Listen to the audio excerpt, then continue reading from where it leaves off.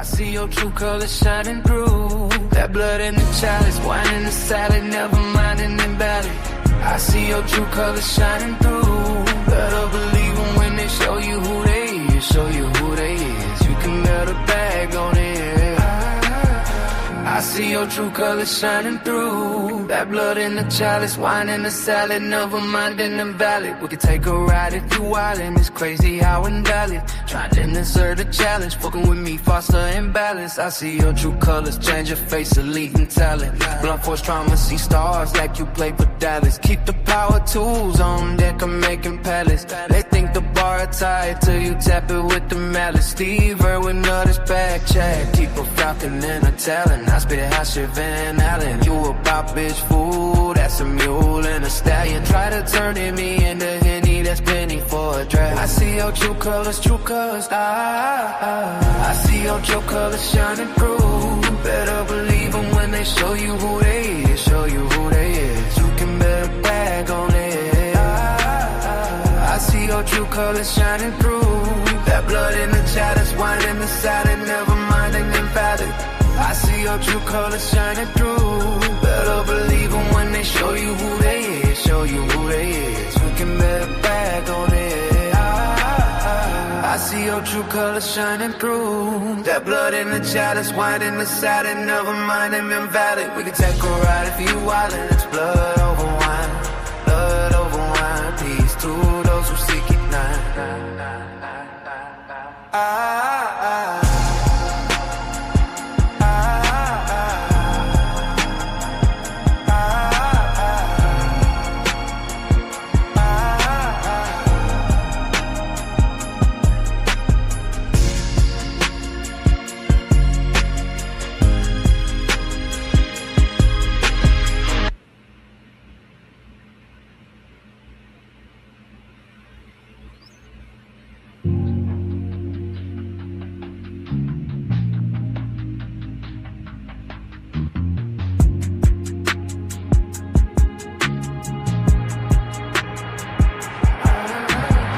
I see your true colors shining through. Better believe them when they show you who they is, show you who they is. You can bet a bag on it. I see your true colors shining through. That blood in the chalice, wine in the salad, never mind and invalid. I see your true colors shining through. Better believe them when they show you who they is, show you who they is. You can bet a bag on it.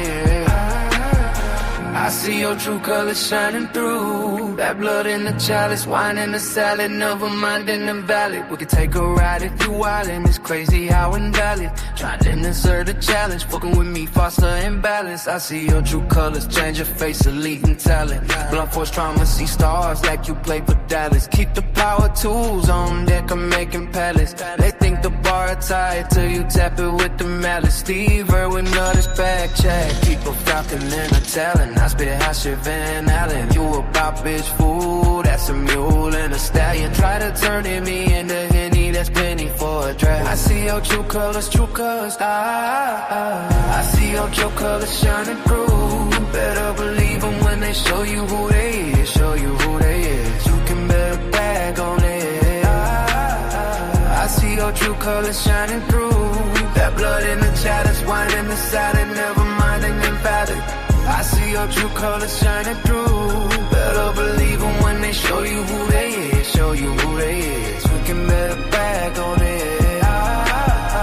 I see your true colors shining through. That blood in the chalice, wine in the salad, never mind them invalid. We can take a ride if you wildin'. It's blood over wine, blood over wine. Peace to those who seek it now.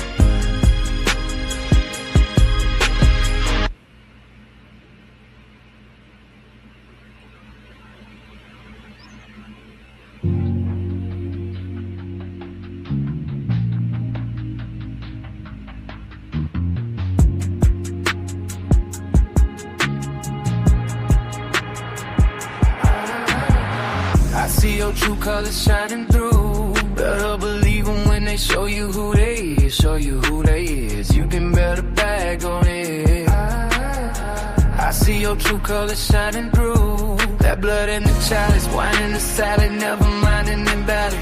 I see your true colors shining through. Better believe them when they show you who they is, show you who they is. You can bet a bag on it.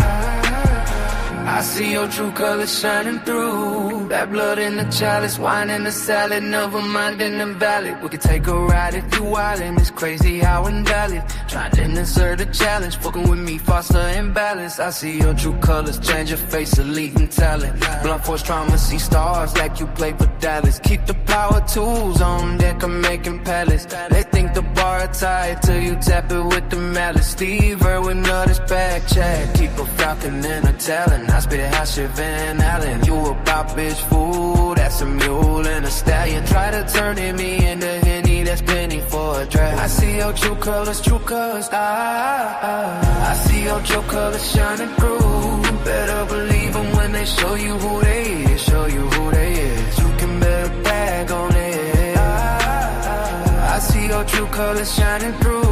That blood in the chalice, wine in the salad, never mind an invalid. I see your true colors shining through. Better believe them when they show you who they is, show you who they is. You can bet a bag on it. I see your true colors shining through. That blood in the chalice, wine in the salad, never mind them invalid. We can take a ride if you wildin'. It's blood over wine, blood over wine. Peace to those who seek it now.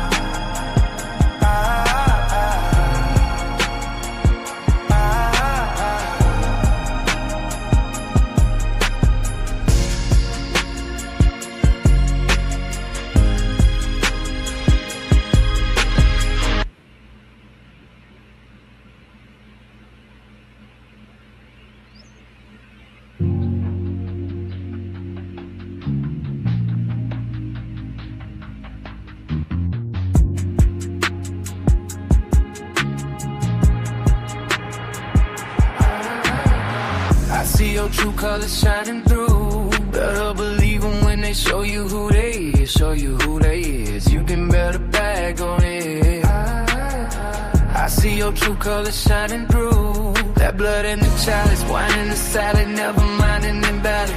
I see your true colors shining through. Better believe them when they show you who they is, show you who they is. You can bet a bag on it.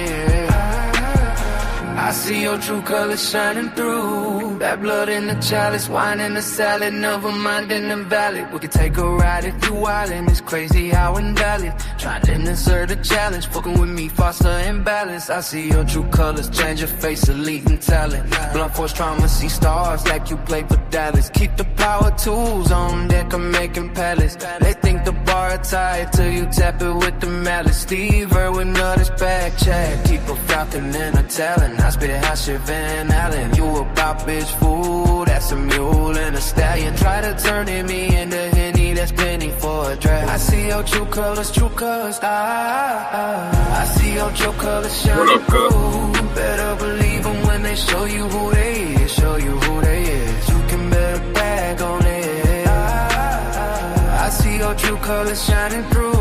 That blood in the chalice, wine in the salad, never mind an invalid. I see your true colors shining through. Better believe them when they show you who they is, show you who they is. You can bet a bag on it. I see your true colors shining through. Bloodstains wings, fighting demons and devices. I got bloodstained wings, had to liberate my soul, so I rolled up the green. Lord is my witness, I got bloodstained wings. Werewolves communicate through electrical. Put a metal in the foe, put your metal with a hole. In the ghetto, we're a hoe. They jello on the low, put the homie in the ground. Demons on the prowl, demons in the crowd. Green got me leaning on a cloud. Never falling, it's a controlled dive. If it's no love hug and it's no cries. Left in the mud of blow ties. Wings, blood soaked, ready, fly steady, I rise. Trying to stay righteous with blood stains wings. Fighting demons and devices. I got blood stained wings. Had to liberate my soul. So roll up the green. My avatar, battle scarred, pull up a beef, it's a cattle car. Seeing red, I'm an El Salvadorian matador. Blood so metaphoric, red dots on your shirt is Connect 4. C2D and make it the next floor. To address Lord, make sure you well dress your best for your chest torn, but blessed sore. Knocking nice crest warm, till you rest on it in the tectonics. Lord is my witness. I got blood stained wings, blood stained wings. Lord is my witness. I got blood stained wings, blood stained wings. Had to liberate my soul, so I wrote the prayer. Lord is my wisdom,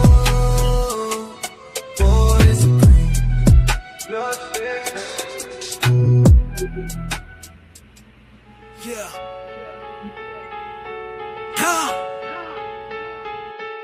Yeah. Never ignorant, getting goals accomplished. Spit Tupac in, theosophic politics. Ancestors, we honor them. Niggas uniting all of them. Yeah. Never ignorant, getting goals accomplished. Spit Tupac in, theosophic politics. Ancestors, we honor them. Niggas uniting all of them. Follow us through the hypogeum to the Coliseum. I'm talking Machiavellian tactics mixed with Panther pride. The ghost of a fiend walking right by my side. It's the Theosophia, the concrete spiritual warfare. Plotting on the liberation while the system just stare. Pac saw the maze, saw the traps in the code. Told us thug life was the acronym to help us explode. Out the poverty cycle, out the mental cage. Redefining the criminal onto revolutionary stage. He wasn't just rapping, he was building the front. Uniting the Crips and the Bloods on the hut. For a peace treaty signed in the blood of the block. Turning the hood to a nation steady ticking the clock. From the hypogeum, that's the cell of the deep. Where the secrets of the struggle and the answers to sleep. To the Coliseum floor where they want us to bleed. But we switching the script, playing a different exceed.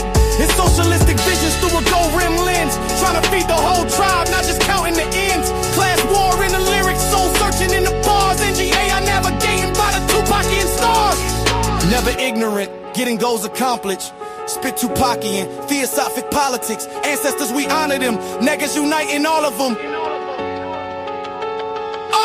Never ignorant, getting goals accomplished. Spit Tupacian, theosophic politics. Ancestors, we honor them. Niggas uniting all of them. Follow us through the hypogeum to the Coliseum. Yeah! It's the study of God through the eyes of the oppressed. Theosophy in the gutter, unity of death. Follow the light through the underground. We going from the pits to the stage. NGA.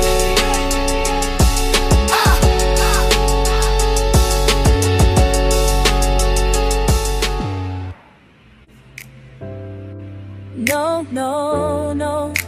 Whatever in darkness will come to light. Only time will tell. When you ally only with truth. Ooh, yeah. Only then will you see the light. Can't conceal the no, no, no. No, no, no. Whatever in darkness will come to light. Only time will tell. When you ally only with truth, ooh, yeah. Show me they will see a light. You say a wicked man runs when no one pursues. Reap what you sow, pay your dues. Don't be gala playing with fools. Gotta be ahead of curve like a compass tool. Self-evaluate, are you narcissistic and pompous too? Know that self mean you got a lot to do. Truth the only ally that should be blinding you. The truth blinding if it ain't shining in you. Pressure form diamonds from suit. Only then will you see the light. Can't conceal the truth. No, no, no. Whatever in darkness will come to light.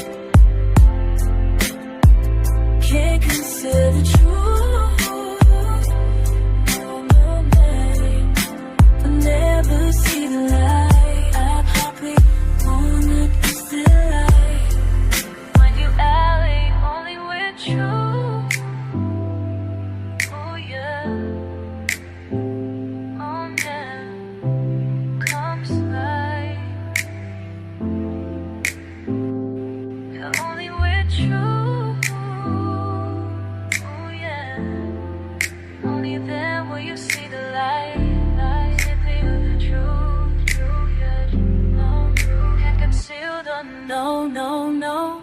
Can't conceal the truth. No, no, no. Whatever in darkness will come to light. Only time will tell. When you ally only with truth. Ooh, yeah. What up, what up, what up, yo? What up, Ruka? So what's good with it? Shit, man. Hold on. Which one got on this? Okay, let me know which one clear. Is it this one or is it this one? Hold on.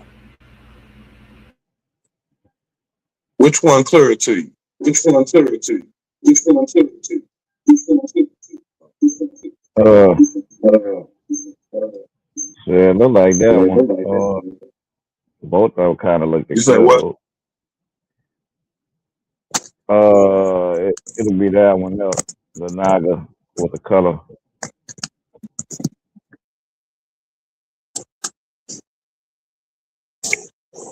Okay, so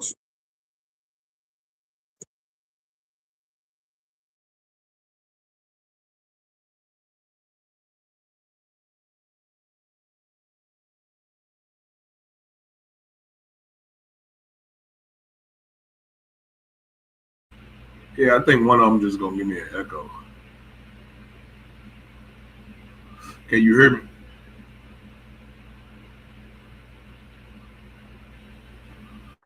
Yeah, I can hear you. All right, cool. Man, what's up, And man? I, What it do? oh man, ain't no telling this another day, bro. Try to see what we Shit. can get into. Oh man, shit. That's exactly what I was on, man. Um, I wanted to go over some shit that I had seen, and I was like, that shit's wild, crazy, man, because there's so much shit happening. Hold on, let me prompt this real Right. quick. Okay, yeah, me and Thought was just talking about this one right here. Hold on, let me prompt this up real quick. You know what I'm saying? And like, this. I came across this. Not this particular video. Okay, so not this particular video, right? But this woman, she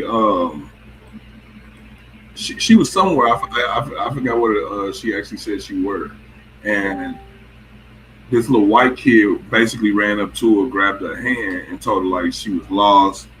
He was lost, so he couldn't find his mommy, and the little kid basically told her like, Mama said, hold up.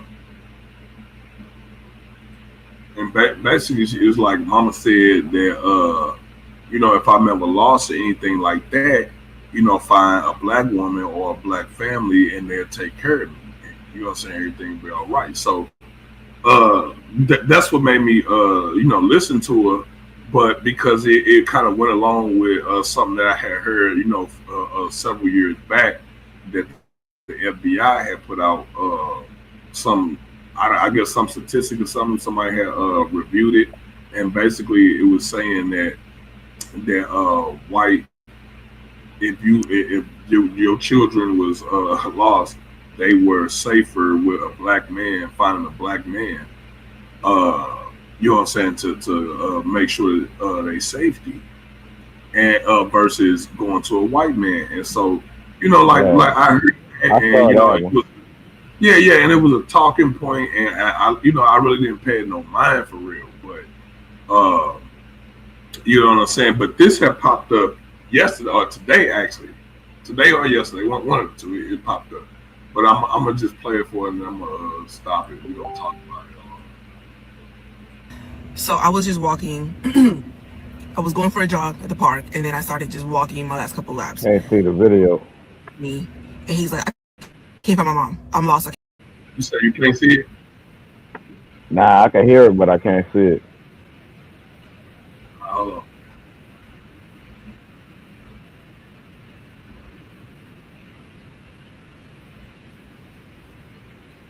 your mom at? Kidnap kids for fun. Can you see it now? Yeah. All right.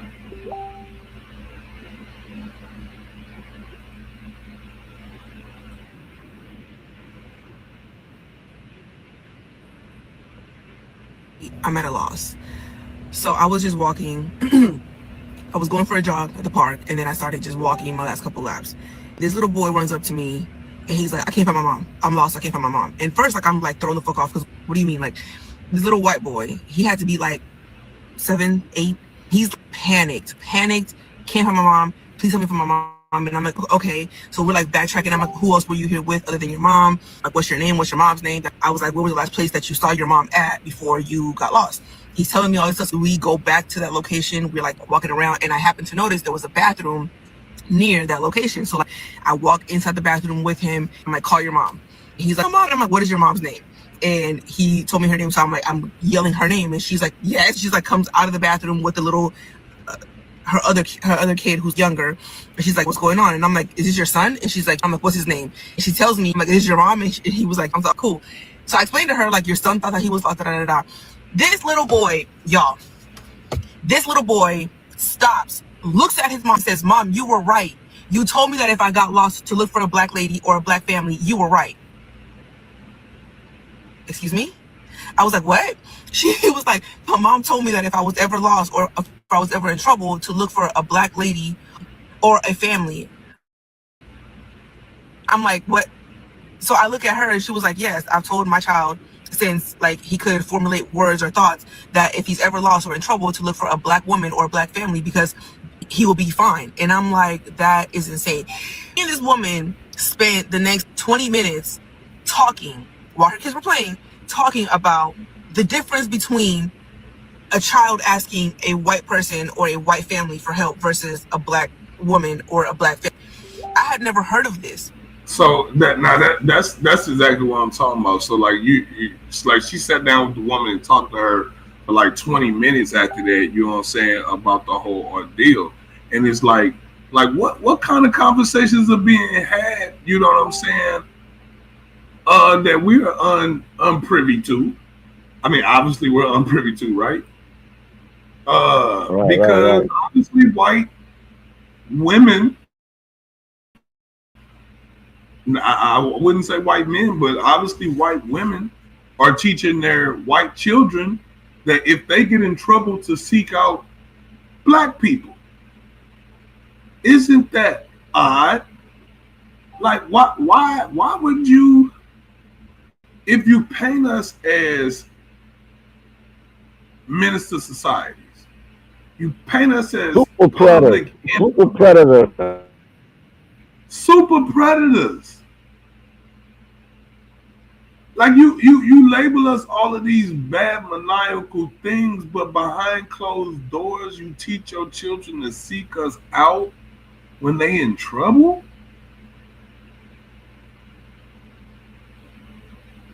I don't know. I think niggas need to like sit down and like put that in the chamber and smoke on that shit for a minute. Like what the fuck does that mean? Like what? Hey, if you out there in the chat, like holla at us, man. Like what does that mean?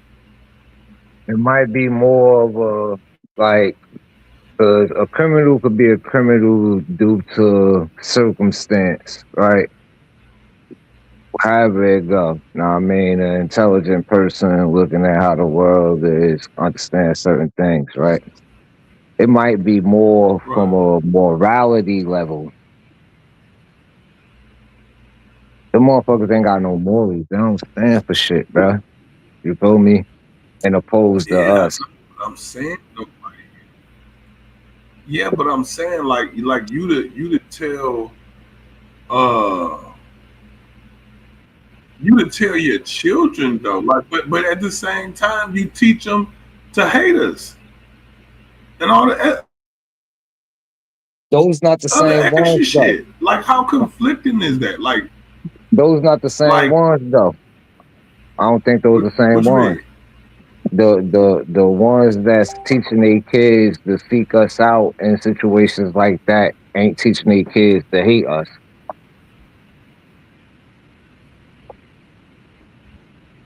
That's It's wild, man. counterproductive. How you gonna seek out what you hate? And you feel me? Like it's counterproductive, especially trying to teach a child that.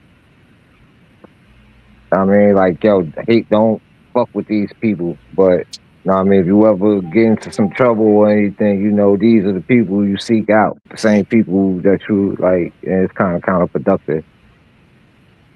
Right, right.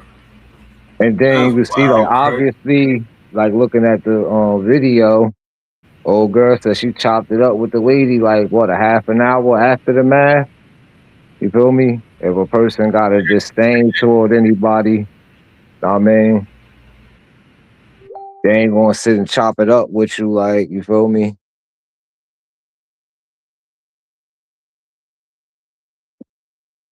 Yeah, I think you might be right. You know what I'm saying? I think it's a difference between the two Watching because they it kid. don't make no sense to send your child looking for somebody you hate to help them with, and expecting safety out of that. You know what I'm saying? You say no. You said say it again. My bad. I missed it. I said, I think thought right. You know what I'm saying? I think it's two different kind of white people in question. You know what I'm saying? Because it makes no sense to teach the people to seek out who you hate for safety, especially in the time of need. You know what I'm saying?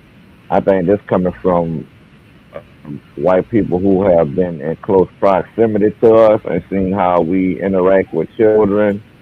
You know what I'm saying? Because I'm for the most wondering, part, is it a single white female, like single white mother, like type thing, or like what's the economy of that type of shit? Like you know what I'm saying? Like right, right. is it single white female that are teaching their children that?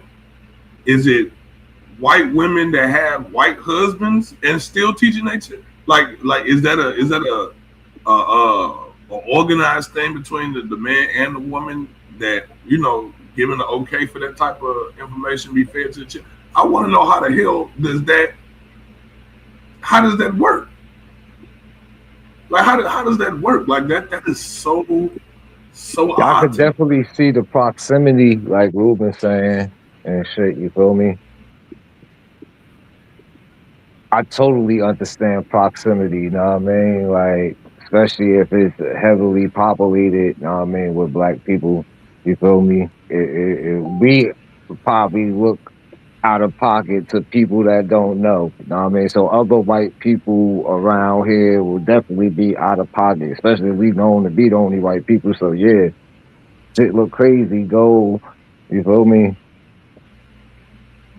Like I said, I think our morality, like our um paternal and maternal instincts and shit like that kick in when it comes to motherfucking children. You know what I mean? As a whole. Rather when somebody else would probably be thinking some old weird crazy shit. Like you feel me? We think protection first. Like Which is crazy, right? Like and what she was saying was that the white lady told her that she don't know if black people will hurt children.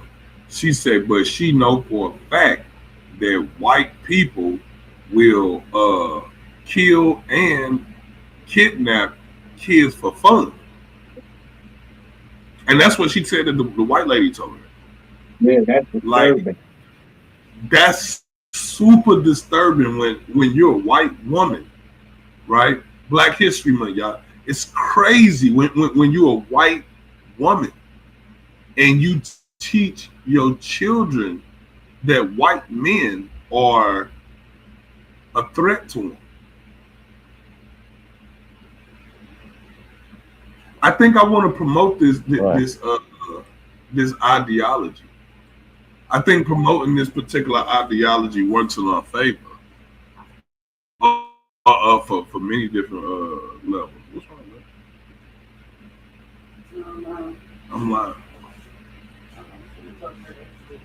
Yeah, you know what I'm saying? I think I don't know. I think that's a strategy that we can actually exploit because if you're teaching your children to seek out black people for safety, nah. I take that back. I don't know, man. Cause like I think in dimensions. I see in dimensions, so I could see that being problematic, but at the same time, I could see it being an asset as far as benefit goes, right? So they they tell their children to seek us out for help, um, which which in turn changes the child's mentality about the ideology of what black people are and who they are, which kind of undermines the whole white supremacist structure. It Nah, undermines for their whole system. Yeah, and that's why I say I think it's a double edged sword because I think real. it's a Yeah, double edged. it cut white supremacy off at the root. But it can also be used as a motive to set a motherfucker up. Yeah, that's true. It could be used against us. Because regardless of what they're telling their children, the police still feel a certain kind of way. I ain't hear you, my bad. I glitched out. Now, I thought was saying it also could be used to set us up, and I say that's true too because regardless of what they tell their children, the police still feel a certain kind of way about it.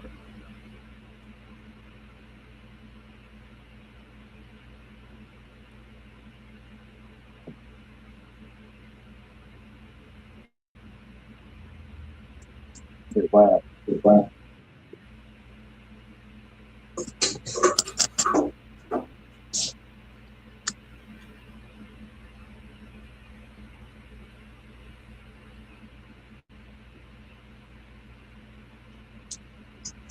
I think we kind of moving into a newer type thought pattern.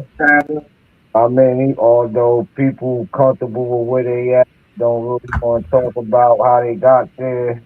I mean, it is more people waking up to the bullshit.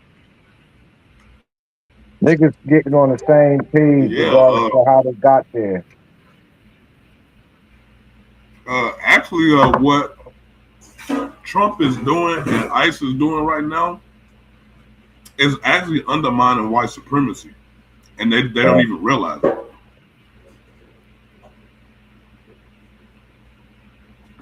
Word. So It's on a clear line in the sand. you say what? I say it seemed to be drawing a clear line in the sand. Yeah, because like you do realize that what you're doing is making white people look at black people like we the go-to when it comes to truth.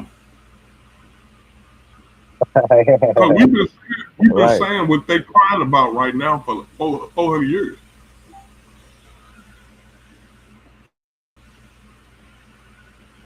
Right. Because they was oblivious to it before, but now they now they the same thing that started happening to them, and we was telling them that, and they didn't believe it. You know what I'm saying? And now they see it, and it's kind Yep. of eye opening for Yeah, for real eye opening because we've been telling you for years that they gonna beat your ass too. Oh, it's all fun and games because it's us right now. Just wait and see. Called us conspiracy theorists, called us crazy, right? We just saying that. Oh, we just poor, right? Y'all only say that because we Like, poor. Yeah. you could make it like we made it. You just gotta stop being lazy.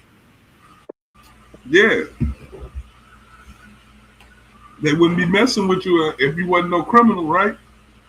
But Ain't that the jargon? Yeah, When it's happening to us, Yep. brown skin de facto criminal stop until stated resisting. otherwise. Just Yeah, comply. yeah, just stop resisting. You see how that feel? You see how that feels? Just stop resisting. Comply. Same. Y'all making them traffic stops more difficult than they need to be.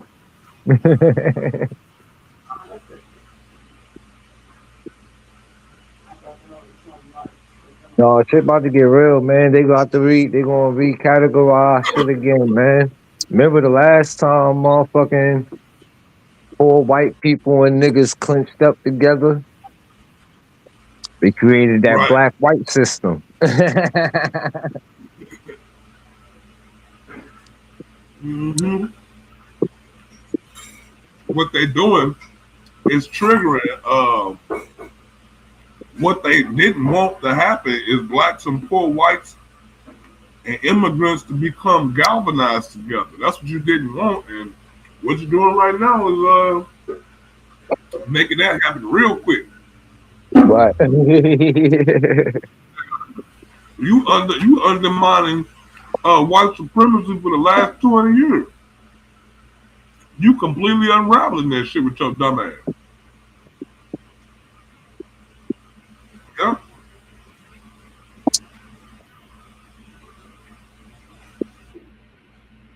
Because I'm what I heard was them ICE agents be getting $1,000 a head for people that they abduct. Man, They get $1,000 a head, and it don't matter if they illegal or not. what? That's what I heard. I heard they get bonuses when the motherfuckers criminals. Okay. So they don't give a fuck about if you a soccer mom or not. Bitch, you ain't got your papers on you. You going home. Yo, that's wild, man. Shit is And, wild. and then you talking about dirty nigga. One of them motherfuckers, they abduct the kids. They will abduct the kids right off the street. That's You don't even wild. know these damn. You don't even know who the fuck their parents are. We about to You snatch find the out. kids off the street, contact the parents to have them come down to get the kid, and then you lock all their ass up. Bro, that's wild, crazy. So you held a ransom, right?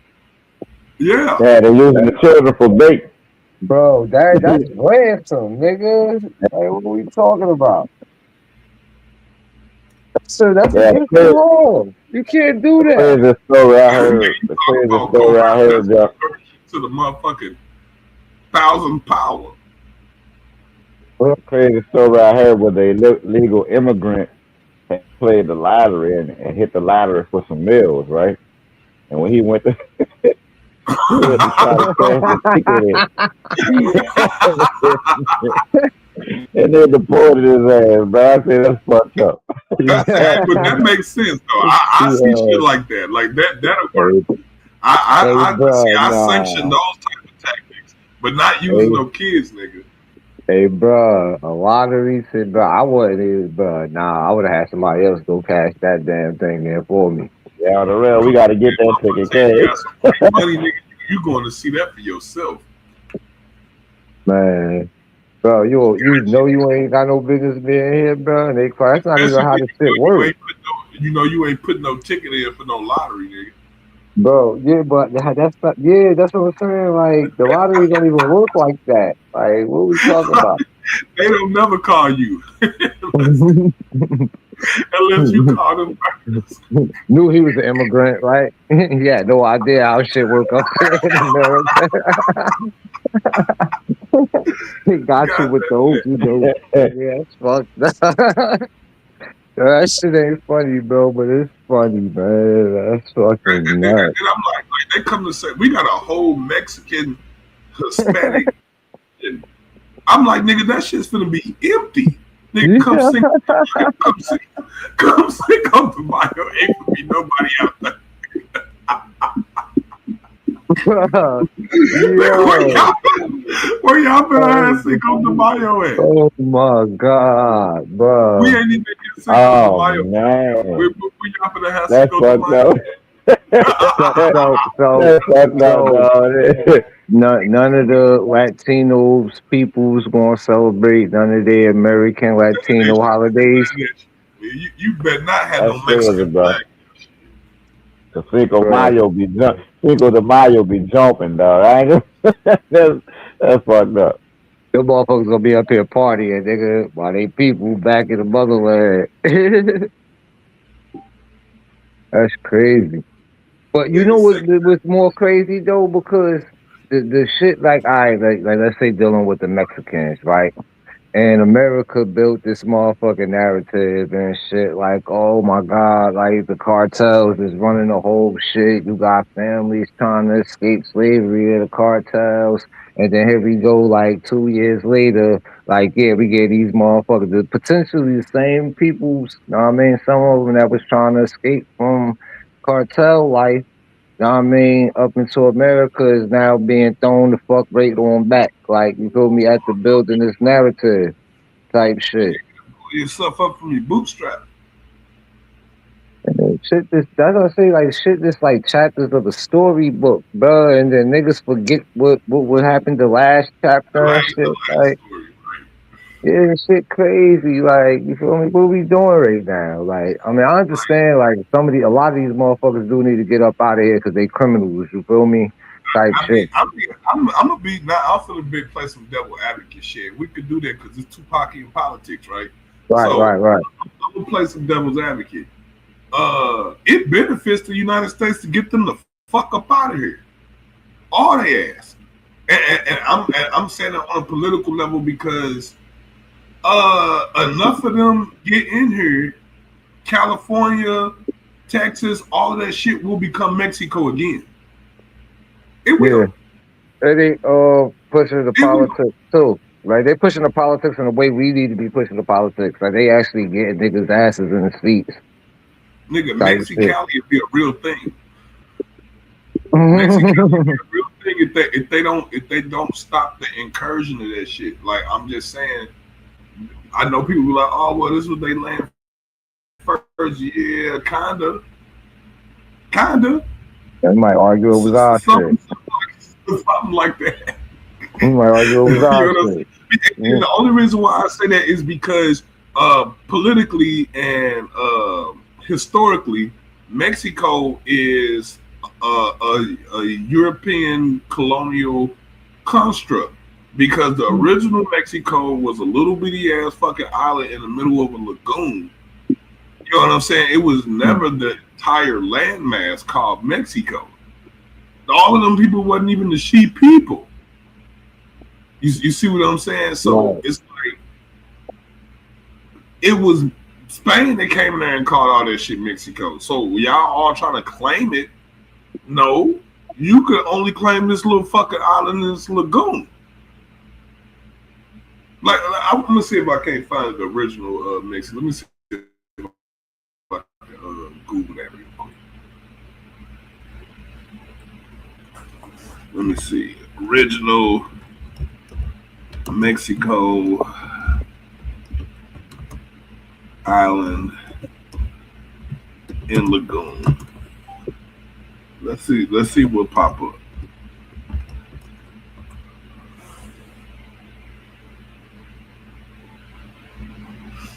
It says Mexicali, or however the fuck you pronounce that terrorist shit, is the primary original land island in a lagoon, often cited as the mythical birthplace as of the Aztec civilization, Aztlan, located in Nayariti. Hold on, let me show y'all this shit.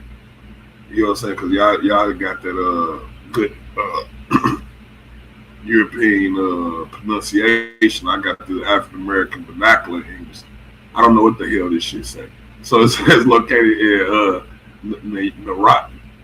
Nayarit, This small, walkable, and boat accessible land is characterized by canals and a distinctive circular layout, often referred to as Mexican Venice, with the small human-made island believed to be originally the home of the Aztecs before they migrated and found Tenochtitlan. Let me see if they got any images of said shit. Right. So it was just like this little let me see if it's not this one. I'm gonna find an original for y'all, man. I'm gonna pull it up for y'all. But this was the original.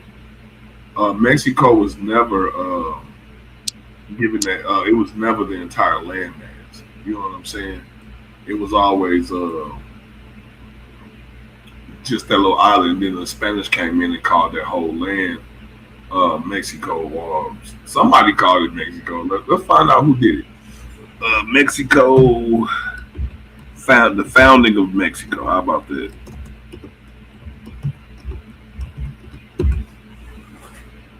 Right. See, there you go, right there. Mexico was founded as an independent nation September 27, 1821. There you go. Prior to 1821, that shit was not called Mexico.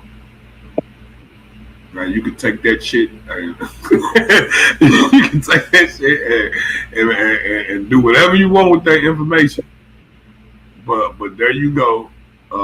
Mexicans, people didn't get established until 1821. You know what I'm saying? So that's Maroon land then. That's where they get established in 1821. Well, you We already got know Mexico owes independence to niggas. yeah, nah, for real. You have to watch this. Let's see. Mexico founded by blacks. Hold on.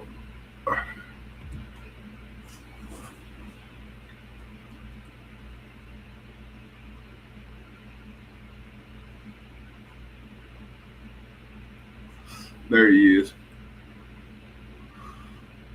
This guy right here. This is one of their heroes, right? This is born in 15. El Yanga. And Yanga. Yeah, El Yanga gas bar, something like that. We just want to point this out. Let's not go over everything, right? You know what I'm saying? We just want to point that out. Y'all see it. Y'all Naga just like he Naga. You know what I'm saying? But he was a Central African man who led a what? A what? A maroon. Oh, y'all can't see it. Y'all, my bad. I'm sorry. So check it out, y'all. So it's not going over everything, right? Right. So y'all Mexicans down there dealing with these people, just know that you owe everything to this man right here. If it wasn't for this man right here, Gaspar Yanaga or Yanga, or however you want to pronounce it, if it was not for this man, you would not have what you call Mexico. It says he led a maroon colony. There we go again. Who are we? The Maroons. The Maroons. Yeah, we the black people, but traditionally we are Maroons. We fight against slavery. We fight against the slave master. We fight against oppression. We're not going with all of the descendants of the Maroons create secessionist nationalist organizations like the Black Panthers, the Nation of Islam, War Science Temple, you know what I'm saying, things of that nature, the Five Percenters, the Nawabians. Those are all Maroon cultures. They come out of Maroon cultures trying to escape the oppression of U.S. imperialism. Like, so every time you see this Maroon, just know it's niggas. It's us. Which is the people y'all call black. It's us. It says he was a Central West African man, like, right? Central Africa. You see that, right? See that? Middle Africa is where you're from, right? A man who led a maroon colony. He led a colony of enslaved Africans into the highlands in Veracruz in New Spain. What's New Spain? Look at that. What's New Spain? That shit that y'all call Mexico. All that shit. Oh, this used to be Right, Mexico. No, nigga, it used to be New Spain. That was some colonial ass bullshit that y'all trying to claim. Y'all trying to claim the white man shit. This the white man shit. Y'all niggas ain't had no claim to this shit. You wasn't even thinking about this shit. You see what I'm saying? You was down there in your little lagoons and whatnots doing your thing. Yes, it was already people here, but they wasn't claiming to be no motherfucking Mexicans. They wasn't Mexicans. Huh? That ain't never been Mexico. That was colonial bullshit. He led a maroon colony of enslaved Africans in the highlands near Veracruz in New Spain during the period of the Spanish colonial rule, like I said. Right in 1609, Ayanga led a successful rebellion against the Spanish attack on the maroon colony. Right? So, again, maroon colony, that means it's black people, right? This is in 1609. This is before the creation of the United States, right? This is actually before a lot of other Europeans. Yeah, right. It's before the nation state Mexico was founded. It was before the nation state the United States was founded. I don't even think Canada was was incorporated back then. So yeah. So our settlement predates That was all many of still these what nations. they called the wilderness or Indian land. It wasn't called Mexico. None of it was Mexico, right? So it says through negotiations with Spanish colonial authorities, Yanga and his descendants achieved freedom for the Maroon and the right to self-rule sometime between 1618 and 1641. Again, when you're dealing with Maroon culture, right, it's always about this one thing: the right to self-rule. You can't claim that shit when you keep claiming black. Black is a political status. That's why I keep saying we identify with black as a political status. It's not an ethnic group. If you trying to place it in an ethnic group, is you playing the game with them. That's you playing the fucking race game with them. Right? It's a political status, nigga. You niggas is black because you're civil or martus. You're dead in law. You don't have no organized body, nigga, to recognize. They can't recognize your body because your body don't exist. You don't have a fucking head. You have no leader, which is your head. And then the people follow the head. You have no body, nigga, which is the reason why black people are considered dead in law, civil or martus, because you have no body. It's real simple. It's not really about ethnicity. It's not really about your descent. That's the illusion they put on the shit for you. Nigga, but what it really is means that you niggas are slaves and you can't rule yourself. Y'all encumbered. Y'all can't fucking rule yourself. You're too stupid to rule yourself. You're too wild and crazy to rule yourself. You're not civilized enough to rule yourself. And this is ultimately what they saying. Right. By calling you black, by calling you African American, and not allowing you to call yourself what you are, and to operate within your own national statehood as black people or as Maroons. You see what I'm saying? And that's the problem. That's why I keep trying to tell people, y'all keep bitching about slavery. Slavery is one thing, and it didn't even last as long as y'all think. Y'all think niggas was in slavery for 400 years. Not in the United States, they wasn't. Right. No, that shit didn't last very long. And the first ship that pulled up in the Americas had problems from day one. From day one all the way up into the 1900s, niggas had problems. Constant head on the swivel. They lived in constant fear. Constant fear. Why else would you have to sit around and create the laws and the regulation to attain that shit? Why? It's because, nigga, you was living in fear. So it says the settlement was called San Lorenzo de los Negros. Saint Lorenzo of the niggas, of the blacks. That's what that means. San Lorenzo of the blacks was the first free town in the Americas. The first free town in the Americas. That's North, Central, and South America, people. Come on, man. Nigga, maroon power, nigga, real black power. Real black power. Like, y'all talk black power shit, but this is real black power. They just got y'all looking at other places, but your ancestors was really on some black power shit. Everywhere we go, we set up settlements, we set up towns, we set up statehood everywhere we go. This is the reason why the government go so hard into keeping us divided and keeping us fighting with each other, is because if they don't, we will organize into a black militant state and become an actual nation. And they don't want that. They don't want you niggas in the organized militias. Organized black nationalist groups. They don't want that. See, they don't mind you niggas being Hebrew Israelites and shit. You know why? Because that's religious. That's religious centered. They control that.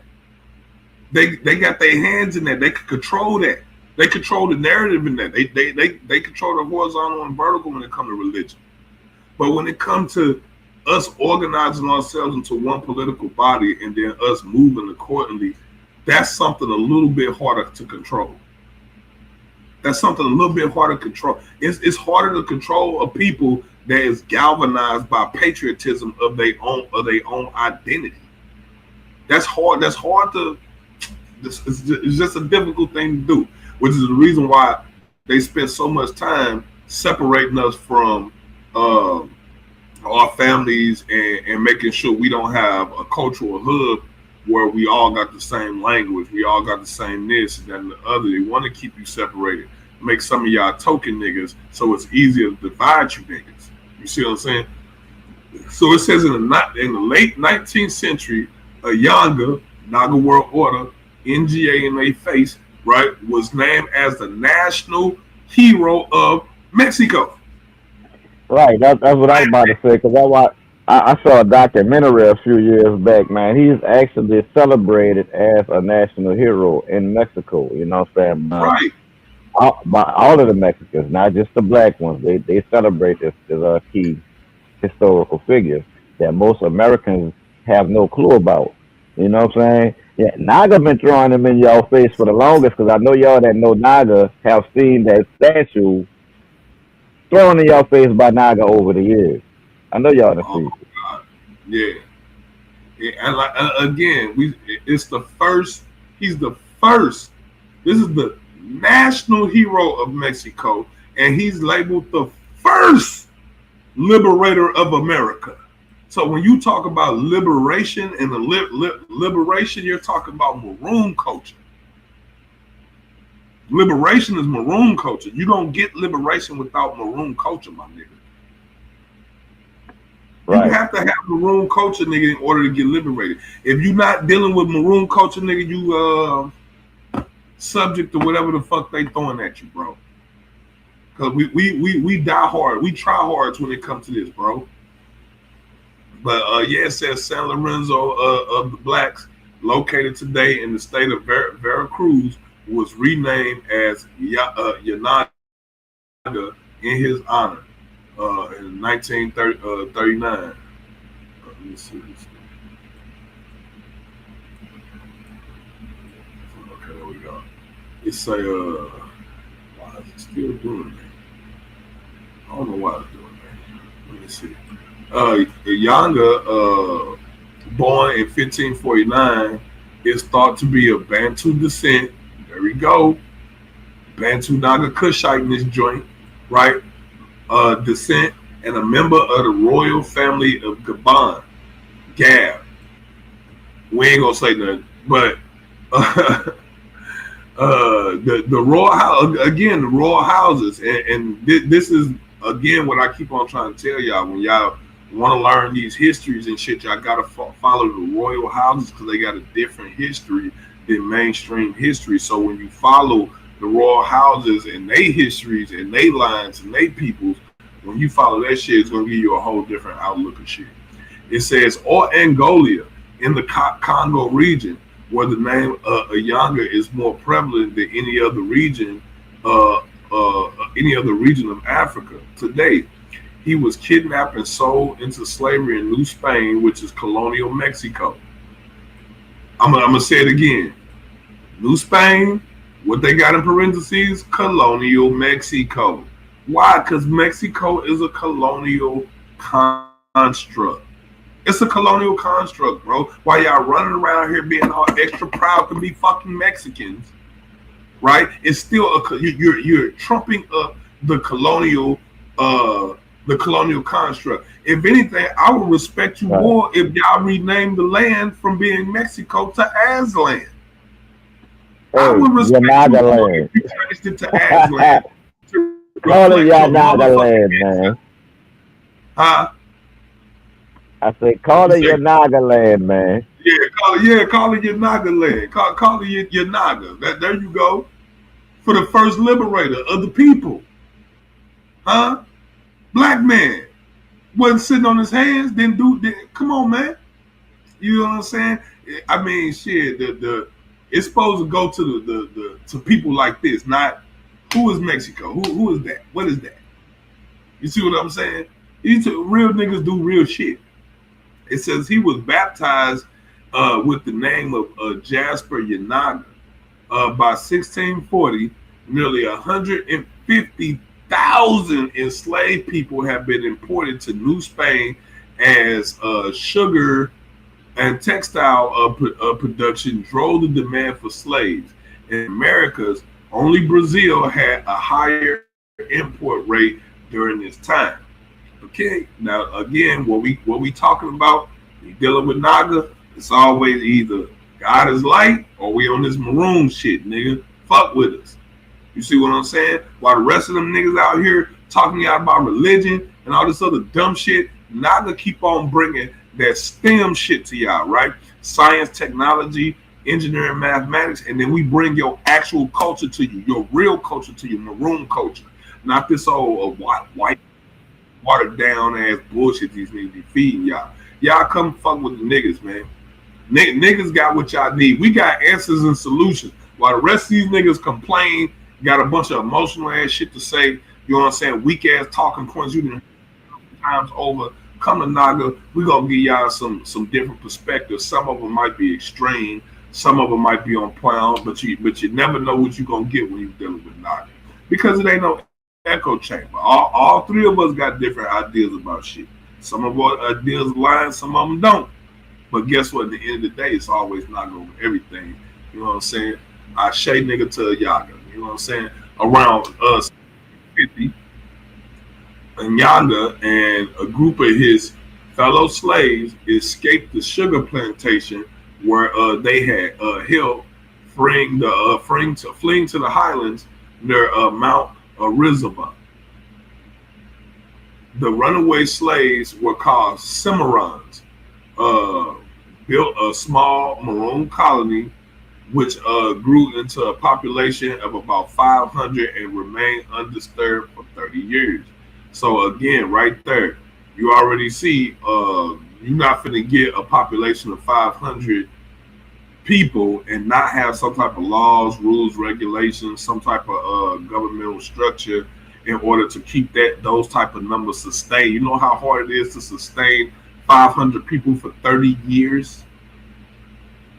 Nigga, you gotta have trade, you gotta have industry, nigga, you gotta have pharmaceutical, you gotta have all that. You gotta have all that, nigga, to keep them people alive for 30 years. You see what I'm saying? So obviously our ancestors knew what they was doing when it came to civilization. When it come to creating civilization and maintaining civilization, obviously niggas got that on the rap. And that's why you'll never hear shit about typhoid or fucking yellow scarlet fever or some dumb shit wiping out a bunch of niggas because we smarter than that. It says the community survived in part by raiding caravan, transporting goods. See, the niggas was robbing. Look, they ain't finna starve. Niggas ain't starving for nobody. Ain't starving for nobody. And if you got it, I'm taking it, nigga. And if you got it, you better share it, or we taking it. It's that serious, and we like that now to this day.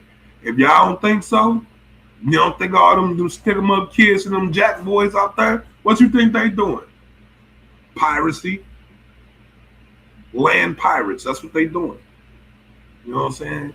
I mean, hey, it's part of our culture, guerrilla warfare. That's how we do it, right? It says they were raiding caravans transporting goods along the Camino Real, or the Royal Road, between Veracruz and Mexico City, which caused trouble for the local colonial government. After military attempts to quell the raids failed in 1608, the viceroy Luis de Velasco decided to engage in negotiations with Yaga, um, who was the Maroon leader. In his list of demands, Yanaga asked for freedom for the fugitive slaves in his community and that they be recognized as a free town with their own council. There you go.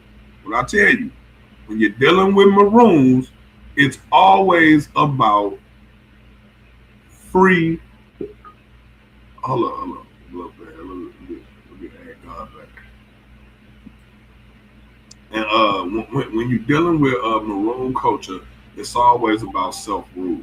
And as you see, when they went to negotiate with these people, they were negotiating for the recognition of their own free town and their own council without colonial rule. You see what I'm saying? See, and this why when people are like, oh no, I don't want to. We not trading with them. We not that nigga. You gonna have to do something. You gonna have to do something. And like this is our ancestors back in the day.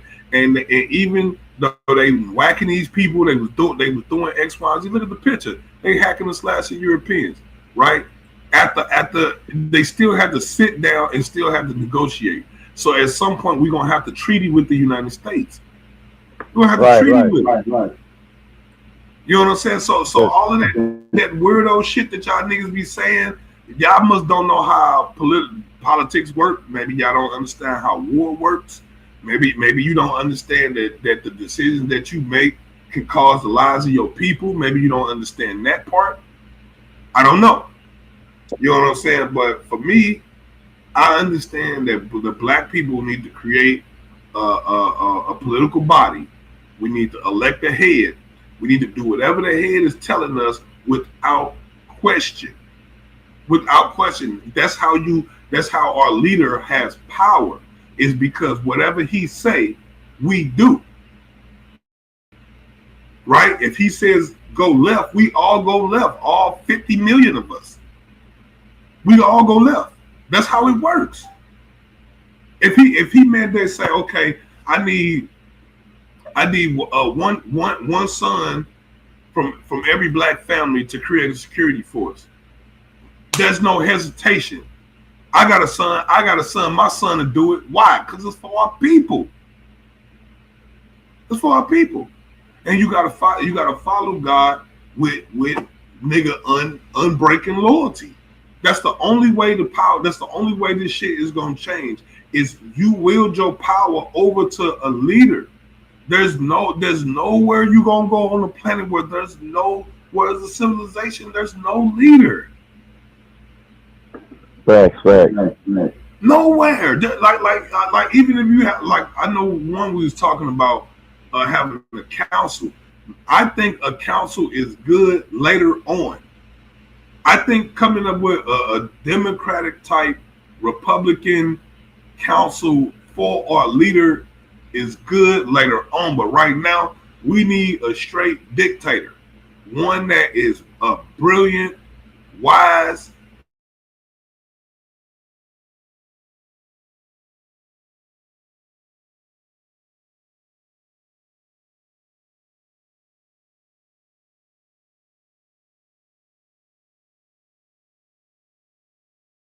and that motherfuckers can follow unwavering, because that's the only thing that's gonna make the shit happen.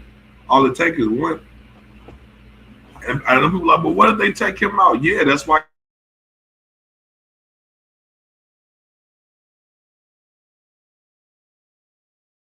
he know who the next one is, and he's helping prepping the next one.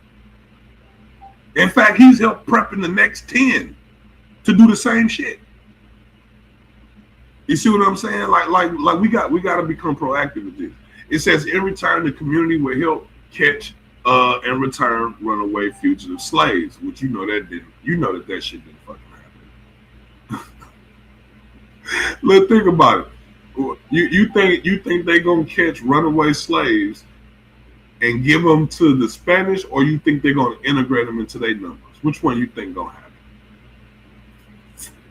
It makes more sense to integrate them into their numbers because that'll make their settlement larger. They'll have more people at their disposal to defend their settlement. So it's a no-brainer to me. If I was the Spanish, I would have denied that shit off tops. Like, fuck nah, nigga. Like, you think I'm gonna trust you to go hunt down your own people and then trust me that you gonna bring them to me? No, now I'm gonna look up and it's gonna be a whole battalion of fresh recruits on my motherfucking front line, nigga, with their guns pointed at us. That's what's gonna happen. Like, at least that's how I would have looked at it. That's how I would have thought about it. You know what I'm saying? I'd like that. Y'all gotta come up with something else because that ain't. You know what I'm saying? But anytime you treaty with a government or anything like that, you do have to give something. There have to be something in return. Like it ain't just, oh nigga, we get this and then that's it. Like there had to be some benefit for them too. Right. So like that's part of the contract. That's part of any contract. You know what I'm saying? So it says Spanish attack in the 1609. Although he engaged in talks with Yunaga, Viceroy Velasco also pursued further military actions. Again, like I said, let this be a lesson to us. Nigga, they still gonna perform military actions even while y'all motherfuckers is negotiating and all that other shit. So while that shit going on, nigga, your people need to be still doing what the fuck they doing. Not stopping just because you're going to negotiate, nigga. You feel what I'm saying? Nah, you keep the pressure up till the shit's done. Yeah, right. You keep the pressure up until it's done. You know what I'm saying? You don't stop. You stop for nothing.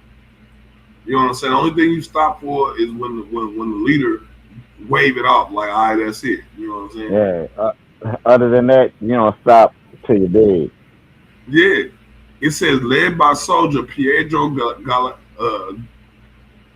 Galanzes and the Herrera, about 550 Spanish troops set out from Pueblo in January.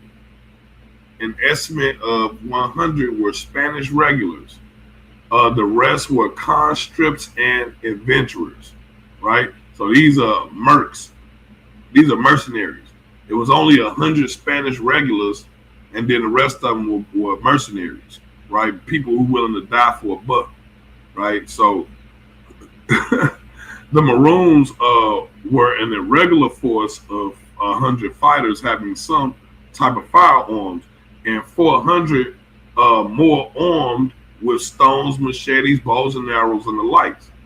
These Maroon troops were led by Francisco de la Matosa, an Angolian, and Yago, who was quite old by this time, decided to use his troops' superior knowledge of the terrain to resist the Spaniards, with the goal of causing them to causing enough pain to draw them to the negotiating table.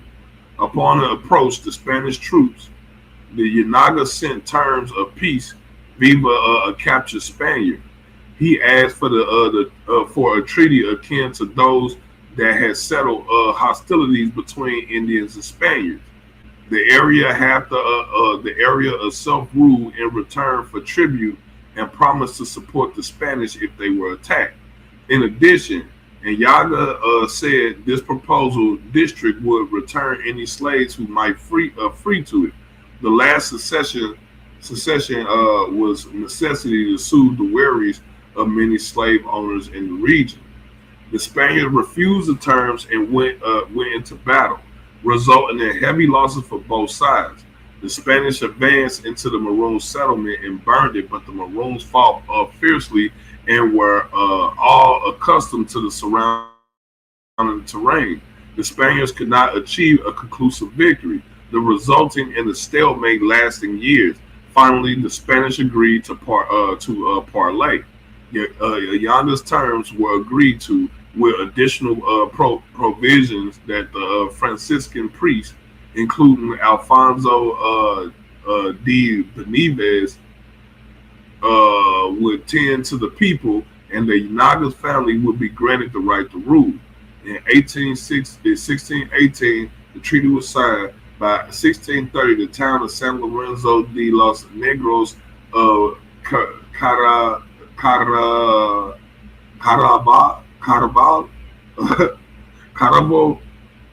was established. Located today in the state of Veracruz, the town is renamed Yanaga. So there y'all go. It says in 18. Right. So you see, Yanaga, you know what I'm saying, took on a world power. Spain was a world power at the time. You hear stories about the Spanish Armada, Spanish conquistadors. They fought a world power and won. I don't know how y'all take it or how history writes it, but the way I just heard what was read, they won. Right. Supposed to be some impossible shit to do. Right. Right. Stell made them niggas for several years, nigga, and made them motherfucking concede to the motherfucking shitty money. Right. Right, that's a win. I look at that's a win. And that's all I'm saying at the end of the day, bro. It's like, nigga, that's maroon culture. Like when y'all want to talk about black culture, what have maroon was done and all this, nigga, what you mean? Nigga, we tamed the West. The fuck? Without us, you wouldn't have none of this. You wouldn't have Mexico, Spain, right. Nigga, all that Spanish shit. Nigga, like Spain would have took over all that shit. And again, just like in the southeast of the United States, niggas was the one that bring Spain to a standstill. Not other colonial powers, niggas. Niggas, right. Niggas did that. So you see, maroon culture ain't just beaded suits and dancing. Right. Right. You know what I'm saying? Like you gotta they don't really understand where that shit come from, how it's stemming.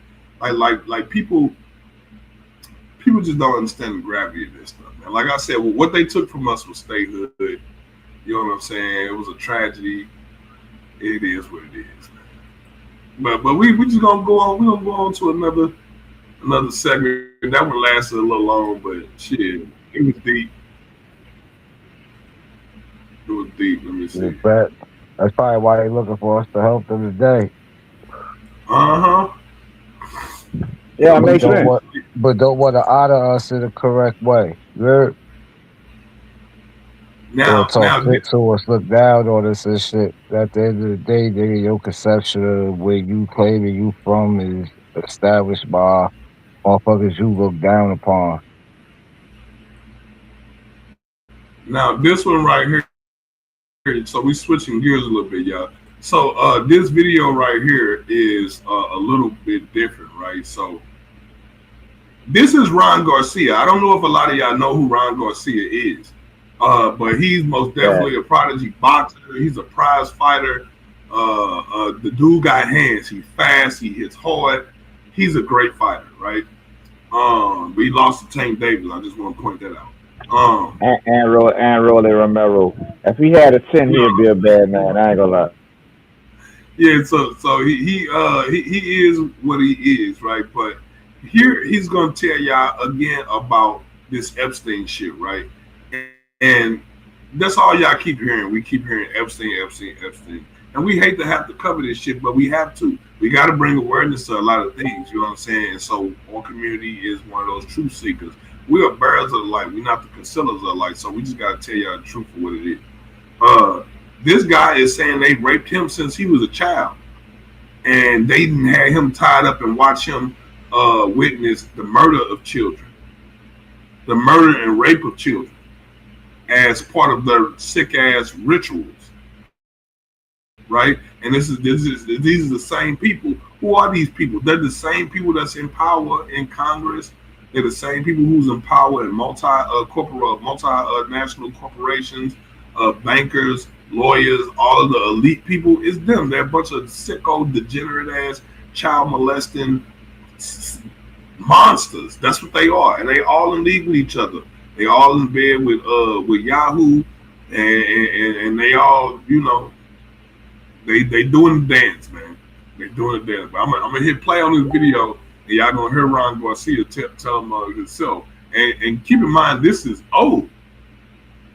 This is old. So they be suppressing shit, but this is old. That's why the internet is unmatched, right? It's unconquered, because the minute some shit pop out there, it's out there, and you don't know who saved it. So here go the video. Let me let y'all listen. Exposed what was happening in the Epstein files in 2024, and everybody called him crazy. Bro, I don't give a f, bro. They held me down and they made me watch little kids get. I don't give a f anymore. They took me to the woods, bro, and they tied. I'm not fucking joking, bro. I have fucking proof, bro. I don't give a fuck. Bro, I fucking will show you every fucking video you could ever fucking believe. Bohemian Grove is real. They fucking tied me down and they made me fucking watch, dog. I absolutely don't give a fuck anymore. I don't give a fuck, bro. I was 2 years old. Yes, Y'all heard that? Y'all heard him say it. He was 2 years old. They raped him. Right. Nigga, when he got older, they tied him down in Bohemian Grove and made him watch them rape other little kids. Huh? That shit wild, bro. And then I go back to the original shit when you first started. That's why white women tell they motherfucking kids to find black families when they lost. Yep. That's why. And look, we answered our own question. This is the exact reason why. Is because of this. Because y'all, the little sick fucks will barbecue, eat kids, and have sexual deviancy with those children. And because of that, y'all not trustworthy. The white man not trustworthy. He's not trustworthy with his own. He's been deemed untrustworthy by his own people, by his own women. His own children have deemed him untrustworthy. Why are you trusting anything that come out of his mouth when they won't even trust him? And they his blood, and they won't trust him. I'm just saying. Let me keep going, bro. Shit's sick out here. fucking lost it. They're little kids. He doesn't want to take us all, so let's go. Come on, man. He doesn't want to take us. Come on, fuck this guy. Bro, fuck this dude, dude. Who? Bro, you know the higher elites, bro. You already know who they are, bro. You know the path you're going down is dangerous, my friend. I don't give a fuck. I don't give a fuck. They can't touch me. I'm a god. I care about you a lot, and I can assure you from my own personal experience that they can touch you. Now, the dude that's talking to him, right, the dude that's talking to him is clearly one of they gatekeepers. Clearly one of their gatekeepers, because he said, I can tell you by my experience, which means he's experienced these people killing and taking people out that's going against the grain. That's the only thing that you could surmise from what the fuck he's saying. Yeah, he just dry snitched on him right quick.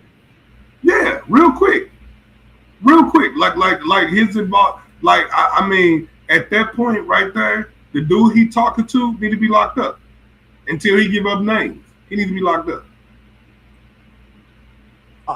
I care about you a lot, and I can assure you from my own personal experience that they can touch you. Bro, my door gets.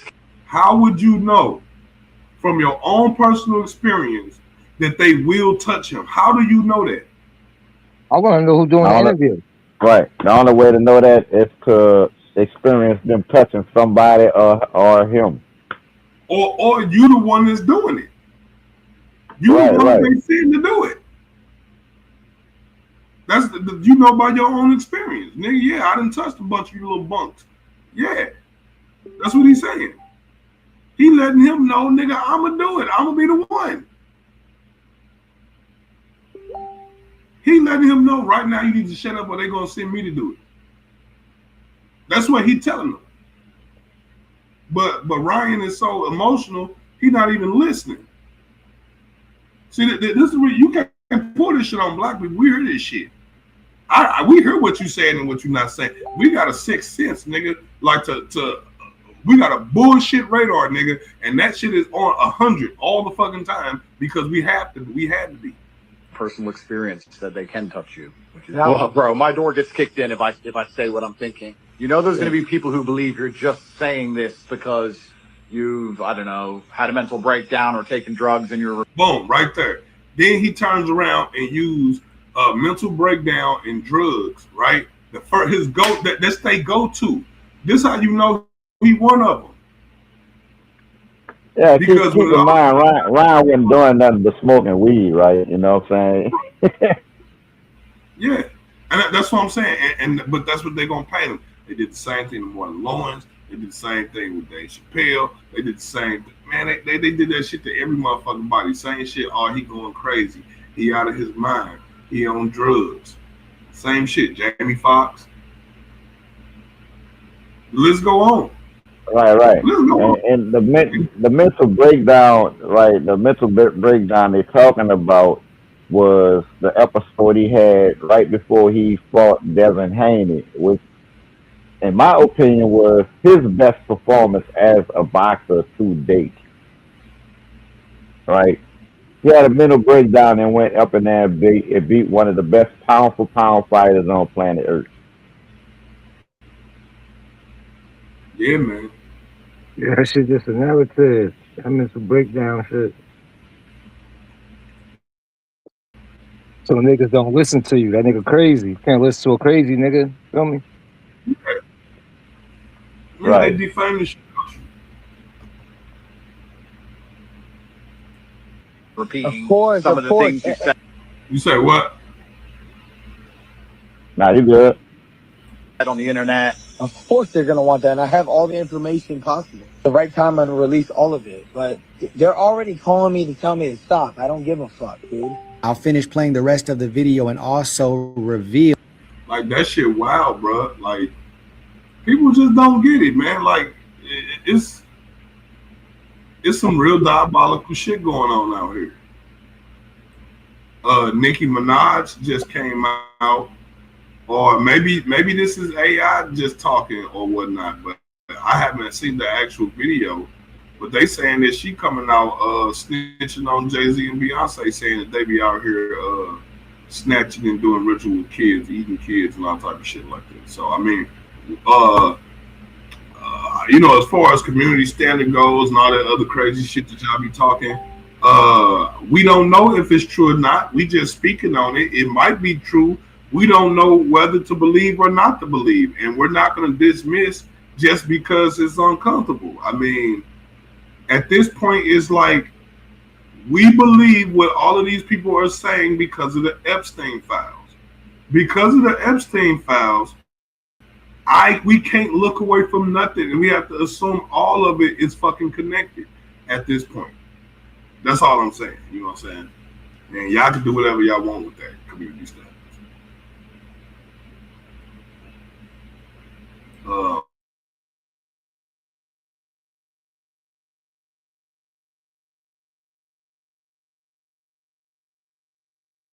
Historically, let me get back to bullshit. Historically, 4 Mexican women become the first to cross the Atlantic by rowing after 45 days at sea. Now, I want y'all to keep this in mind. 4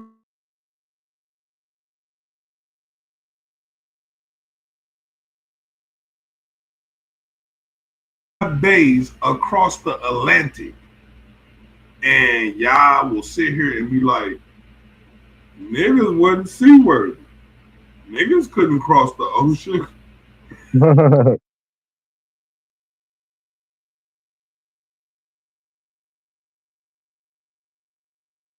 The limitation of what people and our ancestors. We gotta stop it. Again, Nicki Minaj has accused Beyonce and Jay-Z of child sacrifice for power.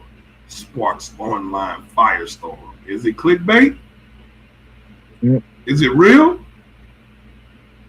We don't know. We have How no she know? other. Huh? So how she know she was there? I mean, she part of the in crowd. She would know. That's what make No, it so. That's what make it so juicy because she would know she was there. She would yeah. have been privy to all type of extra little bullshit. I actually like this. Hold on. People ask me what is your type. I realize that I don't like to talk about it because my type is a black man. I like black guys, baby. Okay. I used to be married one. I got divorced, you know. So back in the day, my family hate that, and my best friends don't like it. But I didn't. I like what I like, you know. I just don't like to say that because people always coming at me. Look at your hair. Oh, look at your English. Don't know why. So I just stopped saying it, but it's not cool. You know, I really know what I like, though. You know what I'm saying? And a lot of black girls, you know, mean to me because they feel like I'm still a man. Baby, honey, man is man.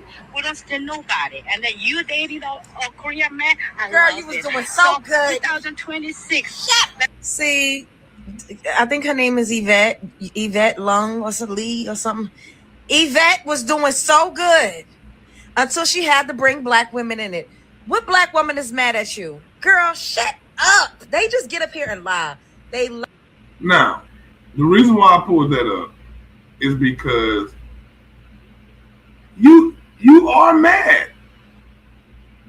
You are mad. Like you proving her point by commenting on it and be like, girl, shut up. Ain't nobody mad at that. Like, yeah, you're proving her point. You know what I'm saying? And I'm just like, yeah, y'all racist against them people. And y'all don't like it because her hair look good. She got some of that. She got that black in her and it changed her whole appearance. Man. I mean, but that's what it's supposed to do, right? Yeah, that's what it's supposed to do. On the real. Lie like Get a little bit extra sauce. Black women, are y'all mad at this Korean woman because she like black men?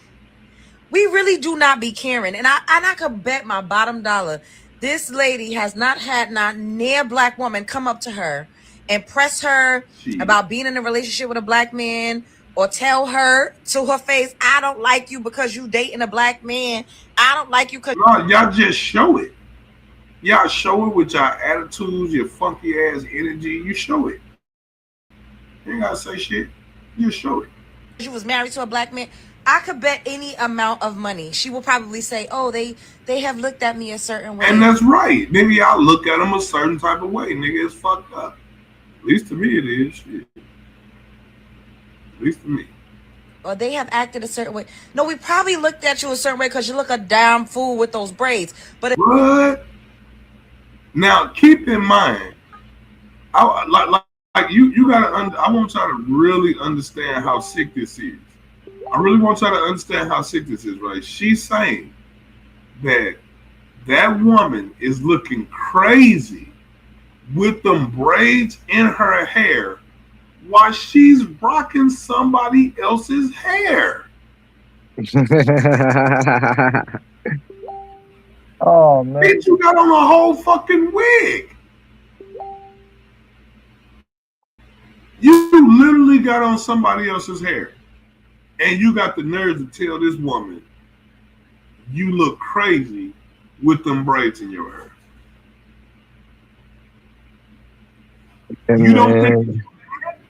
You don't think that that's an emotional response to that woman? The audacity. Yeah, it absolutely is because they should take that as a form of flattery because for the most part she's imitating the way black women look, you know what I'm saying? And it's like once you get some of that black in you, that's kind of what usually happens. So they should take that as a form of flattery, you know what I'm saying? Instead of being like, oh, you look crazy like that. Because she don't look crazy. You know what I'm saying? She don't. They in fear of her killing their niggas. Yeah, if it wasn't for her accent, I would have thought she was just a black chick. Shout out Yeah, never I thought heard my of her. Korean ain't And cheap, she would man. open I her ain't mouth seen it and since she I would was 8. sound like Bonquisha. There's nothing that would have told me that she was Asian if she would have opened her mouth and Bonquisha came out that bitch. Like, we got black people that look like her.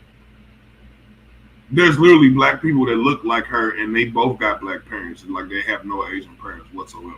We literally have Nah, niggas real that for look real. like, and that's why I'm like it wasn't until she opened her mouth I wrote, okay, it's an Asian woman.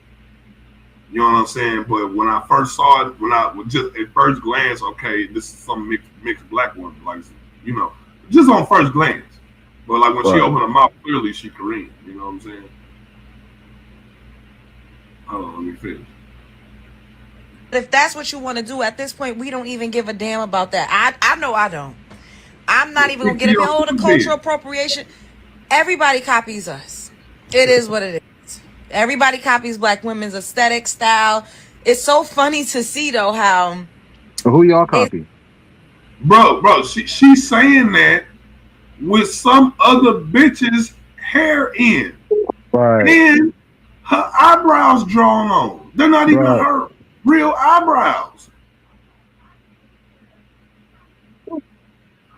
Niggas imitating cartoon characters at this point. Like, that's wild crazy. The Like, hypocrisy is you real. literally got white women hair in your head. You got white women hair in your head and you got on fake drawn on eyebrows. Or it may be reconditioned Asian women hair. I'm just saying. Right. Right. To She look probably like got white. Asian woman hair. Right. And it's reconditioned to look like white texture hair or white looking hair. Like at the end of the day. What are we talking about? See, this Right. the problem. Motherfuckers got too you too headstrong in the wrong categories of things and shit. That you shouldn't even be thinking about. You thinking about and the shit you need to be thinking about. You ain't because you're so caught up in this confusion.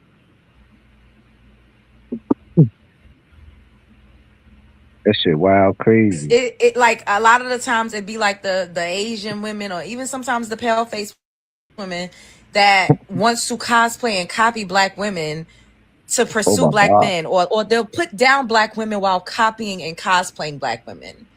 It's weird. So sometimes I Is there anything like a black woman cosplaying an Asian or a white woman and then talking down on them? Is Right, that right. She explaining the same thing she's doing. that she's doing?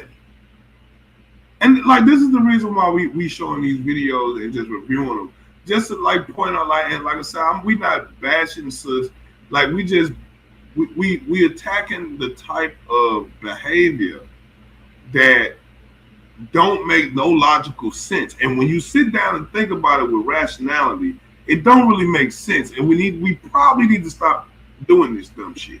But this is just me personally. Like, I mean, I'm not the master of you niggas, but this just don't sound logical to me. Yeah, feel because like a lot of the I done times seen sisters, I done seen sisters, braid their locks up, right? Their natural hairstyle, braid their locks up and put a blind wig on. Yeah, Bruh, What are we talking about? bruh. crazy, straight crazy. There you go. in those types of interracial relationships, especially with the other race, the woman is the other race. If she's copying a black woman, she usually has a disdain and a hatred, and that is what her and the black man have in common. So they'll get together. Wow, What? wow, Bruh. wow. Now Well, it went from bashing the Asian woman for just liking niggas, for having braids in her hair, to now hating on black men. Yeah, nigga hate speech is crazy, bro. That shit came left field too. Wow. If she That's all I incorporated can say that is shit. wow. That's yeah, because crazy. for the most part, That's weird. black men ain't trying to be nothing but themselves. You know what I'm saying? You don't see us out here putting on blind wigs and Well, you know we what I'm don't, saying. Bruh. put on trying to body. bleach our skin to look lighter and all. We Bro, don't see us see, doing that. I'm gonna say this. I'm gonna say this at risk of ridicule from people that may be watching now and people that may be watching in the future. Right? This is what a hurt and broken black woman looks like. Straight up.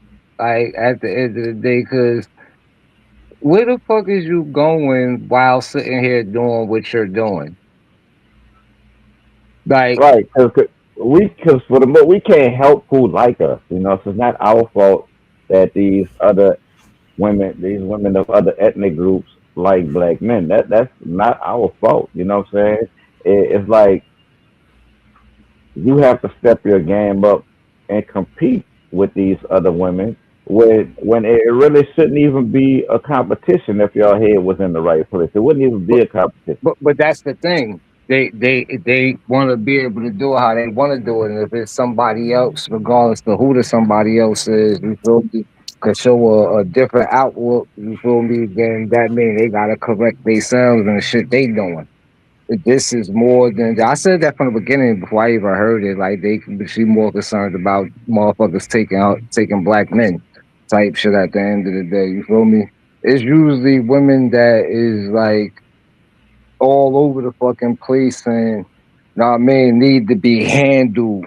Know what I mean that think the way she think type shit.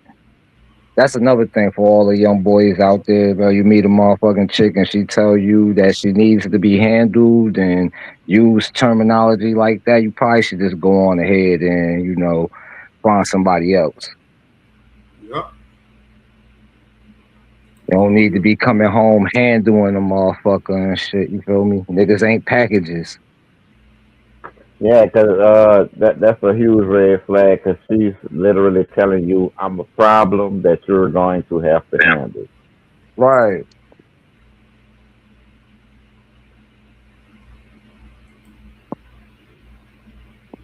It's crazy. Like I Together think in their disdain, hatred, envy, jealousy, and weird resentment toward black women, and that's what they bond over. Like I've seen videos of non-black women. And that's what I'm saying. See, this is the other. Like you think that he with her and they're both actively engaging in bashing black women. I guarantee you, black women don't never come up in their fucking household. I guarantee it. I guarantee it. Right. Never mentioned. Never fucking mentioned at all. And when it do pop up, I guarantee you it's because she commented on something that some black woman said, did, or looked at her. Bro, that's the only time. They self-centered, bro. Self-centered, man. Like even outside of their paradigm, any other paradigm is circled around them. Like at the end of the day. What make you think that they are thinking about you? Did you see her? She wasn't bad looking, and she didn't look I skinny. didn't see her. I didn't see it, though. I fell off. She didn't look skinny at all. She wasn't bad looking. Hold on, let me show you what she looked like. Okay. She ain't bad looking. I know sisters that look like this. Yeah, she probably cooked a mean stir fry too. God. Chicken gang gonna be out the wall, out the meat rack, nigga. Soft, tender, succulent, nigga, sweet and sour at the same time. Bitch, all you know how to do is cook fried chicken and baked chicken. Telling you, making ramen noodles from eggs from scratch. You gotta go buy them pre-packaged shit. She making them noodles from scratch. In-house Chinese food. Fuck you think he about you? No, he's not. This man and this woman is not sitting around thinking about you. No, they're not thinking about black women at all in this relationship. I'm sorry. Like, we don't do it in our regular relationships. We don't be thinking about other fucking women like that. Like, what the fuck? Like, we don't be sitting around just thinking about white women, motherfuckers. We don't be just sitting around. I think we just be sitting around thinking about this shit. I'm like, women realize the type of shit that went through niggas' heads on a regular basis, you will realize most of it ain't about women unless we actually thinking about women. First of all, you gotta be these bitches had to be dealing with some chatty ass niggas to think that a nigga that's sitting up chatting with another bitch all day about bitches. What the fuck is going on? Like, what the Man, fuck? I don't and then how understand why she? some of What Right. these you think she So, gonna so look at like, you? You a black man and you bashing black women. How you think she gonna look at you? Like bruh, this you whole so could like, ignorant ass even nigga. even amongst men, right? You know, what I'm saying we don't sit around and talk about bitches all day, and you know, bruh. it's like, come on, man. That's one of the least thing topics of discussion. You know what I'm saying? When we get together, it's like we're not focused on women or what women are doing. You know what I'm saying? Especially when you get a certain age and you got a woman, nigga, it's the last thing you Right. trying to discuss is Right, motherfucking right. chicks. We trying to do men things while we amongst each other and shit. Like, you feel Oh me? God, Like, that like Not to mention for that all real. three of us I've been not to mention that all three of us, you know what I'm saying, started families with black women. You know what I'm saying? We all right. love right. black women. You know what I'm saying? So that's not even the case. So I just want to get that out there before the narrative gets spent. Oh, Naga hate black women. They Right, right, pandering right. to the white women, the Asian women, and this, that, and other. No, the fuck we not. We just keeping it real and speaking the truth. You know what I'm saying? Yeah, we do prefer black women, but these Oh, other yeah. women, and they're really not in competition with you. You know what I'm saying? And men of all demographics, for the most part, fuck with who fuck with them. You know what I'm saying? So if the Chinese woman fucking with me, then I'm gonna fuck with the Chinese woman. The white woman fucking with me, I'm gonna fuck with the white woman. Yeah, it still is my preference that I would rather a black woman, but I gotta fuck with who fuck with me, or just stay out the game. But you know what's It's crazy to that me, simple. yo? The double standard. Cause when black woman go and fuck with another motherfucker of any other race outside of black, then it's okay. Shit, 9 times out of 10, it's niggas' fault. Motherfucker, like, cause you done did so much trauma, like she had to get away from niggas and like, you feel me? Like this shit Yeah, be she upgraded. They clacking the T fingers and all of that like type of you, shit. bruh. Right. This shit weird, bruh. Like black women can't do no wrong, be no wrong, no nothing. I love y'all. Y'all my sisters, man. But know what I mean, like how y'all want us to step up and check other brothers and shit like that. Y'all need to step up and check other sisters, right? At the end of the day. Know what I mean? Because this shit getting out of hand,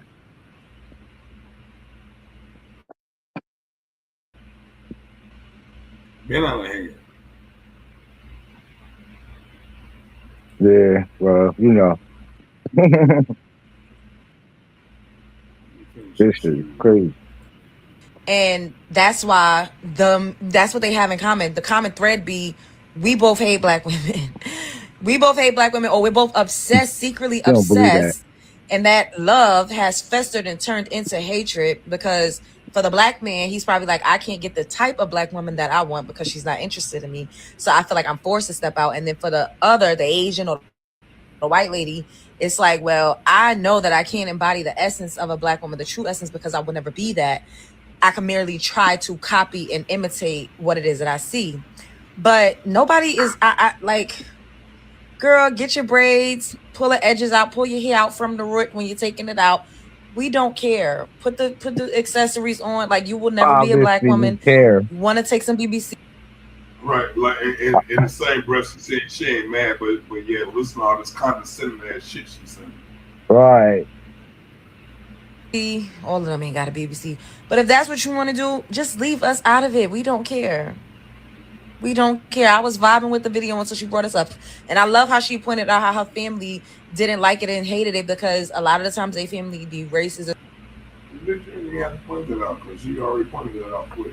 That mean, but that's, I mean, from a man's perspective, that means she went against her whole family for me. Right. Right. Maybe y'all should learn, take a page from out of that book. She went against her whole family. And from a culture that deals that are strictly honor based, right?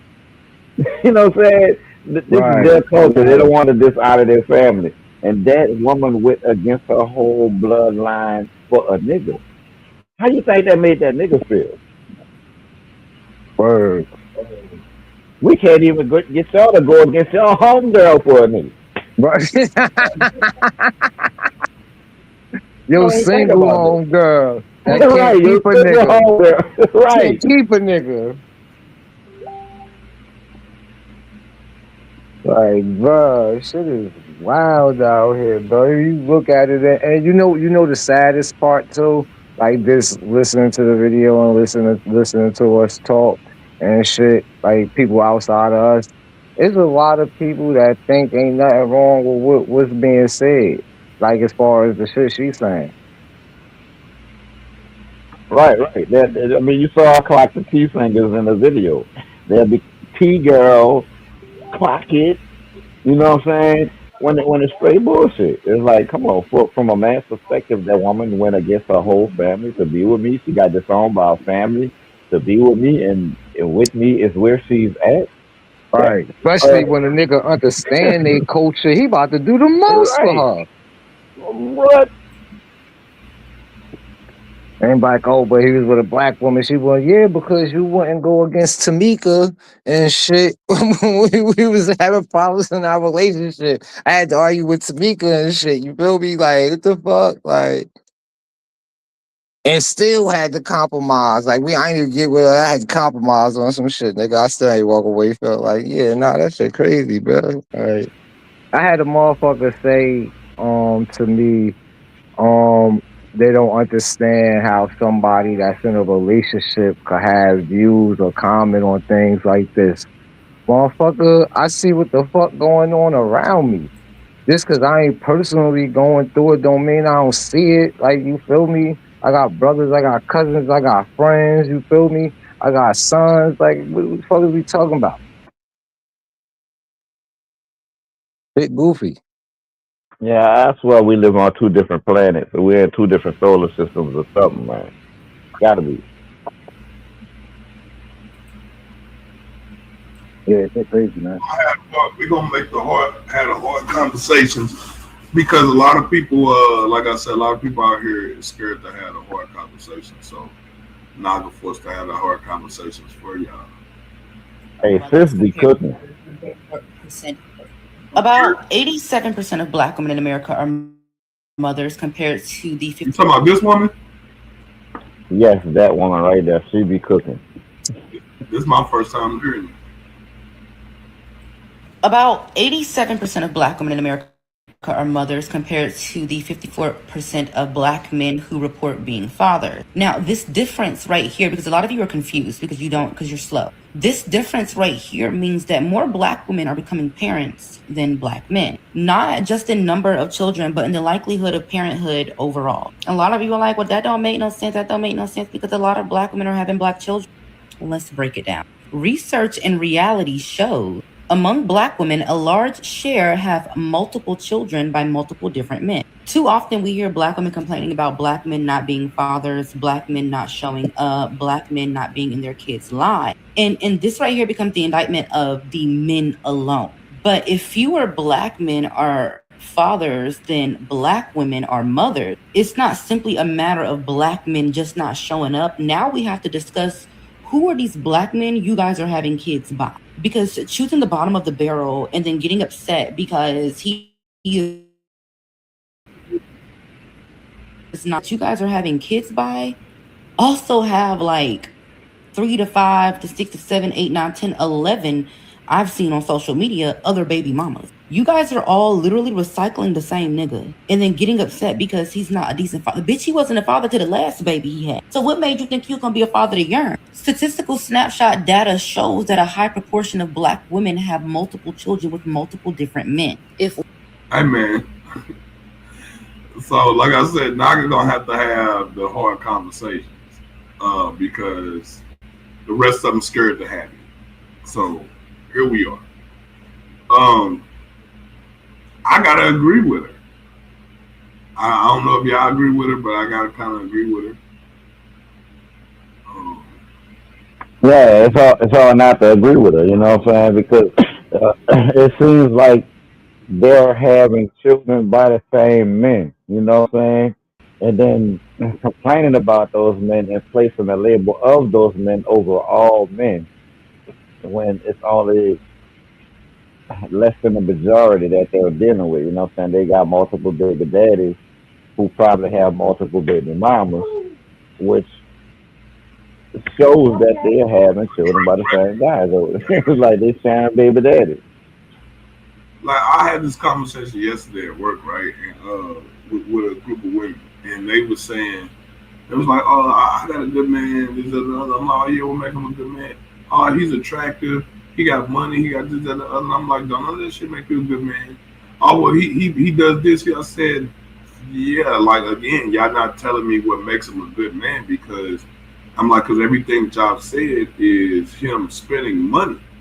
I said, but don't y'all know that money don't mean shit to men? What part of that don't y'all get? Like, bitch,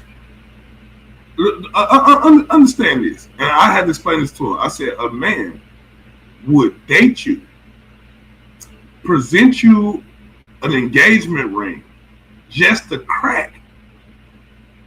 just a crack, and will hit that and dip on you and let you keep the ring. Right. Mission accomplished. Mission accomplished, nigga. You think that shit don't mean nothing? You think because a nigga took you on a trip, bitch, he would have blew that money at the club, throwing that money at a stripper. He would have wasted that same money on some shoes Right. and a car accessory. Yeah, you got to think about it. If I go to the club and blow that same money, I'm not guaranteed to leave out the club with nothing. But if I take you on a trip and spend that same money, then I'm just about guaranteed to crack.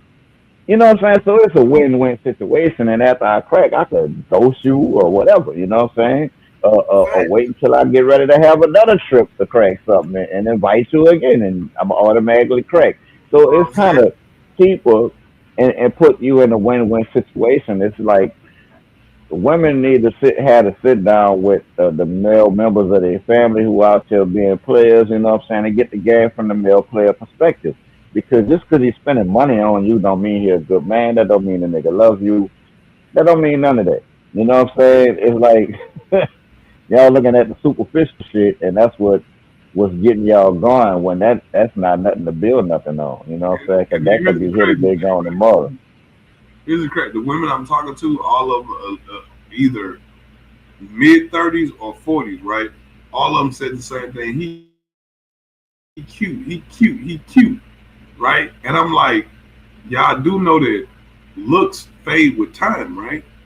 Yeah, I'm like, yeah, I do know that y'all 40, right?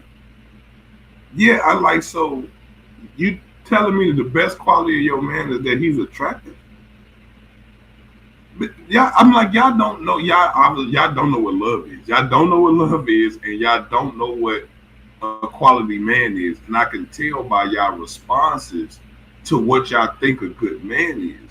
And I'm like, it just sounds like a good man is an ATM with possibly a good sex. The good sex ain't even a prerequisite for you hoes. It's not even a prerequisite. It's straight up money, and I'm just like, yeah, y'all love niggas for security. Y'all don't love niggas. Y'all don't love men just because y'all love men. Y'all love men because of what they provide for you. Like that, and so Yeah, I'm like, because how is that any different? Yeah, because when they Go having ahead. them What you? discussions, when they having them discussions and they go to explaining what they feel like a good man is, you never hear, oh, he got values. His values are in order. He Nope. got a good moral compass. You never hear that. You know what I'm saying? When Nope. those are the qualities of a good man, it's like, you know what Keep I'm in mind, saying? I was talking to a group of about 4 or 5 of them, and they all had the same talking points. Even the younger ones had the same talking points. And I'm like, this why y'all. I'm like, out of all y'all saying all this shit, only one of y'all is actually married, and she's Filipino, and she's married to a white man.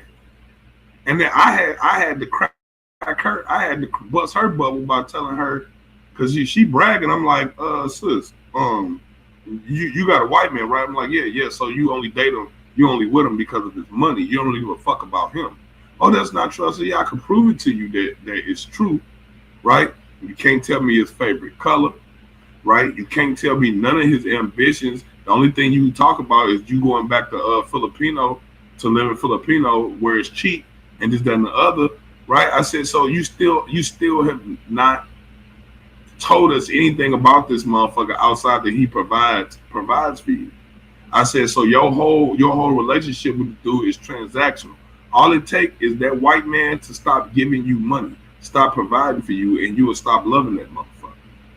On top of that, white men only chase after Asian women because y'all look like children, because y'all look like kids, and they secretly are pedophiles. You think that white man is deciding to go live amongst a bunch of Asians just because he loves you so much? No, bitch. He's going there so he can have more access to younger women. I'm sorry. Yeah, it's a fetish they have, and it's the same thing for like white men dating black women. It's a fetish. You know what I'm saying? You are a fetish, and once they get tired of that, then it's on to the next. It's like, you know what I'm saying? I'm not And gonna say then that's across the board for 100% of those relationships, but it is a large swath of them. yeah, bruh, like where I'm working at, it's a bunch of like Asians and whites and all type of shits out there, bruh. And I'm trying to tell you, the white dudes that got Asians, like I talk to them and they be on the same shit. Like, shit, nigga, I'm trying to get over there. Why? Shit, the girls are cheap, nigga. Cheap? Okay, okay, okay, okay. You know what I'm saying? Like that's wild, crazy you say that. But this is literally a thing. You know what I'm saying? But when it comes to us creating families, I just think black men are more family oriented all around the board. No matter which one you pick, which race or nationality you pick, I think black men are the most active in their children's lives. I think there are jobs and lack of income sometimes takes us away from our families way more than we would actually like. You know what I'm saying? I would love to spend more time with my child, molding and guiding his development. But you know the way the world's set up is got to work all the damn time to take care of them.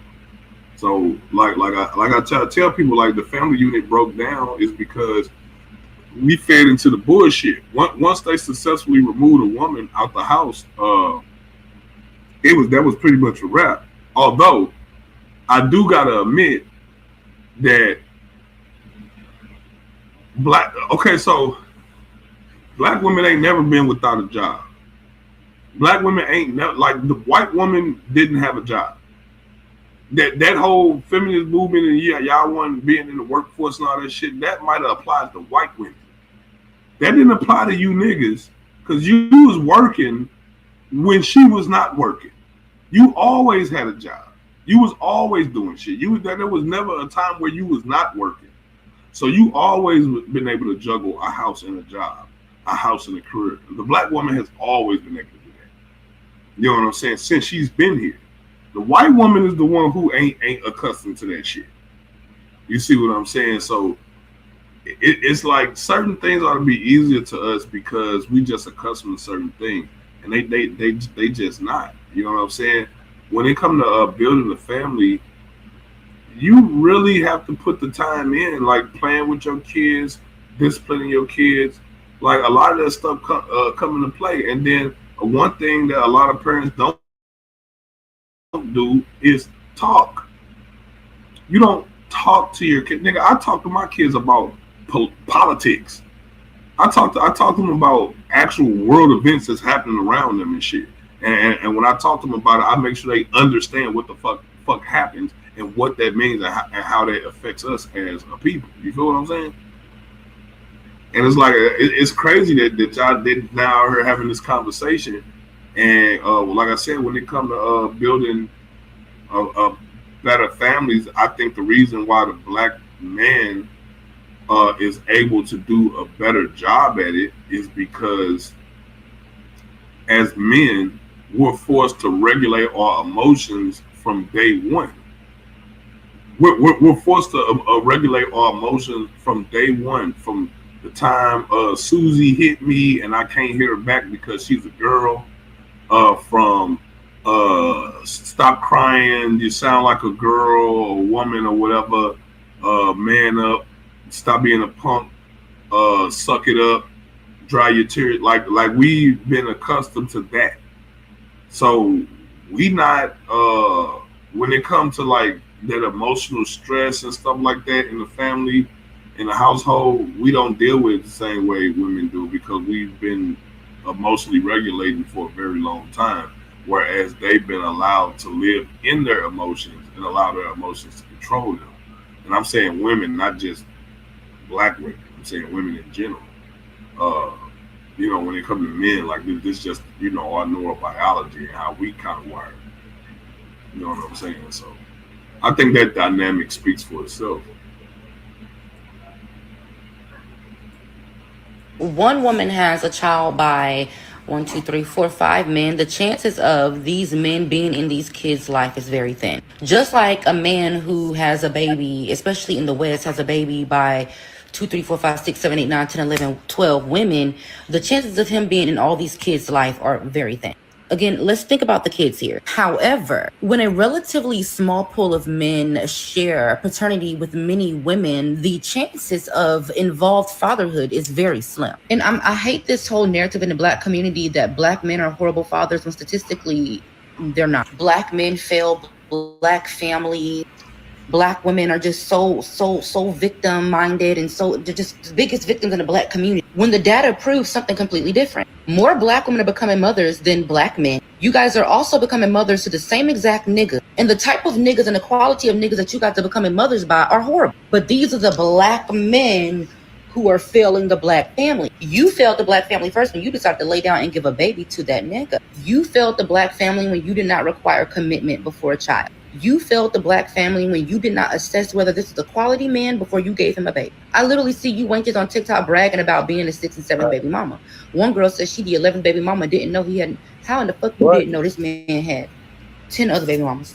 What? And you ended up, you mean to tell me you had a baby by a nigga who was able to hide 10 other baby mamas? Y'all be getting pregnant by men y'all met yesterday. But the black man is failing black families. No, that's wild crazy. Yo, I said that, bro. Motherfuckers be having babies and about to celebrate the 1 year birthday of that baby and still be finding out shit about the other motherfucker that they should have known in the first 2-3 months.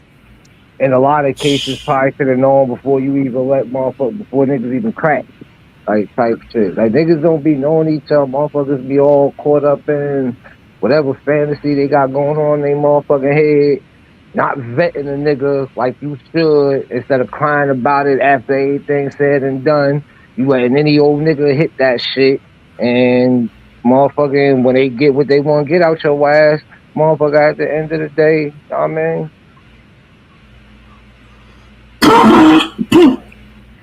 Like, you know a fuck nigga when you see it, that be all that, oh, how you like a bad boy and these other niggas born and shit. Bitch, you need a born nigga, motherfucker. Like, you feel me? Like, the fuck, sit your goofy ass down. Now you out here on the 27th fuck nigga after making like motherfucking 4 other fuck niggas your baby father already. Like, that shit, wow. I don't even understand niggas. Like, how the fuck you the second, third, and fourth baby father to a bitch? Like, what's wrong with, oh my God. First of all, if you a chick and you got 2 and 3 baby fathers, right, at the end of the day, right, you should automatically assume that every nigga, right, that come your way and they know your situation just want to fuck. And bro, see, look, when I tell motherfuckers that shit, they think that I'm being harsh. And No, that's I being even real, told bro. a family member this shit, and I told her, I'm like, listen, any nigga that will fuck with you in the condition that you in is a motherfucking leech and a predator. Right. There's no way a man is gonna take you in this physical condition, your living situation, and the economy with your children, Unless, and be unless, fucking because you on a you got regular some, basis and now have anything. you got some Cape Crusaders out here, bro. But you could tell that they're in a position to be able to take care of you and your starting five and shit like that. You feel me? Look, But niggas that's in that position really typically don't do that either. But you know, you got some I Cape told her, Crusaders. I told her that, well, you've been fucking with that nigga for like 5 years. Yeah, I know. Well, I'm saying within the first year you being with this nigga, and y'all didn't have no plans of moving you out of this situation or doing something to like alleviate some of this chaos in your life. Like I don't know how a man be with a woman and don't want to alleviate chaos in her life. Right. Like I thought it was like a prerequisite, like of being a man. Then you Like shouldn't when even you join the with a man, situation that you can't add to. You feel me? In a right. It's way like that we solution driven. You present a problem, we come up with solutions. We're solution driven. So it's like when you would like if I walk into a chick house and I see the doorknob, the first thing I do is go grab a screwdriver and start screwing the screws back in. Why? Because I see a problem and it's something that I can assess. You see what I'm saying? And so it's just like niggas is solution driven. So I just dude. Anyway, carrying on. White males, 29% of the is only 29.4% of the population. Keep that in mind, y'all. Okay, but 69% of rape arrests are white. Did y'all know that? 65.8% of arrests for offense against family with children are white. 59% of violent crimes arrests overall are white. A lot of people just don't know those statistics. We had this discuss again at work, and I was pointing out to them that because they were like, oh, you know, this, that, and the other. Now I'm telling them like, listen, uh, why the reason why a black man is better to pursue, and I'm telling them like this is a multi black women, Asian, white women. I'm telling them the reason why a black man is better to pursue, regardless if he got money or any of that other type of shit, is because white men and Mexicans are predispositioned to kill your ass and your family. They're like, no, they're not. I'm like, yes, the fuck they are. I said, when the last time y'all heard of a black man just whacking his whole family for nothing? Or just going mass murdering, killing, or going on a killing spree, just doing all this goofy shit. I said, you hear that shit between white men, right? I'm like, yeah, that's because in between the age of 25 and 50, they wig the fuck out.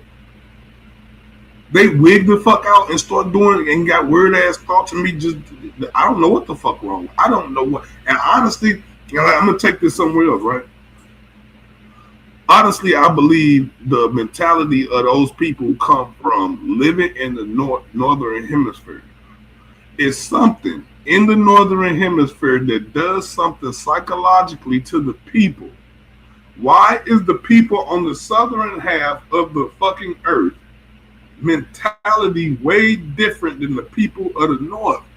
Why does the people in the north always encroach on the people on the south with the intent to rape, pillage, plunder, and oppress them?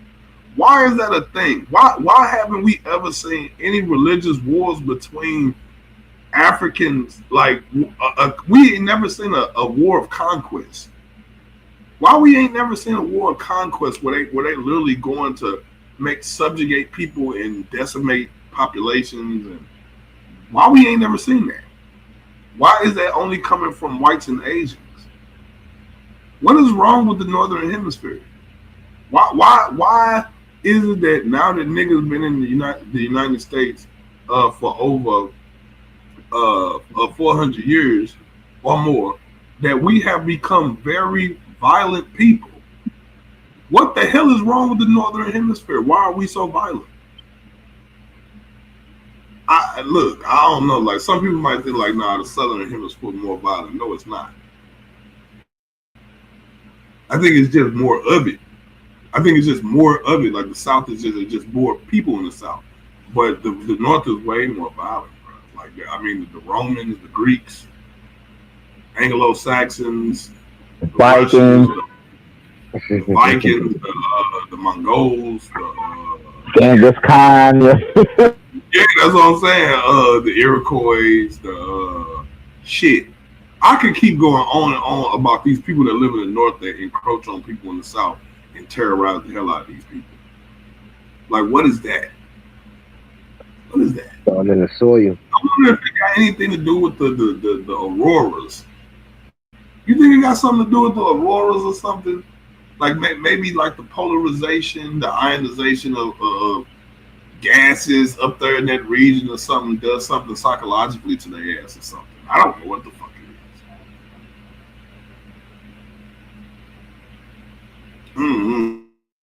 I might have to put that shit in Gemini and see what I come up with, man. You know what I'm saying? See what else we got.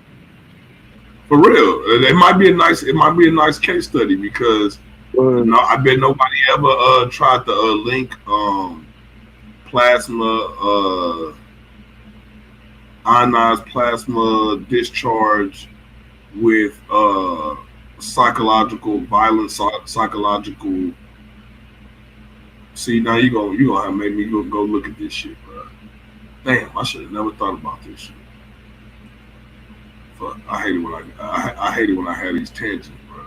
I gotta address it now. It's the medulla part of the brain. Whatever it is interacting with that.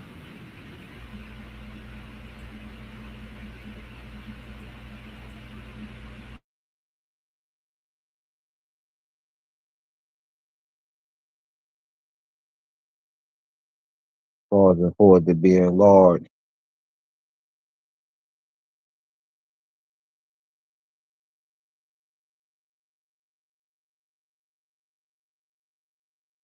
Northern Hemisphere, like you know. Oh damn! What the fuck just happened? What the hell? Okay. What the hell?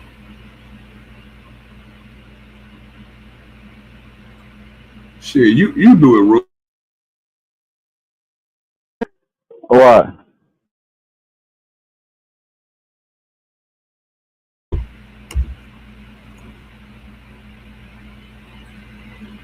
Okay, here we go. Northern. No, I did it again.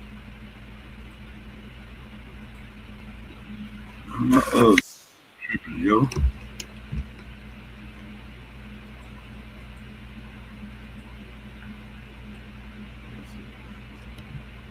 Nah, man, my computer tripping, but I don't know what the hell going on. Hey, you do it, Ruben.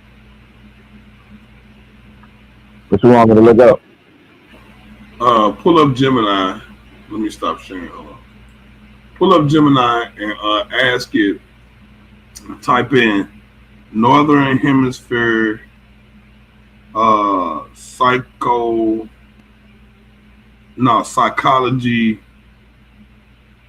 violent psychology connected to aurora lights, northern lights, and plasma discharge.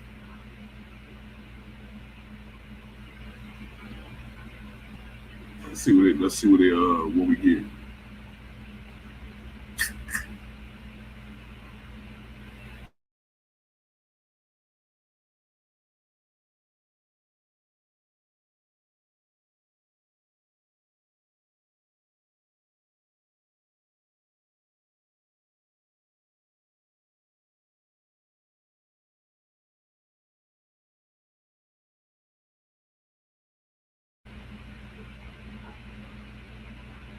All right, I'm about to see how long this should take. I just typed it in. Let me see it. See if it Yeah, come up you for didn't have my to. You shit. didn't put it in deep research, did you? Deep search, did you? I don't think so. All right, cool. It shouldn't take that long. Let's see, let me blow this up.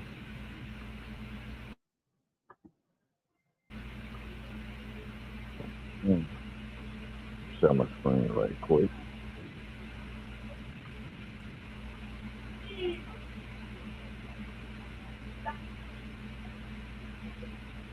Yeah, you see that? Oh damn, I'm on the wrong shit.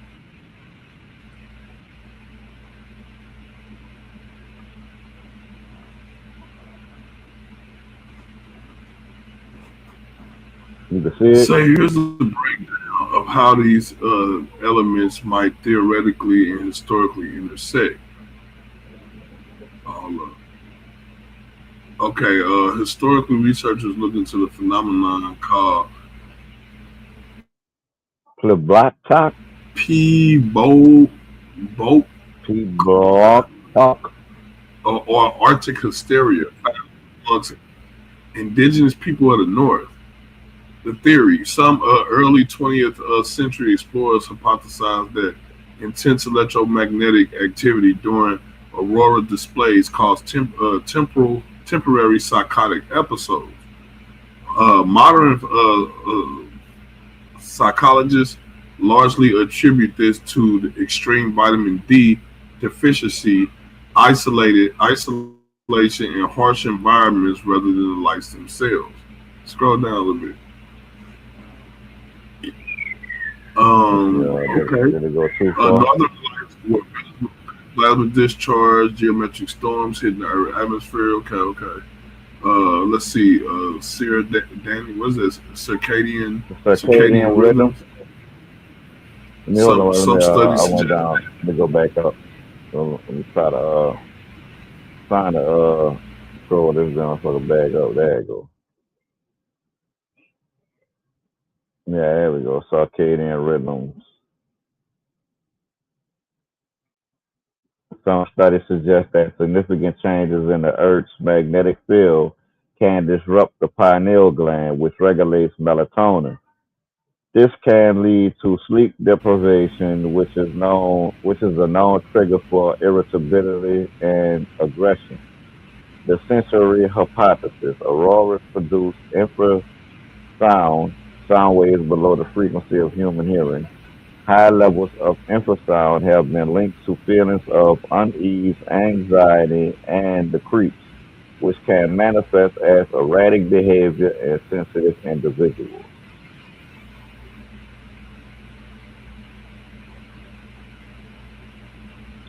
The plasma and ionization factor. When solar plasma interacts with the atmosphere, it creates an abundance of ions, positive versus negative ions. There is a long-standing theory that an excess of positive ions, often associated with certain winds and atmospheric disturbances, can lead to serotonin irritation syndrome. Hmm. Symptoms. These include increased tension, aggression, and sleeplessness. While the science is still debated, proponents argue that the massive energy discharge of an aurora could theoretically shift the ionic balance enough to affect mood. Cultural and historical perception. In many northern cultures, the northern lights weren't seen as pretty lights, but as omens of blood and war. Scandinavian, some Viking age folklore suggests the lights were the reflections of the Valkyrie shields, signaling a coming battle. Central Europe, because rare low altitude auroras often appear blood red, they were frequently documented as precursors to famine or violent conflict. Summary table: factors at play. The element, the proposed mechanism, and the psychological impact, right? Magnetism, pineal gland melatonin disruption, and it causes insomnia, some. irritability, and mood swings. Infrasound, low frequency vibrations, causes anxiety, phantom fear, and discomfort. Ionization, serotonin shifts, causes aggression, serotonin irritation syndrome, or SIS, right? SIS. Visual light, extreme photic stimul, extreme photic stimulation, causes overstimulation in high latitude environments. Mm. All right, a note of caution. While these theories are compelling, there is no widely accepted clinical evidence that the Northern Lights cause violent behavior on a population wide scale. Most violence in the North is more strongly correlated with seasonal affective disorder, SAD, and the isolation of the polar nights. Hmm. So it seems like Ask how long the auroras last. how long would did the Ask about auroras the last? You cut out. in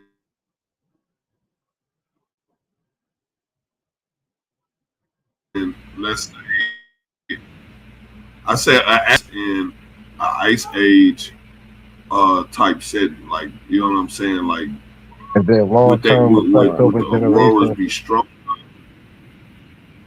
Yeah. Long term effects of aurora, whatever they called it, sad, SIDS.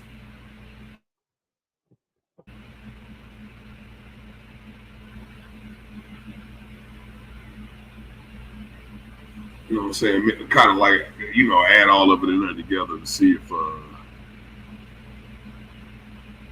Hey, have y'all peeped out Black Mirror, Nah, the show Black Mirror on Netflix? nah, I ain't seen it yet. Man, y'all need to watch that shit, bro. That's some sick shit, man. It tell you what the future gonna be like, man. Like it's just, yeah, man. We got some sick stuff coming.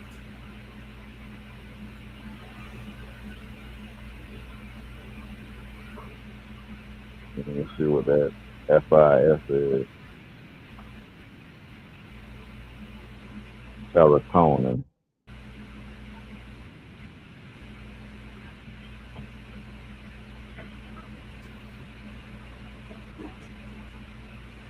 So I wonder what would be the evidence of what kind of evidence would you look for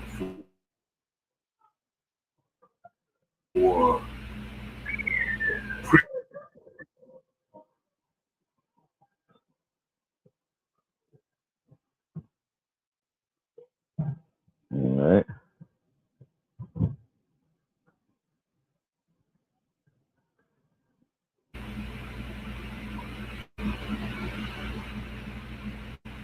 All right. In an ice age setting, specifically the last glacial maximum, roughly 20,000 years ago, the interaction between the environment and the northern lights would have been fundamentally different from what we experience today. The effects on human psychology, particularly regarding seasonal affective disorders and serotonin irritation syndrome, would have been amplified by a combination of extreme geomagnetic conditions and a lack of sunlight. Aurora duration and the ice age sky. During the last glacial maximum, the ice age sky was likely more active and visually violent than it is now for several reasons. Geomagnetic field strength. The Earth's magnetic field was generally weaker during certain periods of the last glacial cycle, such as the Lescamps excursion about 41,000 years ago. A weaker field allows solar particles to penetrate deeper into the atmosphere and at much lower altitudes. much lower latitudes.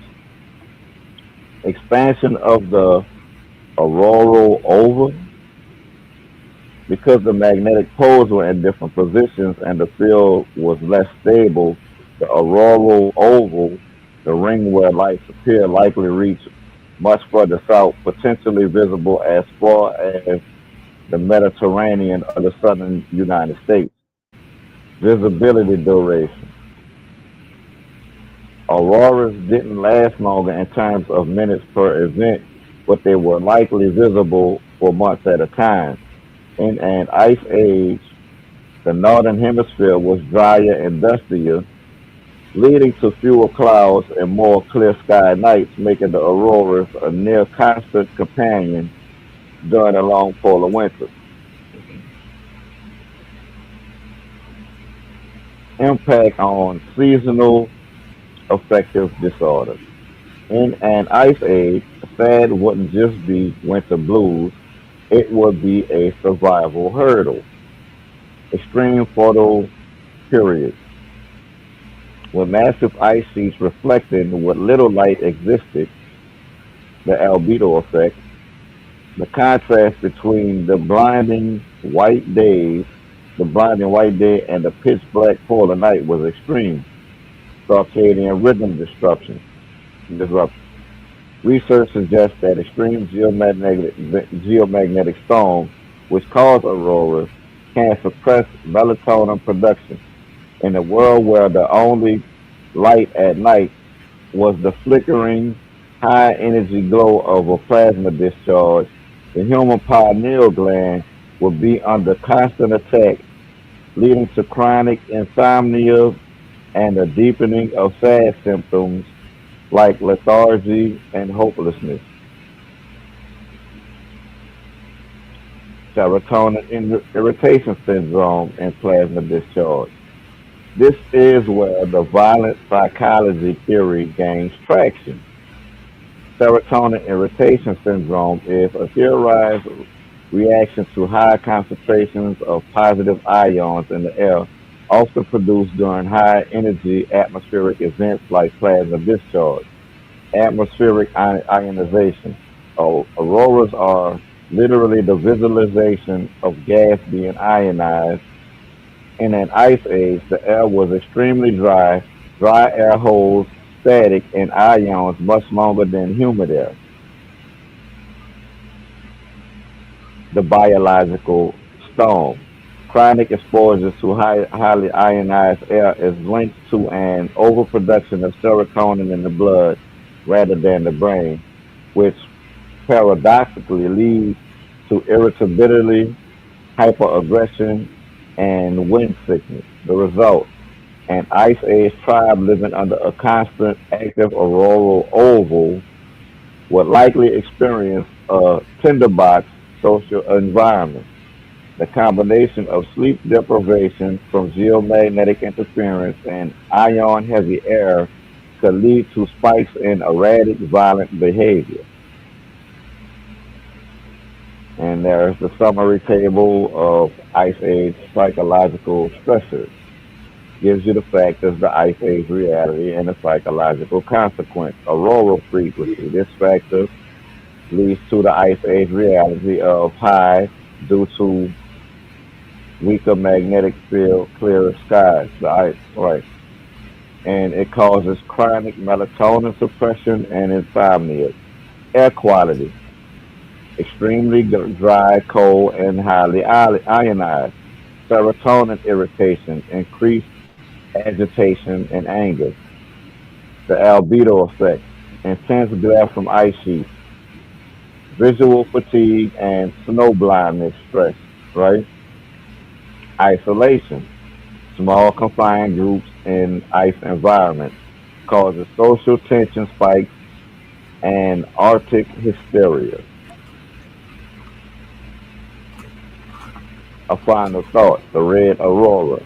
Is it It is worth noting that during extreme solar events, which were documented via ice cores like the one 14,300 years ago, auroras turn blood red.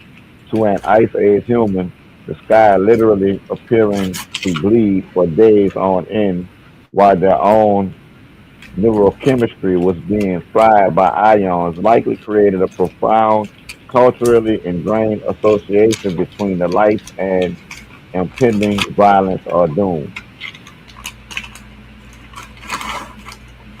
That's That's crazy. interesting. Well, say was like,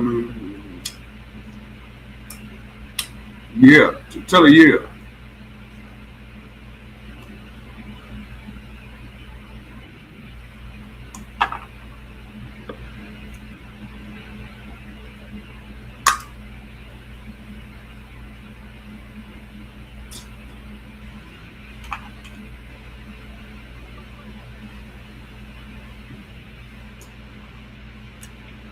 All right, that's where the science gets truly wild. Miyake events are massive spikes in carbon 14 cosmic ray bombardment that are roughly 10 to 100 times stronger than any solar storm recorded in modern history. If a Miyake event happened during an ice age, when the Earth's magnetic field was already potentially weakened, it wouldn't just be pretty light, it would be a global atmospheric emergency.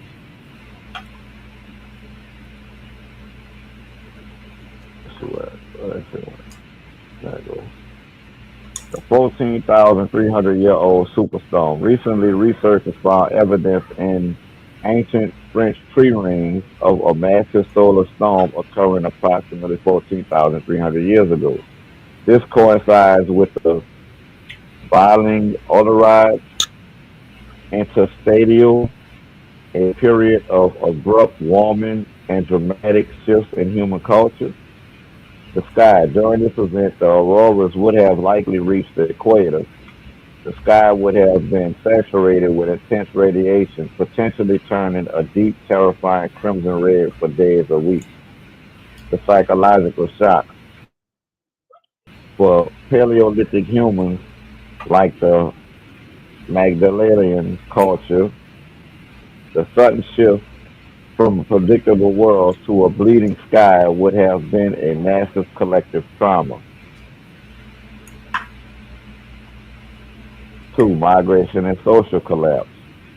When these spikes occur, we often see stutter points in the archaeological record. Abandonment of sites. There is evidence that certain cave systems were suddenly abandoned or conversely became fortified or more heavily utilized for ritual purposes during periods of high solar activity. Resource conflict. If a Miyake event disrupted the migration patterns of reindeer or mammoths, animals that may rely on magnetoreception for navigation, human tribes would have faced sudden, unexplained starvation. This leads directly to intergroup violence and desperate migrations into territory held by others. War and conflict ensues, right? Right. Serotonin breaking point. Imagine the Miyake event impact on serotonin irritation syndrome, the ion load. The level of ionization in the atmosphere would have been off the chart. If modern wind sickness causes irritability, a Miyake event might have caused mass neurological events. The result, we're talking about entire populations experiencing hyperarousal, inability to sleep, and heightened fight or flight responses simultaneously. It creates a biological tinderbox where a minor tribal disagreement could escalate into a massacre. Mm. Mm. 4. Evidence in cave art. Some researchers hypothesize that the shift from naturalistic animal art to abstract geometric and violent symbols in later cave paintings might be a record of what humans saw during the high radiation events. Synoptic visuals. High radiation and geomagnetic fluctuations can cause phosphene pattern seen in the eyes when the brain is under electrical stress. The Thunderbolt motives. Shout out the Thunderbolt Project. This suggests that the violence wasn't just in the psychology of the people, but was reflected in the very iconography they carved into stone to appease whatever gods were shattering their world. Summary of the Mayake impact. Can give you the date, the solar intensity, potential human impact. All right, 14,300 years before present. Largest recorded solar intensity, right? Abrupt climate shift, potential mass migration and conflict. 774 AD. 700 AD is ain't that a significant date? Massive. Charlemagne, right? Recorded in chronicles as red crucifixes in the sky, widespread shifts. That's something else that the Thunderbolt Project touched on, right? I remember them covering that in one of their documentaries. 993 AD, significant, linked to localized social upheavals and millenarian end time cult.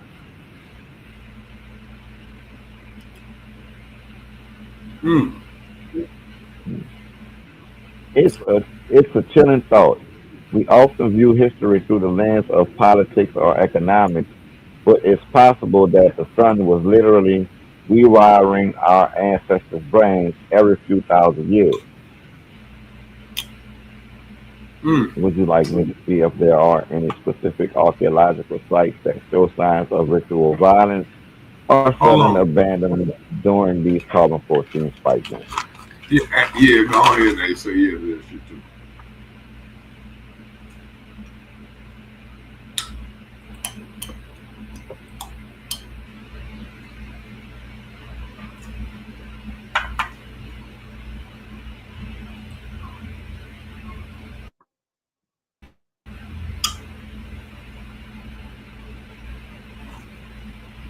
Uh, tracing the That was link that was between actually really tracing the link between cosmic superstorms and archaeological shifts reveals a pattern where the sky turns red and human behavior turns chaotic. When we cross reference the Mayake events, carbon 14 spike, with the archaeological record, several smoking guns emerged where ritual violence or sudden societal collapse occurred. The 14,300 BP event, the end of the Magdalenian, the largest Mayake event ever discovered 14,300 years ago, perfectly overlaps with the final Magdalenian period in Europe. you're gonna have to you're gonna have to find out what the fuck that is, cause they keep saying it. I don't know what it is. Right. The sites across the Franco-Cantabrian region, like Gonnersdorf, the evidence. This was a peak era for complex cave art. Suddenly, the culture fractured. We see a transition from large, organized settlements to smaller, more isolated groups. The link. If the sky was saturated with plasma for weeks, the resultant serotonin irritation syndrome and sleep deprivation would have shattered the social cohesion required to maintain large hunting parties. The violent psychology manifests here as a total breakdown of the social contract. Mm-hmm.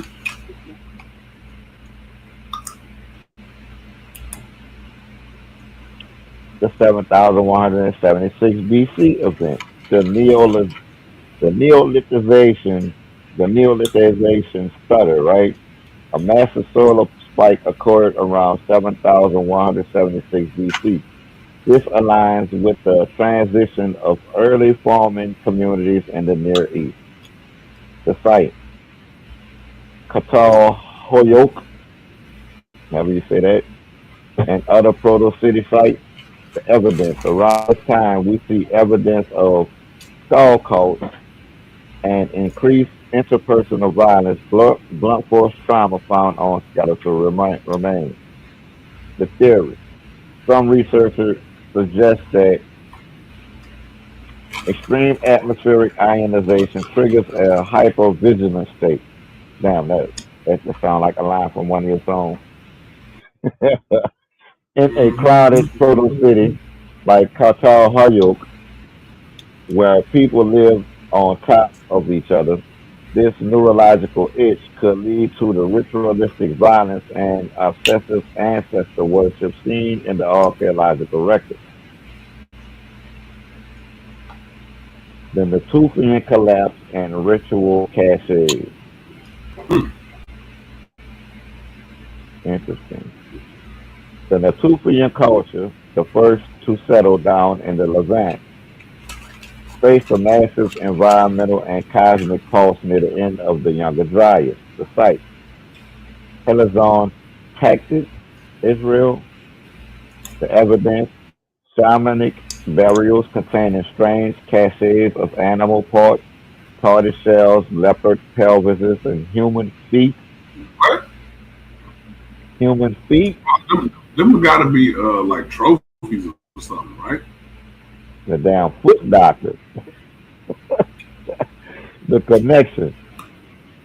These rituals often look like crisis management. If the northern lights were reaching the Levant, an area where they are usually never seen, the local population would have likely viewed it as the world ending. The violence here is directed towards ritual sacrifice to calm the sky. Yeah, Abraham sacrificing Isaac to the gods. Mm. Why the plasma? Yeah, right. It make you think, don't it? Why the plasma matters to archaeology. When we look at the physics of the Mayake event, we have to consider these pinch plasma formations. Now, what have y'all heard that before? We have to consider these pinch plasma formations. In a superstorm, the plasma in the sky takes on distinct shapes. Columns, man-like figures with bird heads. Damn, and that shows up in the rock art. Petroglyph pattern. High energy plasma physicist Anthony Perret, where have y'all heard that before?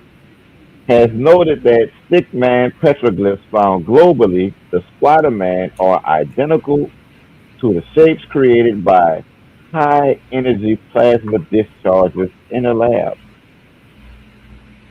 Shout out to Thunderbolt Project again. Psychological imprint.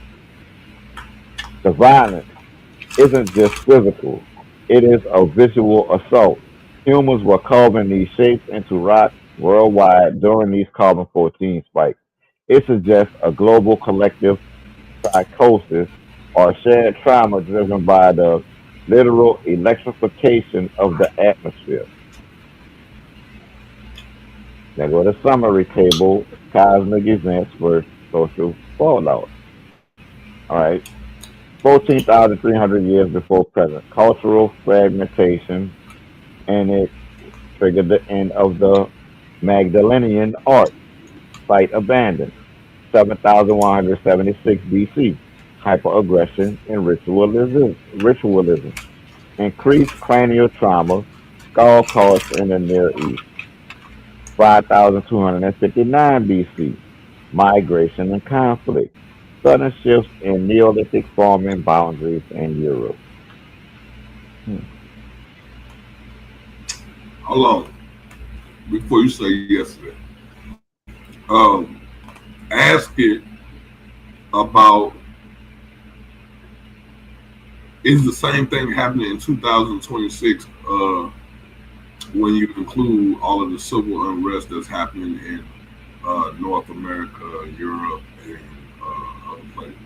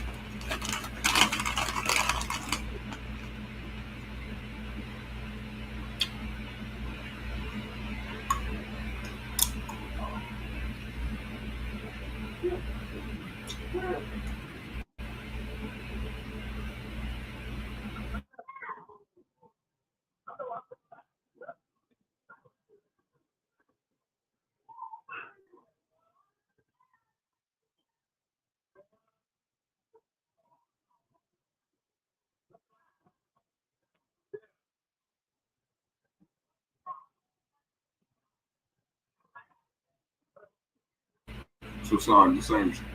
It start making when you read it, it start making.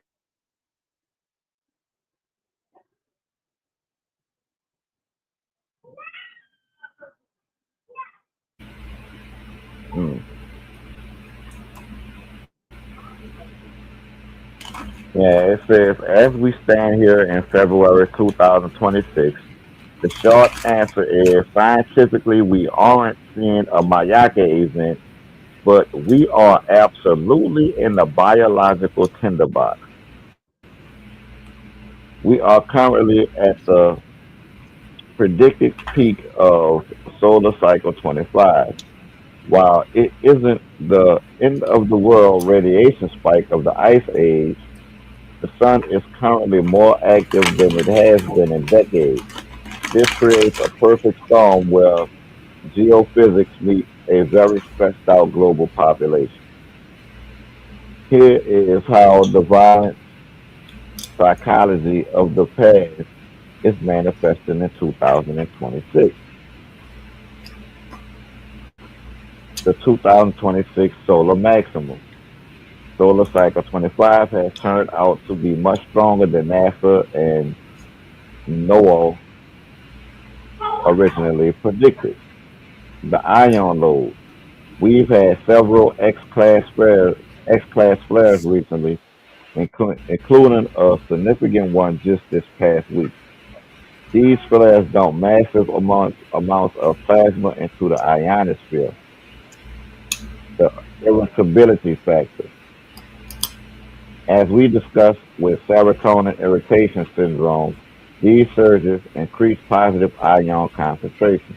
In 2026, we are seeing a global spike in what psychologists are calling unexplained agitation. People are shorter tempered, and social media serves as a digital conductor for this ion driven aggression. Hmm, interesting. Civil unrest, geopolitics versus geophysics. Civil unrest in 2026, from the entrenched conflicts in Sudan and Ukraine to the new wave of protests in Iran and South, unrest in the U.S. has clear political roots.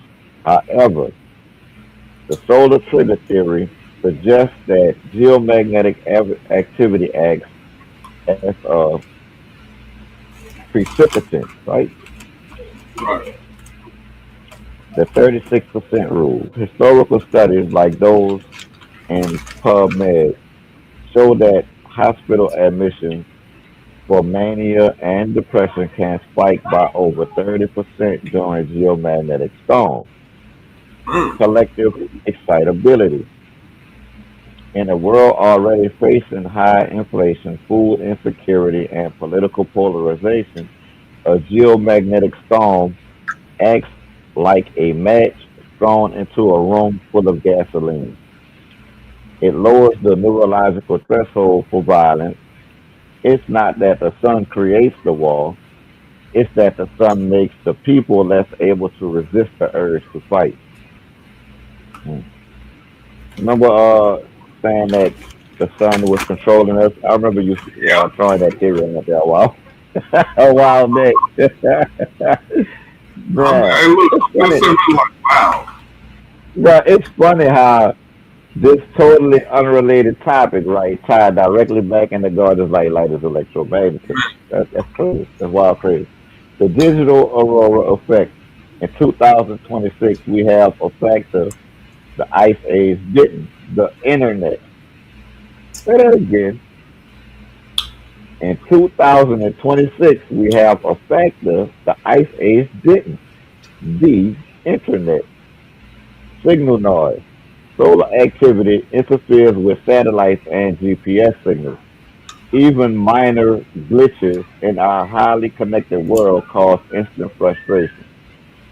The pineal disruption. We are already light polluted by our screens. When you add geomagnetic melatonin suppression from the solar peak, the 2026 population is effectively the most sleep deprived in human history. Sleep deprivation is the number one predictor of erratic and violent behavior. Mm. Mm. Man, get some sleep. Yeah, go your ass to sleep, smoke a blunt, something, put your ass to sleep. Go get you some melatonin, chew that shit, go your ass to sleep, get you some rest, man.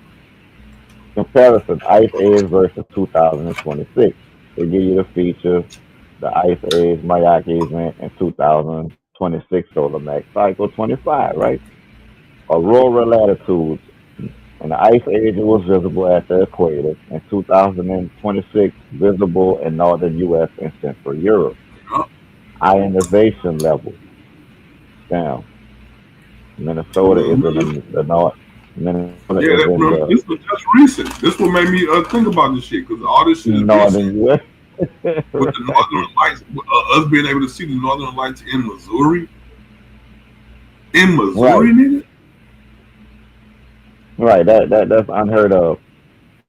The ionization levels, extreme chronic in the ice age, and in 2026 is moderate but spiky, called acute, right? The human Mm-hmm. reaction. In the ice age, it was ritual sacrifice and migration. 2026, it is causing civil unrest and social media dogpiling.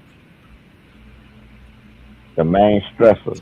In the ice age, the main stressor was fear of the bleeding sky. In 2026, the main stressor is sleep deprivation and infrastructure anxiety.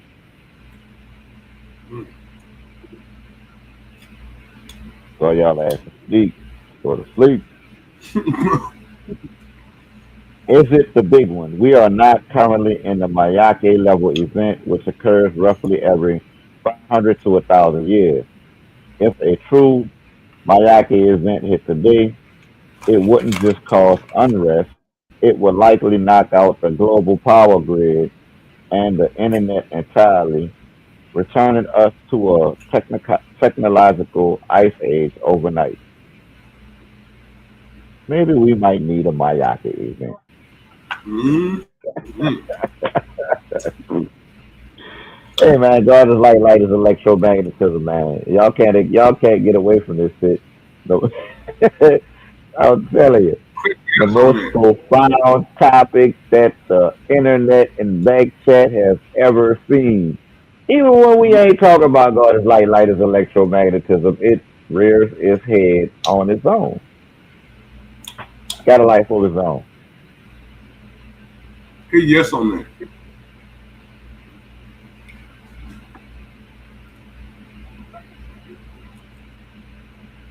And ask it to also provide a graph. Hold on.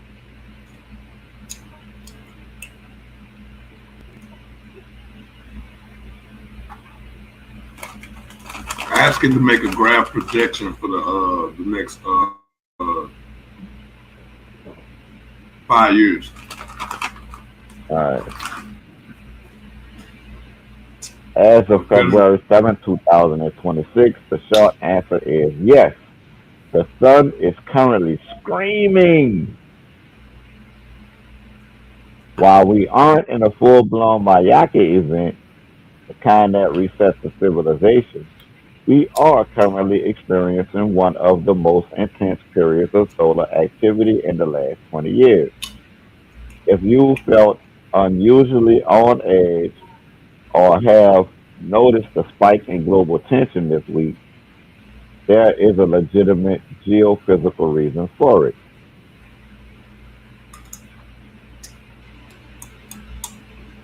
Here is the K index and solar volatility forecast for the remainder of February 2026. The current biological tinderbox, February 1st through 7th. The first week of February has been brutal for the Earth's magnetosphere.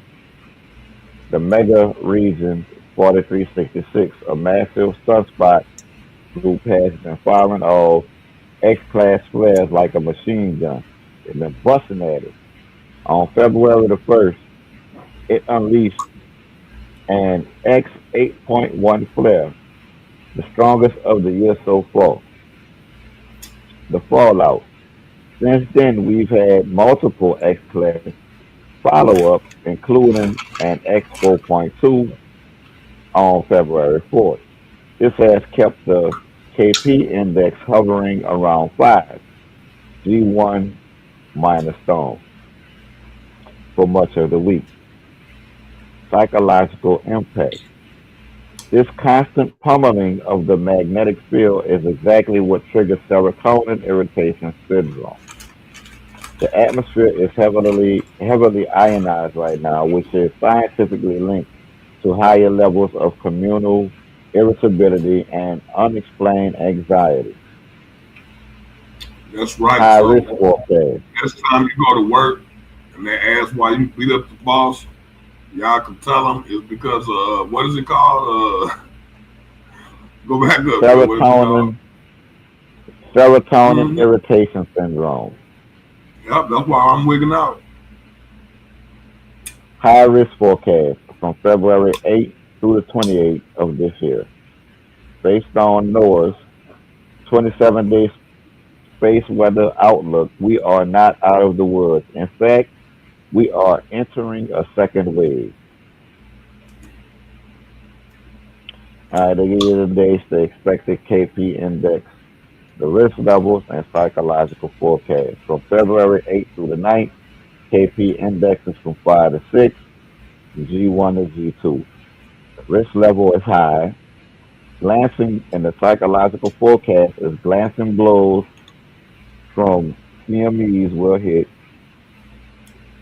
Expect peak insomnia and short fuses. From February 11th through the 22nd, the KP index is from 2 to 4, which is moderate. Oh, And the psychological event will be a temporary lull, but M-class flares are still expected. High chance of high chance of mental fog. that's great. In other words, the mind gonna be clouded. Mm. All Hold right, on, hold February. on. It just so happens around the same time all the solar events that's happening, taxes come out around the same time. Right, You get that mental fog and your ass start buying dumb shit that your ass don't need. right. February 23rd through the 28th, my birthday week, right? The expected KP index is 5 plus, G1 plus, and the risk level is critical. Mm. Critical. Region 4366 returns. This sunspot is huge. As it rotates back toward Earth, expect another round of aggressive solar activity. Mm.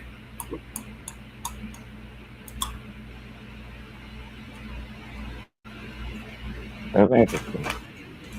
Why is 2026 feel like an ice age pulse? Even though the northern lights aren't reaching the equator yet, they put yet in parentheses. The 2026 solar maximum is overlapping with a very fragile human society, the resonance effect. In the Ice Age, the stress was survival based. In 2026, the stress is informational. Geomagnetic storms disrupt the alpha waves in the human brain, which are responsible for calm and focus. Mm, mm, mm. Maybe that's Y'all what's gonna learn to wrong. listen at Naga. Y'all gonna learn to listen at Naga one of these goddamn days.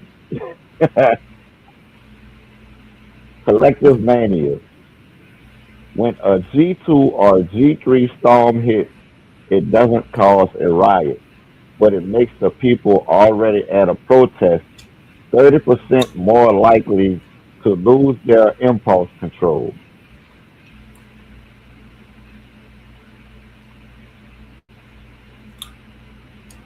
Summary checklist for the next 48 hours. Since a G1 minor storm is currently ongoing and another CME impact is expected on February the 8th, watch for the itch. If you feel a sudden unprovoked urge to argue or a sense of impending doom, check the space weather enthusiast dashboard. It's often just the ion. Mm. Hydration. High ionization levels in dry winter air can actually increase physical dehydration, which mimics the symptoms of serotonin irritation, headaches, and palpitations. Sleep. Expect disrupted REM cycles tonight. Scientific note. The civil unrest you see on the news is driven by real human grievances, but the solar maximum of 2026 is providing the electrical current that keeps those tensions at a boiling point. Electrical current. Where y'all heard that before? Mm-hmm. Mm-hmm. You see what I'm saying? I don't even know how we got here. Bruh. For real.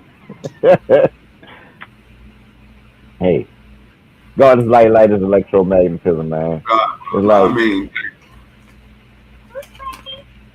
I'm. You know what? Go back up to the part where I asked you who wanted to do this shit, and copy and paste that and put it in there. go back and see if you want it. What? Mhm. Keep going.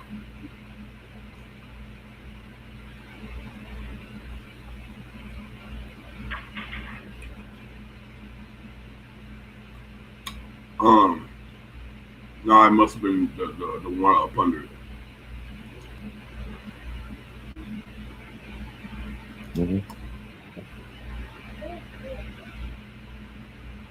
No, up under it.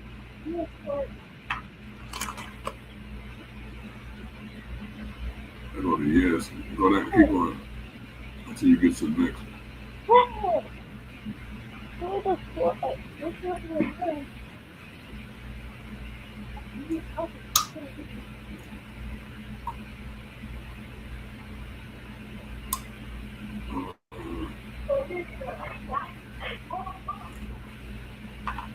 Damn, did we miss one? Mm. It was the one where I told you to. I was about to tell you to ask that same question, but You want the chart for the next 5 years, right? yeah. Let me see it.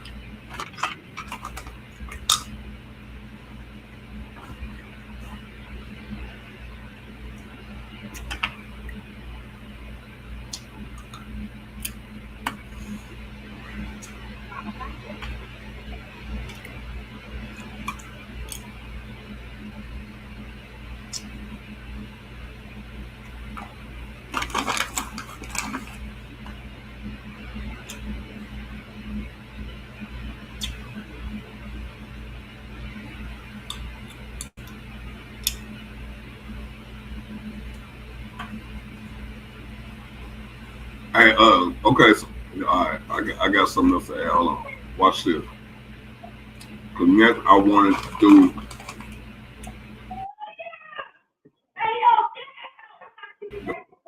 the past 10 years, the next 5 years, but I wanted to find patterns in the chart in contrast to stock market trends and shit like that.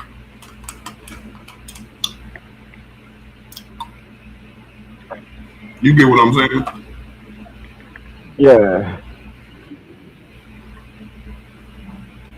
What What if we could find a pattern of certain economic trends based on solar flares? Right. Solar flare pattern. I'll find a fucking glitch in the matrix on it.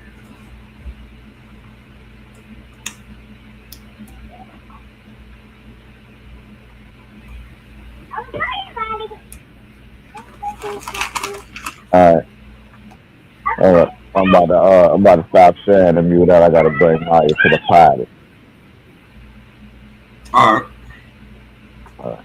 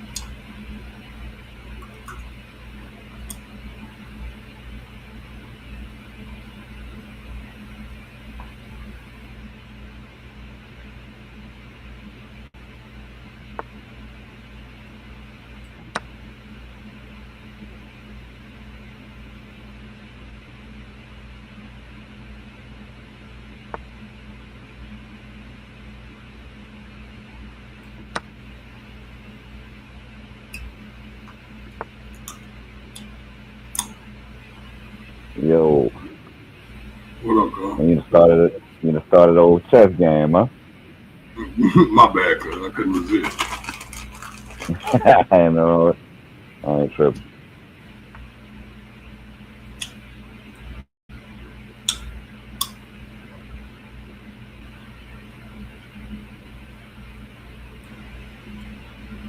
Yeah, y'all. If y'all ain't already subscribed, you know what I'm saying, go ahead and subscribe to us at Naga Nine Studios on YouTube. You know what I'm saying? Naga World Nexus on Facebook. And don't forget to hit that like button, man. We're gonna be coming at y'all with more and more content as we progress.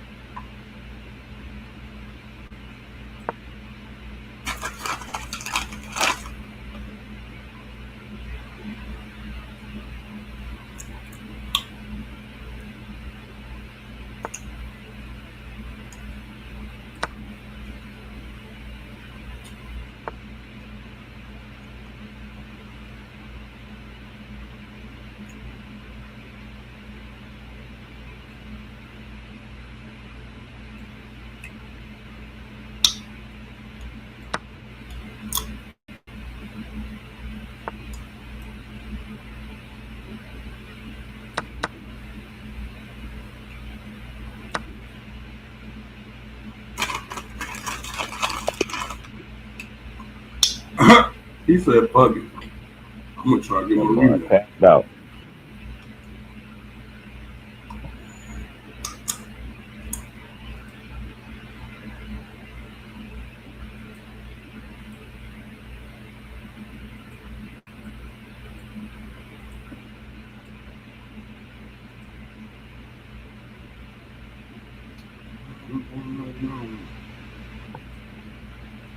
Let me share the screen and give him a little treat right quick. Cause Naga the ghostwriting goats, right? We've been ghostwriting for AI, and I don't think nobody out here doing it better than Naga.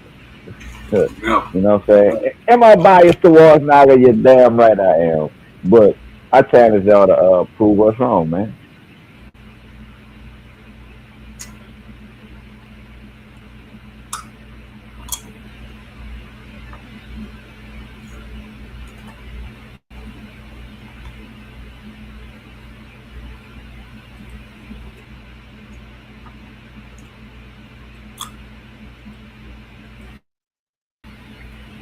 Let's see who's gonna start.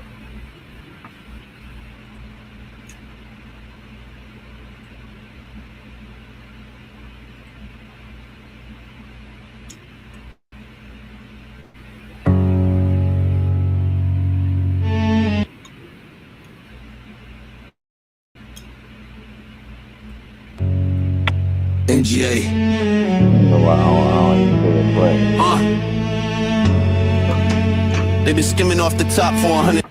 Oh, well, let me see what's going on with this here. I'm gonna have to stop sharing and share again because I don't hear nothing. I was hearing it. Yeah, I wonder why you hear it, but I don't.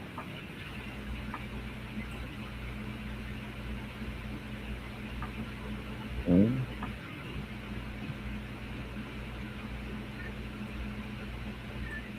that's crazy.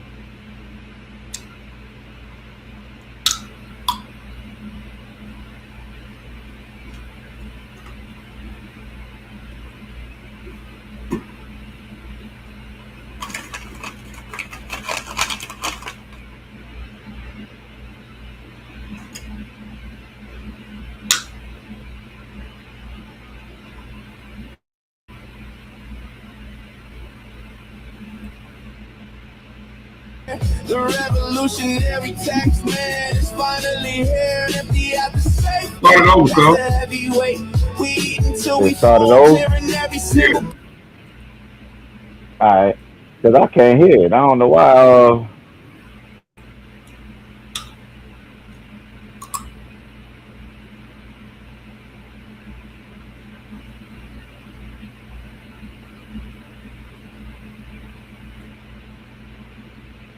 Let's see, man.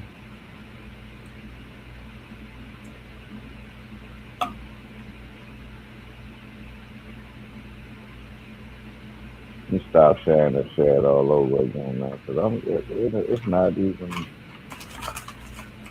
playing in my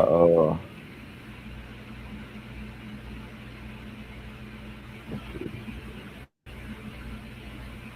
try that way.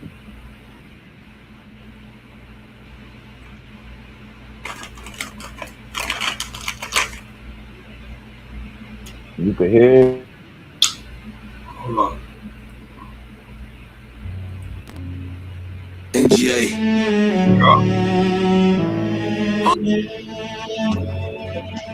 They've been skimming off the top for 100 years. Now we coming for the whole jar. Mask up. It's payday for the people. I'm talking offshore accounts. I'm talking Cayman out. We crashing through the galley. Yeah, we doing it in style. They got the caviar dreams. We got the concrete nightmare. But tonight we level in the field, making the fight fair. Kick the door, tell them get down. Don't you make a sound. Your net worth is zero when the lead is weighing down. They robbed the pension, robbed the school, robbed the very air. Now I'm in the penthouse, taking everything that's there. Diamond watches, bearer bonds, heavy gold on the tray. This for every single mother working double just to pay. They call it business when they take it from the poor, but call it robbery when we come knocking at the door. The balance sheet is bloody and the debt is overdue, so we coming for the jewels and the silver and the blue. Robbing the 1%, taking back what's mine, turning all that lack of generosity into a picket line. You lived off the labor, now you living in the fear. The revolutionary tax man is finally here. Empty out the safe, yeah, that's the heavyweight. We eat until we full, clearing every single plate. It's a redistribution, it's a systematic sweep. While the city was starving, you was counting while you sleep. No more trickle down, yeah, we taking from the top. Once the movement start moving, it ain't never gonna stop, yeah. Checking portfolios while the neighborhood is dying. Now you looking at the barrel. Why the hell you crying? You foreclosed on the block. Now I'm foreclosing on you. Checking every Swiss account, seeing what the wise do. The elite think they hidden behind the gates and the glass, but a hungry man will walk through fire just to get some cash. We don't want the crumbs, homie, we want the whole kitchen. Tired of the speeches and the political pitching. Load the bags, hit the van, melt the gold down the bars. This for every brother looking at the cages and the stars. They call it business when they take it from the poor, but call it robbery when we come knocking at the door. The balance sheet is bloody and the debt is overdue, so we coming for the jewels and the silver and the blue. Robbing the 1%, taking back what's mine, turning all the lack of generosity into a picket line. You lived off the labor, now you living in the fear. The revolutionary tax man is finally here. Empty out the safe, yeah, past the heavyweight. We eat until we full, clearing every single plate. It's a redistribution, it's a systematic sweep. While the city was starving, you was counting while you sleep. No more trickle down, yeah, we taking from the top. Once the movement start moving, it ain't never gonna stop. Check the math, it finally adds up. Power to the ones who actually put in the work. NGA. The wealth is moving. Keep your head on a swivel. Billionaires. We just getting started. Blood. One. That was hard. Yeah, hopefully y'all heard it. I couldn't hear it, you know what I'm saying? But yeah. Oh no, that shit.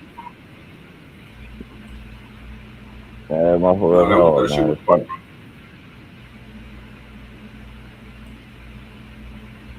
So that's the type of shit now I've been working on, man. We got my bro Larell got his music on all streaming platforms, so y'all go check that out. You know what I'm saying? Go ahead and show him some support. Go hit play, like and share on that music. You know what I'm saying? And we're gonna be coming with more music, more content, more everything, man, for y'all. So y'all support Naga, and Naga gonna keep on coming with that smoke for y'all.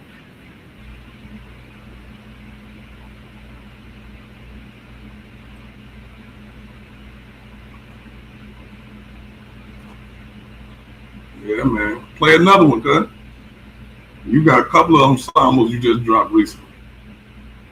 Oh yeah, yeah. Let me hold up, I got you.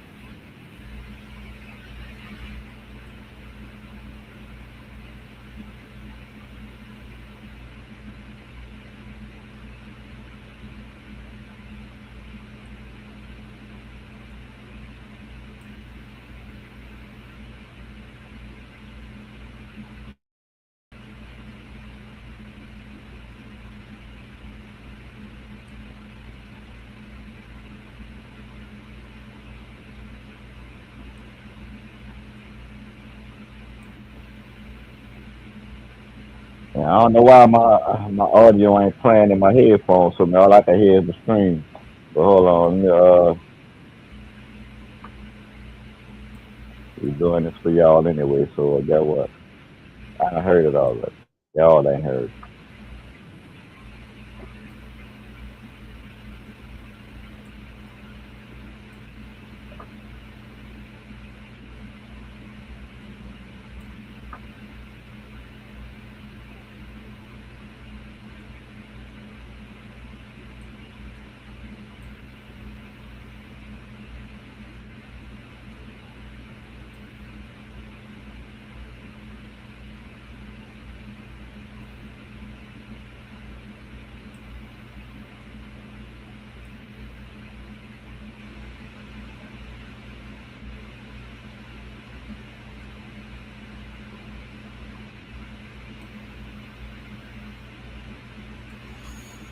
Ah, shit. You sharing it yet? Oh, shit. In the mind playing games with your stability. We don't take you serious.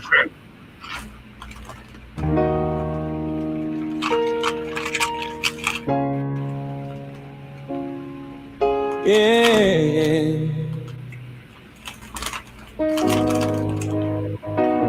You really flipped the script, traded gold for some spray paint copper. Left provided for a dude who can't even buy a shopper. And the wildest part of it, this man was supposed to be a friend. Sitting at my table, eating my food, grinning with a snake skin. He knew the way I treated you, he saw the diamonds and the grace. He saw me hold you down when the world was in your face. Now we got you in the bind, playing games with your stability. He don't take you serious, he just mocking your humility. He out here freaking off, throwing money in the club while you stressing about the light bill that don't sound like love. So you call me back, can you help me with the heat? Because your new man won't put no groceries in. You did cutting checks for the kids, but I'm really keeping you afloat while he's sinking in the shallow end, rocking on my boat. Yeah. Now the tension getting thick, I can feel it in the air. You calling for the rescue cause he never staying there. He hates that I'm a safety net, he hates I'm still the man. But he won't put the work in, he just hates the master plan. He a joker in the deck, you should've stayed with the ace. Now you crying on my shoulder with his lies across your face. I'm paying all the dues, keeping food inside the tray. He's frontin' in the crib where I used to lay. He can't feel these shoes, boy, he's tripping on the laces, trying to play the gangster in all the wrong places. I'm doing what a man do, keeping my seeds out the rain. But you see in my protection, there's some kind of personal pain. You shouldn't have to call me for nothing outside our kids. If he was really about that life, he'd be closing all the bids and now the snake you chose. He got the nerve to feel away, starting drama cause I'm making sure the rent is getting paid. That's that sucker code. That's that fake friend energy, trying to beef with the hand that's keeping your house a remedy. He violated. Step way outside the lines, now he barking at me like he got some backbone in his spine. He sent the threat through a text, talking about pulling up. Man, he better thank the Lord I ain't already closed his casket shut. He don't realize I've been inches away while he was slipping. I seen him at a function, seen him while he was out there tripping. I had to dot on his dome while he was pumping gas at 4, but I let it go for the babies. The metal behind the door. He thinks he's a wolf, but it's just a dog on a leash. Mad because my shadow's the only reason he's at peace. Yeah. Now the tension getting thick, I can feel it in the air. You calling for the rescue cause he never staying there. He hates that I'm the safety net, he hates I'm still the man. But he won't put the work in, he just hates the master plan. He a joker in the deck, should've stayed with the ace. Now you crying on my shoulder with his lies across your face. I'm paying all the dues, keeping food inside the tray, while he's fronting in the crib where I used to lay. He can't feel these shoes, boy, he's tripping on the laces, trying to play the gangster in all the wrong places. I'm doing what a man do, keeping my seeds out the rain. But he's seeing my protection, that's some kind of personal pain. You shouldn't have to call me for nothing outside our kids. If he was really about that life, he'd be closing all the bids. Listen to me close, little man, cause I ain't gonna repeat it. You was her homie, you saw me be a king to that woman, and you still played it foul. Now you mad cause I'm still the one she calls when the bills are due. Don't get yourself murked over me being a baby daddy to my baby mama. I've been right there. At the Shell station, I was in the black truck. At the liquor store, I was 2 cars down. You was looking at your phone oblivious, and I was well armed every single time I let you slide. Cause I don't want my kids seeing they daddy in a cell they can't walk in. But keep my name in your mouth and see how fast that luck runs out. You can't feel these shoes, you can't even find a sock. Stay in your lane before it ends. Blood over wine.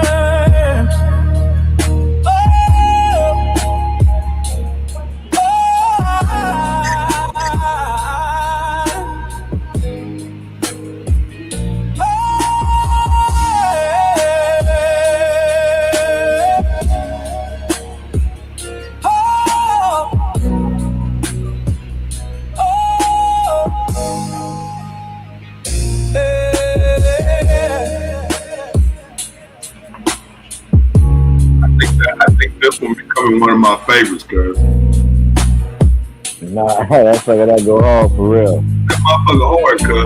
Like nigga, that shit real. Like I ain't even gotta tell you, I ain't even gotta ask you to explain like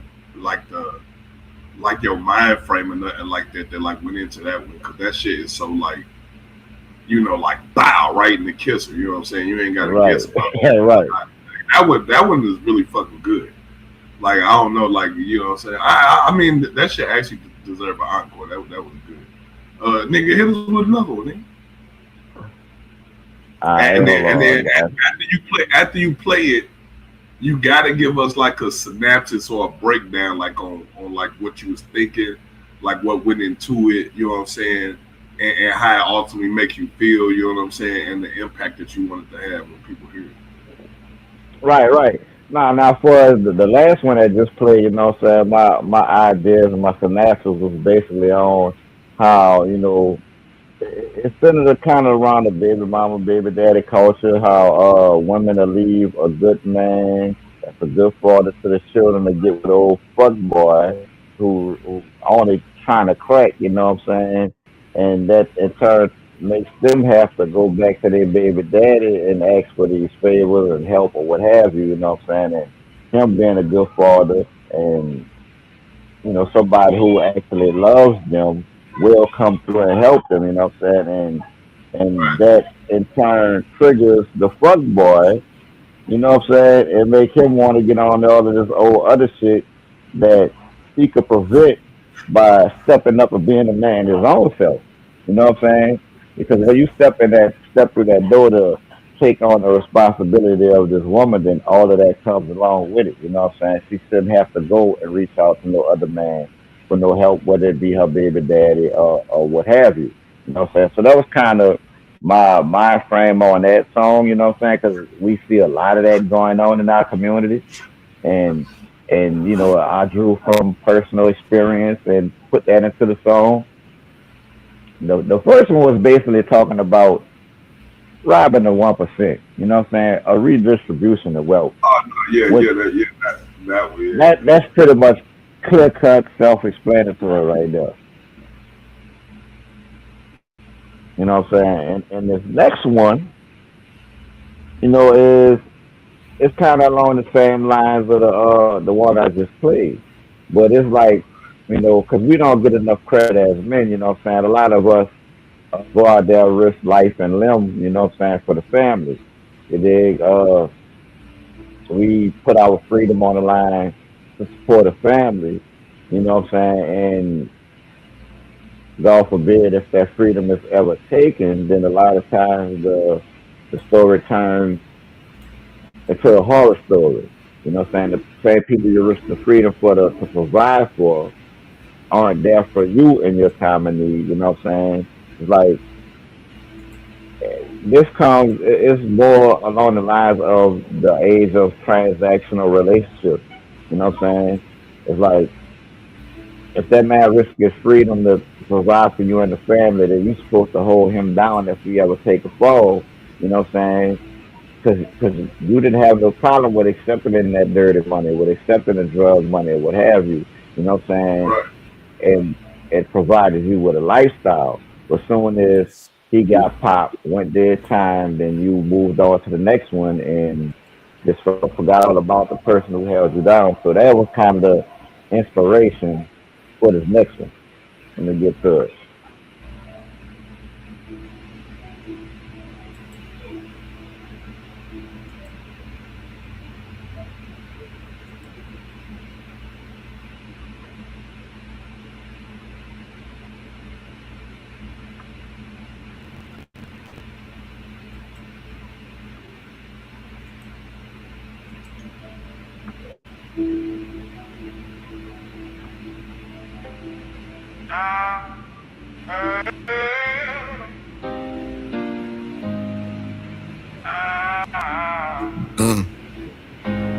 Fuck's a 9 to 5. They laid me off and expected me to starve.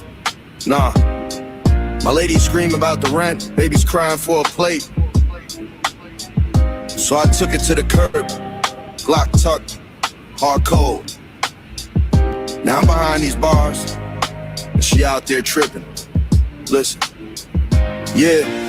The foreman shook my hand and he cut my damn throat. Left me stranded in the rain without a paddle or a boat. Came home to a house full of debt and nagging wife, telling me I ain't a man cause I can't fund a life. Fucks it.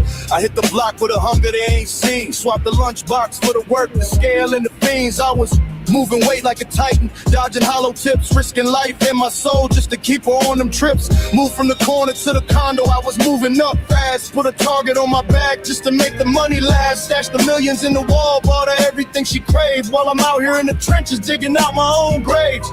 Everything was golden to the task force, swarm a spot. Now I'm heading to the feds while the empire gets hot.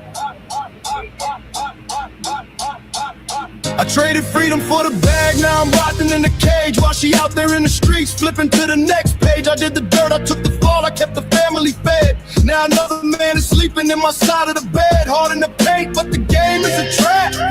Blood money in her pocket while she's sitting in his lap. Dreams of my kids keep me sane in the cell, but knowing she a traitor is its own kind of hell. 10 years flat, no parole, just a shadow in a stone.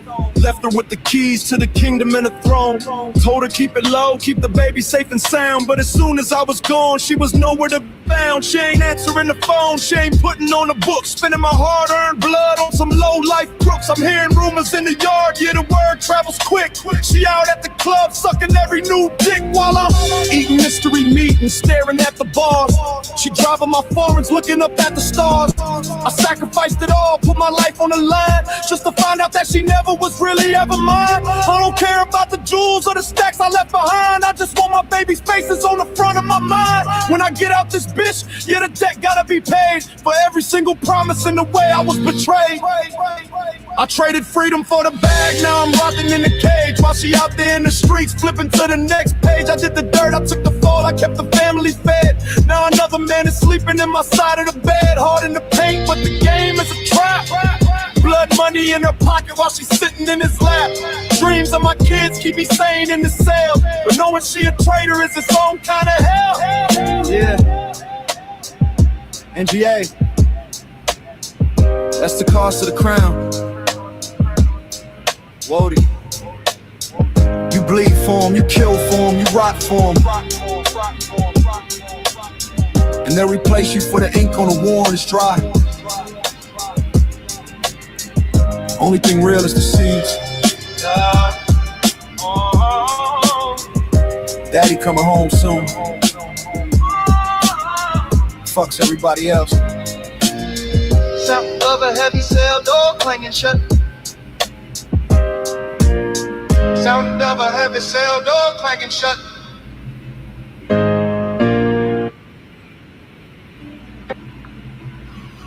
Damn, bruh. Another one. Yeah, another one. You know what I'm saying? Gotta break them down.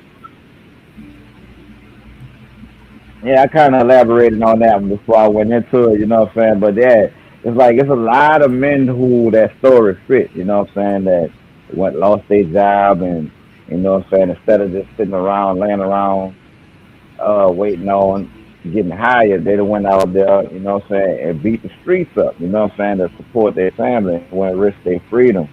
And in a lot of cases, we had men to lose their freedom, you know what I'm saying, to support the family, provide the family with a certain lifestyle, you know what I'm saying, and once it all came crashing down, they was stuck by themselves, that same family that they risked everything for, you know what I'm saying, turned their back on it basically, with the exception of the children. We love the kids, you know what I'm saying, but yeah, man, it's like these are real life situations that we see in our community on a daily. And I just wanted to bring in the light through music. Shit, nah, that's real music right there. Like, you know what I'm saying? Ain't no ifs, ands, or buts about that. You know, Right, a right, lot right. of people, you know what I'm saying? A lot of people make music for various reasons, but like when your music hit like that, it become like timeless. Like to me, you know what I'm saying? Because it reaches Right. so many different people. If that make any Yeah, sense. it'll always be relatable, you know what I'm saying? And for me it was therapy, you know, you know what I'm saying? For me it was my therapy when when I'm going through something or whatever. Hip hop most definitely give you that release therapy. Right, right, right. You know what I'm saying? Sometimes, you know, if it wasn't for music, I don't know what I would do, bro. Oh man, I've been like, whoa. Like it didn't really I've like. been out. It's been my release therapy, bro, for the vast majority of my adult life. You know what I'm saying? It's like when I'm going through something, if I really can't get it out through talking to people, then I'll write it in lyrics. I'll get it out through the pen, through the paper, and it kind of makes for good music. You know what I'm saying? Because you had the emotion there. You know what I'm saying? It'd be heartfelt. You know, and it'd be real, and people can relate to it. So hey, I'm gonna keep at it. Right. What you got for us next, What? cuz? Uh, I'm gonna pass it to you for a couple of 'em while I go fix this little plate right quick, I want that and shit. then Go ahead. I got something else for us when you come back. You know what I'm saying? You can hit them with the hit them with the next one. I'll I let got it. I got you.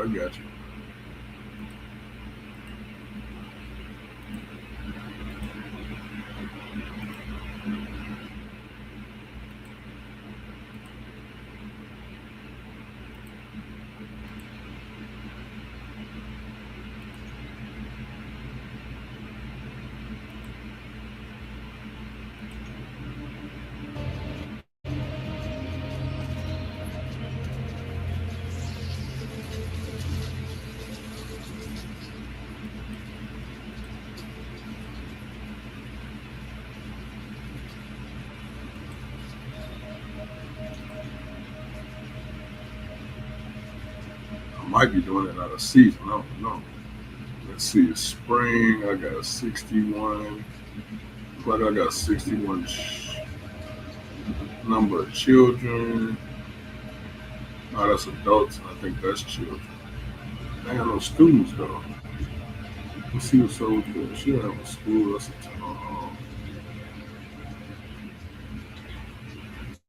a 32 homes, 32 families, 97 citizens.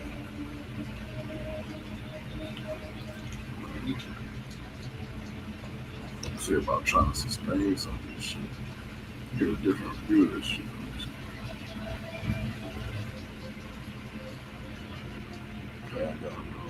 See, so when you're playing Banished, right? So a lot of it is about production, resource management, and that's basically what you see me doing here.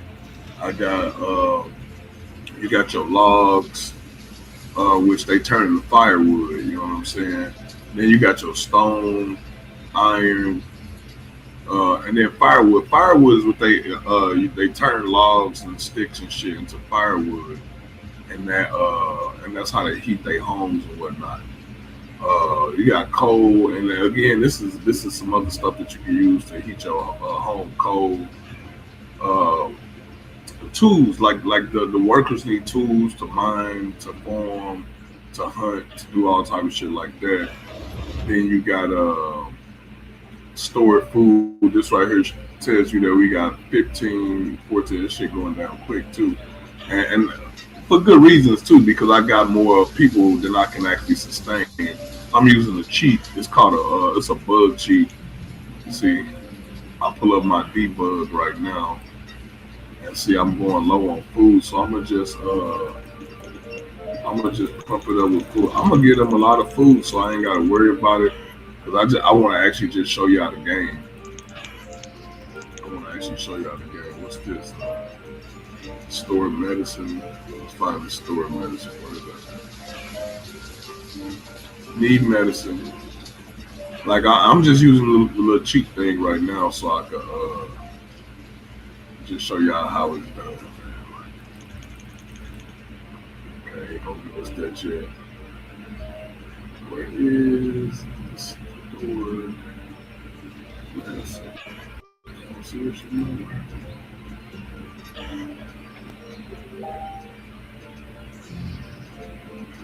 That's all food. There we go. We just gonna max out on this shit. No reason not to max out.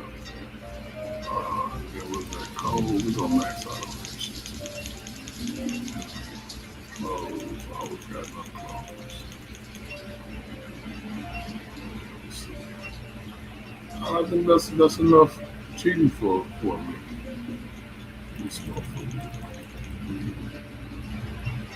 Until we build some more. So right now, all I got is I got corn growing, I got wheat growing. And it says, let me know how. But see, like this is always good. So it's late summer. So it's not really time to harvest, but I'm sure they harvest in some. And when it comes, they just gotta harvest enough to fill up these storage barns. So as you see, those joints are packed to capacity. So I gotta build another one. Let me build another one real quick. Well, I'm gonna just put these back to back, because this is my main. This is like my main little city. And I'm gonna eventually expand, but I want to get my main city working where it's kind of self-sustainable, and I ain't got to really worry about what's going on. Because the idea is really for me to just pack. Let me pull my debug back up. It's to really just pack as much resources as possible. Yeah, to pack as much resources as possible.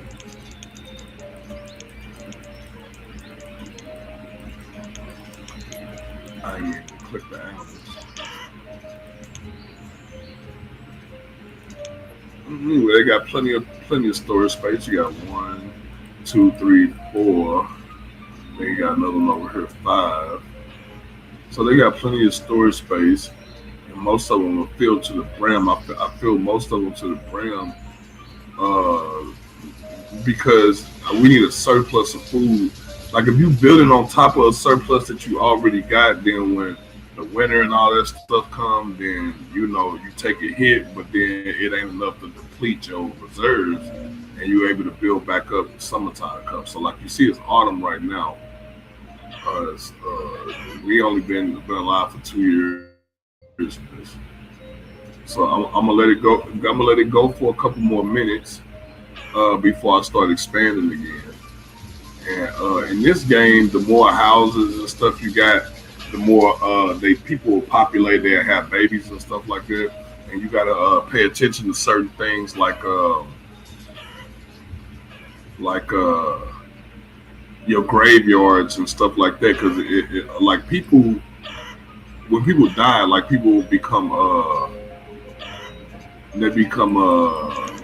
was I say depressed, and like they'll stop working and all type of shit.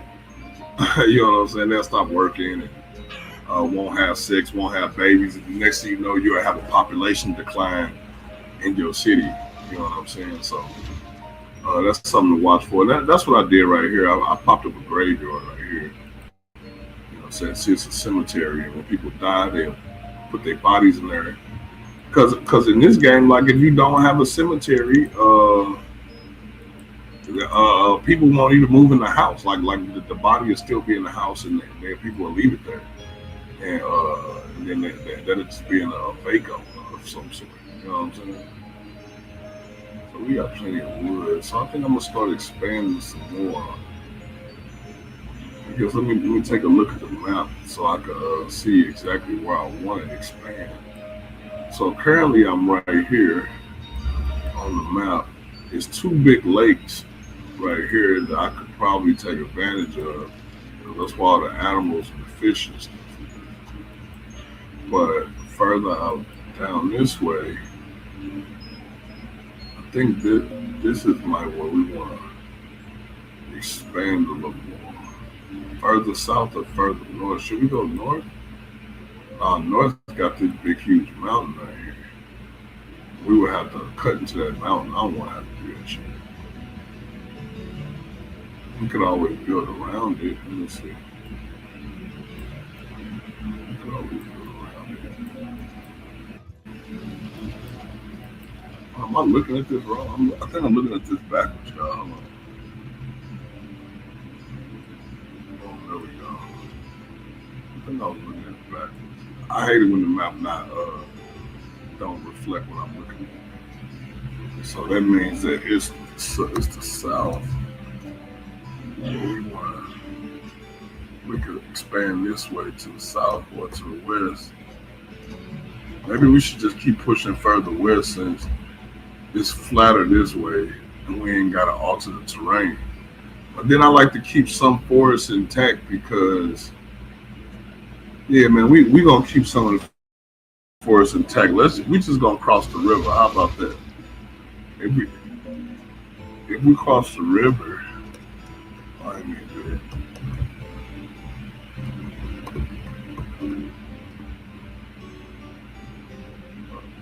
Okay.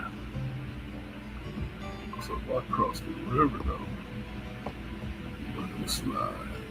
Okay, right here is a good place to expand. Right here, in this general area right here. So let's do that. We're gonna expand here. Let's see, do I got connected road? I ain't got no roads going over there. So I guess that'll be the first thing I do is start building roads to go through here.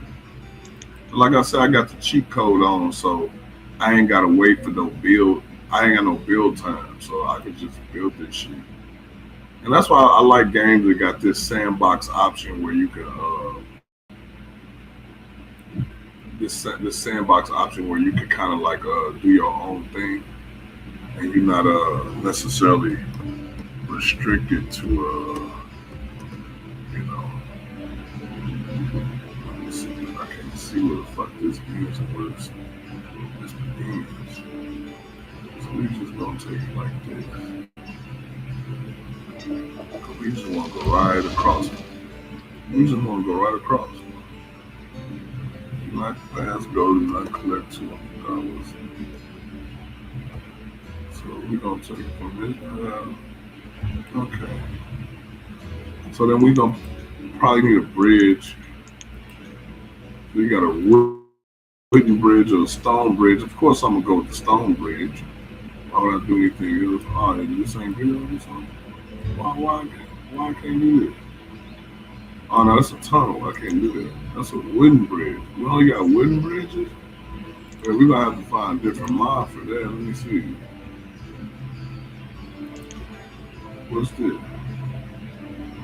Brick sidewall. Okay, sidewalks. That's plank 2 boy. No, we don't need that. Let's see. We ain't got no bridges in this joint. No, we gonna have to. Yeah, we just gonna have to go with regular old wooden bridge. Let's see. Do we move? Where the path at? I think this the path, right? Boom, there we go. Well, we got us a wooden bridge. And me, I always like two different bridges because one could get congested. Fuck it, we'll put a third one just for shits and giggles. Just because we can. It ain't like we spending money. Right? And put bridges going across the land. Then after that, I'm gonna add some roadage to it. And then like so in these games you wanna most definitely pay attention to how far stuff away is and how long it'll take people to transport goods and services. Like it might be a fire, or maybe they gotta fight some nomads or some shit like that, like some Hebrews. So I started this right here. This is where we gonna stage our first you dig. So I'm gonna run this. This is just a road I'm building. I like a long straight roads because it makes easier transport.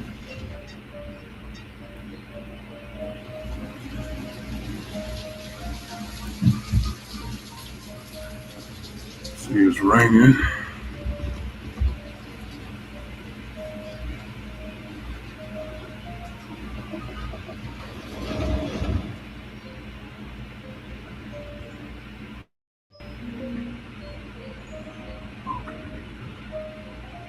We're gonna take that one, but we're gonna run him all the way over here. We're gonna eventually take all of that. Okay, so first thing first, when you building a new town, a new civilization, you always want to start off with stockpiles. Without stockpiles, you ain't got nowhere to put your stuff. So we gonna start. Let's see what we got here. What they gonna let us do? 10 by 10s. We'll do 10 by 10. Let me see another 10 by 10.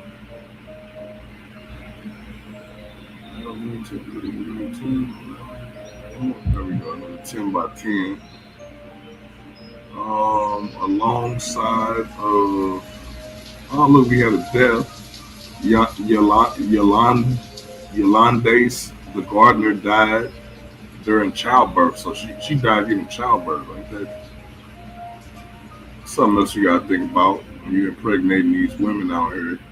Even in the cyber world, man, they liable to die when they had them babies, man. You know what I'm saying? But good thing we ain't got no politics in this game where they arguing about pro-life shit. You know what I'm saying? Ain't no pro-life shit going on.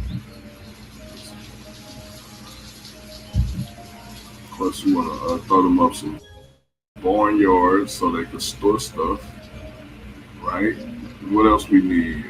We got the stockpile already. Let's go into housing because this is actually a long distance away from civilization, even though I know it's like right here across the road, right? It look like it's right there. That'll take them all day to walk across there to get over here. So you want to build houses for them so they can occupy these areas. Now they got some regular houses like these wooden houses, but wooden houses catch on fire a lot. And then you got these stone houses, and they don't catch on fire nearly as much.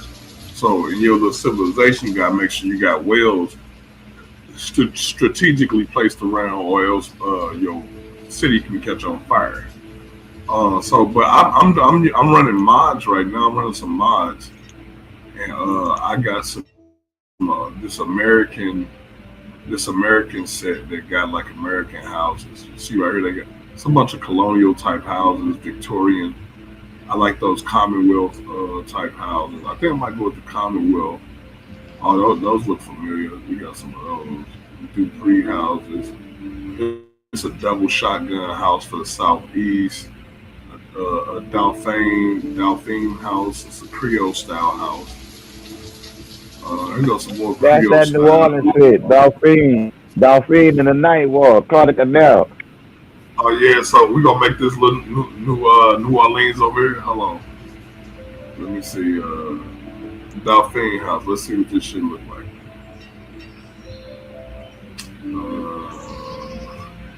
Rotate this joint. I didn't even know you was back, cuz. Okay, so I see how it's set up. It's kind of like Bourbon Street, right? Right, it's like some Bourbon Street type shit. Yeah, that do. And then it's different type. Oh, this I guess this one is if you wanna. Oh, I can build stuff on top of these joints. Damn. Okay, hold on. Can I just? And I can. Oh, that's dope. That ain't even got nothing up under.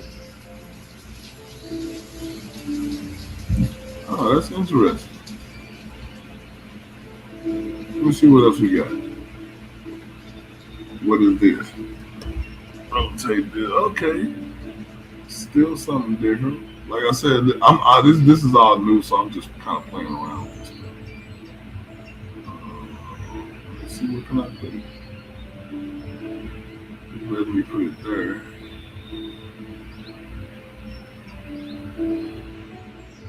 I'll put it right. It doesn't look like that's gonna be problematic.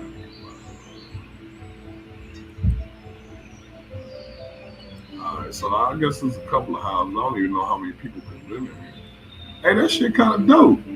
That do remind you of New Orleans. They got the little balconies up there and shit with the little baby ornamentations on the guardrails.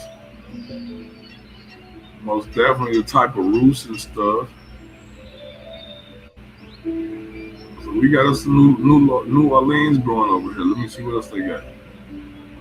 Creole style corner house. This is a corner house. I don't know what the difference is. Let's see. Yeah, I don't know what the difference between that is. Corner house, domain house. This is a third story house. Oh, this is for a third story. So I want to put this on one of these. Yeah, Domain. That's another one. That's another New Orleans street. Domain. Okay, so I could just stack these and then just start stacking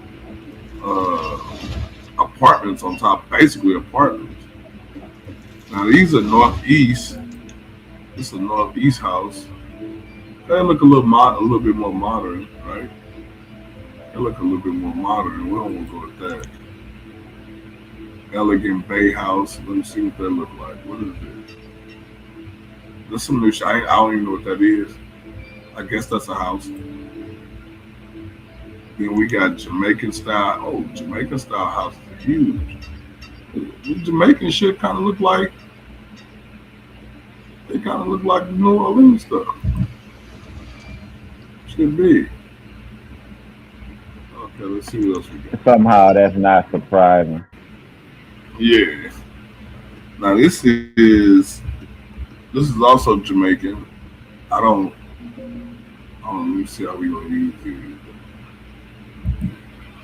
Pop one there. I don't even know like how.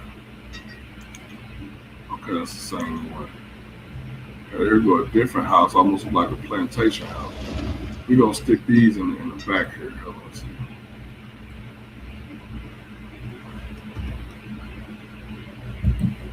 Stick some of these back here. And again, I'm just playing around with this because I ain't never played with this mod before. I've never played with the mod before, so I'm just kind of. Oh, you can add these joints together? This ain't house extension. Why won't let me do it then? Oh, look. Oh, but it let me do it to the old though. That's interesting. That's interesting. Okay, let's see what other goodies we got. What is it? Brick side walls? Brick sidewalks? Let's see what we looking like. Oh, I can't just lay them down.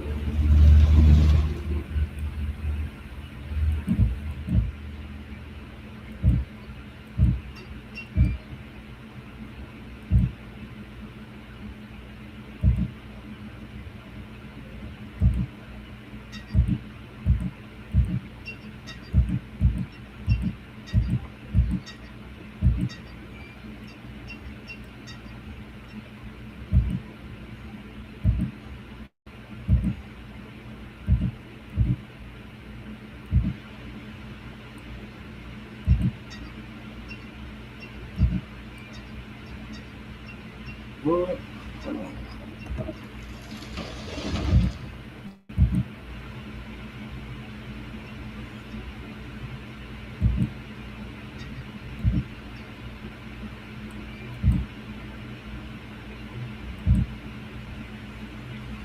You know, I don't even know what I'm doing with this shit.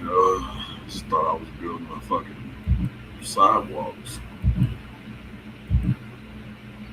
So I'm building sidewalks.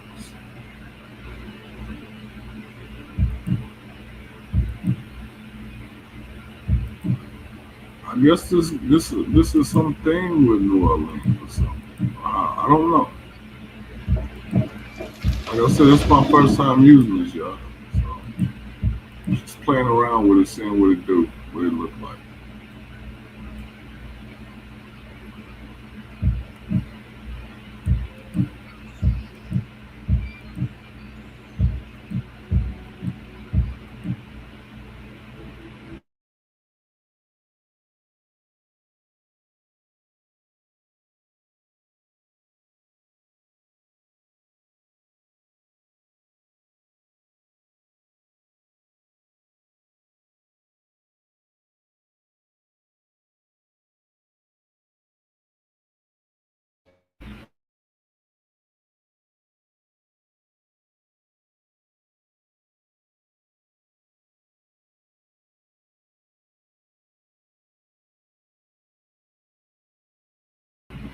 Oh, I don't know.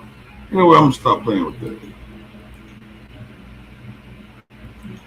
We did the houses, we did that shit.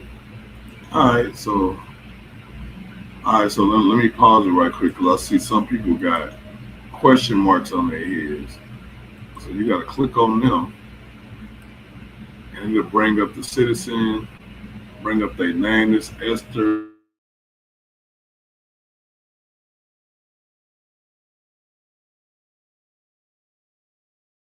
And he educated. I guess he ain't got no job yet. Oh, he's a herbalist. He ain't got no job. So I gotta make jobs for these niggas. Let's see. Click over to the food tab. We're gonna go to the herbalist, gather herbs. We're gonna make them gather herbs here and here and here. We also gonna make hunters in the same location because that's where the animals be at, right? Then we gonna set up. We need farms. You gotta be able to produce food, man. And that's why I keep on saying like that. That's really the most essential thing is food production. So what I found is making big farms is cool, but the game likes the logic if the farms were a little bit smaller where it can be managed by let's see, See, that's 15 by 15. I think it wants something like 6 by 7. Let's do 7 by 7. Let's do 7 by 7. That way we can get multiple different types of crops. Variety. That's big in the game because people get bored with the same type of food, even in real life. Like people get bored with the same food over and over.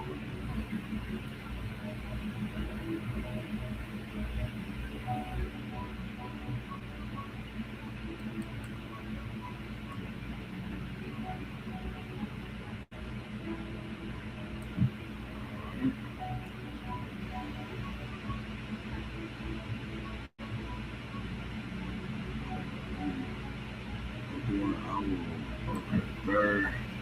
And then on the outskirts here, we're gonna make some pastures. Gotta have the animals. And the animals need a lot of room. They need a lot of room.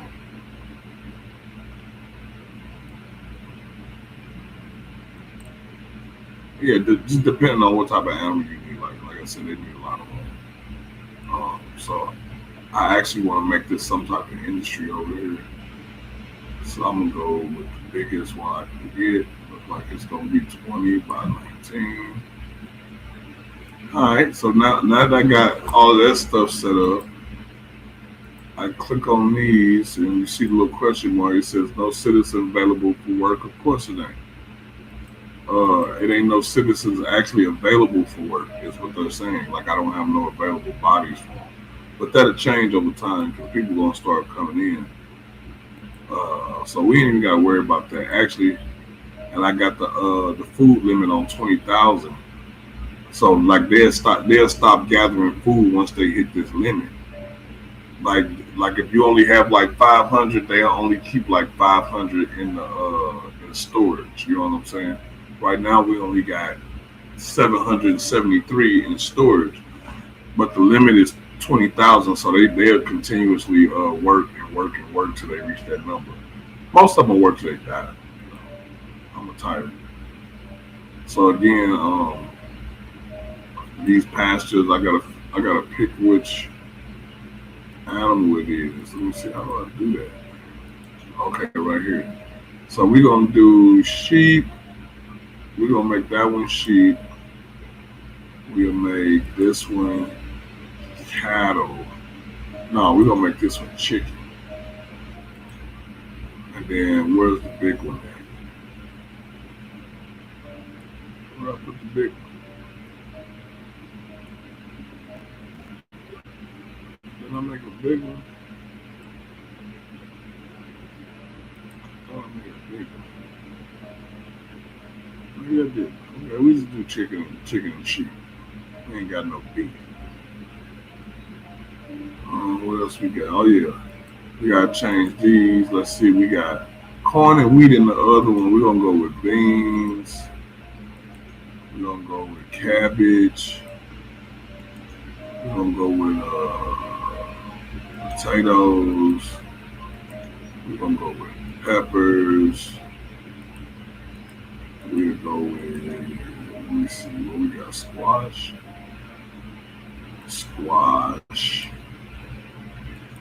And then what we got?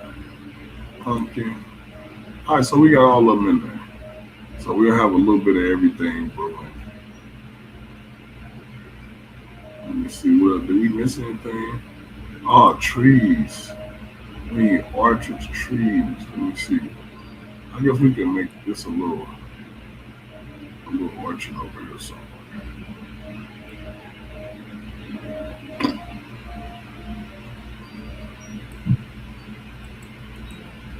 And we'll turn that to peach or plum. Peach or plum. Let's go with plum. Nah, let's go with peach. All right. Now that we set up all that. Oh, no. Everything ain't set up. So what we do got to do is go in here to the government tab, click on well. Again, do not ever forget to put wells in your city, because this shit catch on fire, it will all burn, bro. And you're gonna be pissed in the motherfucker. All your work. Like I said, I like to put them in various places. That way, they ain't nobody can have to run too far. Okay, so we did that. We're gonna drop a little hospital over here. Like I said, I like all my stuff kind of like centralized. So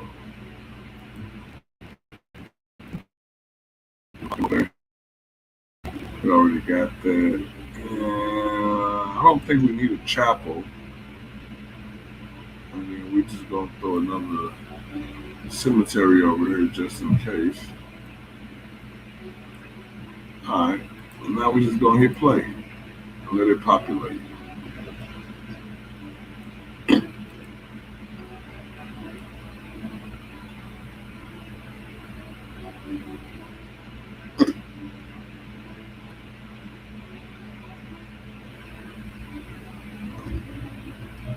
Let's see what we got going on over here.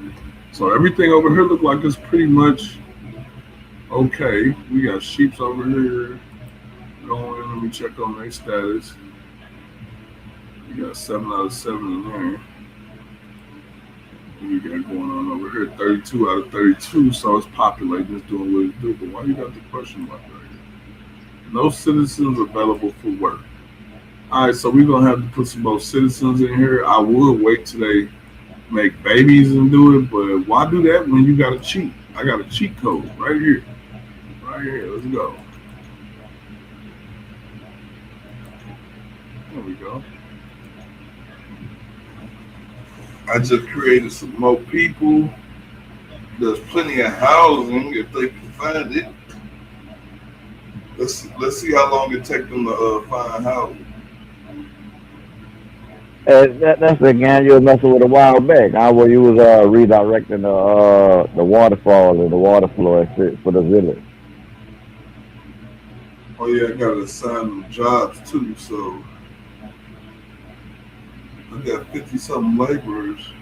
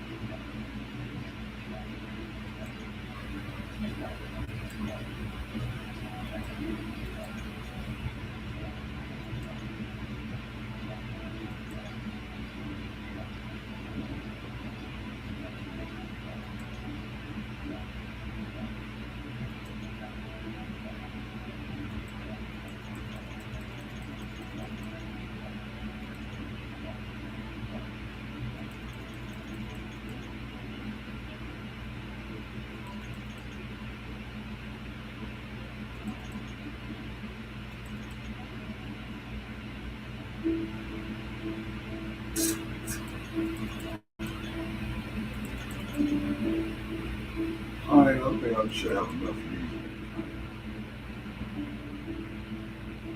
That should have covered most of the jobs. They still ain't got houses yet.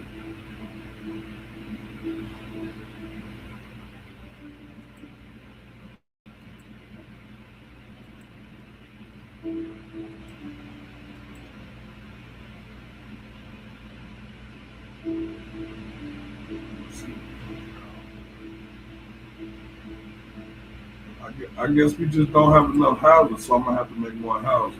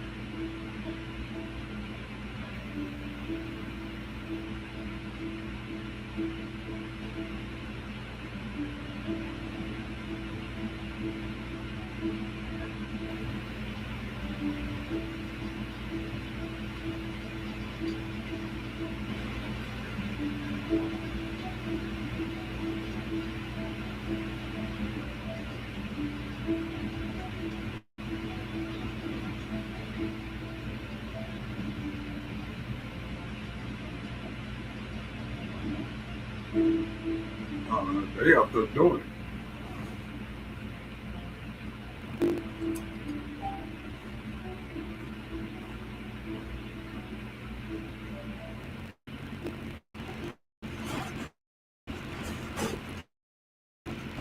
I know a lot of people be like, "Damn, cuz, why the fuck would you play this boring ass game? This game keep me calm, cuz it keep me from choking you, bitch ass niggas." Fuck out.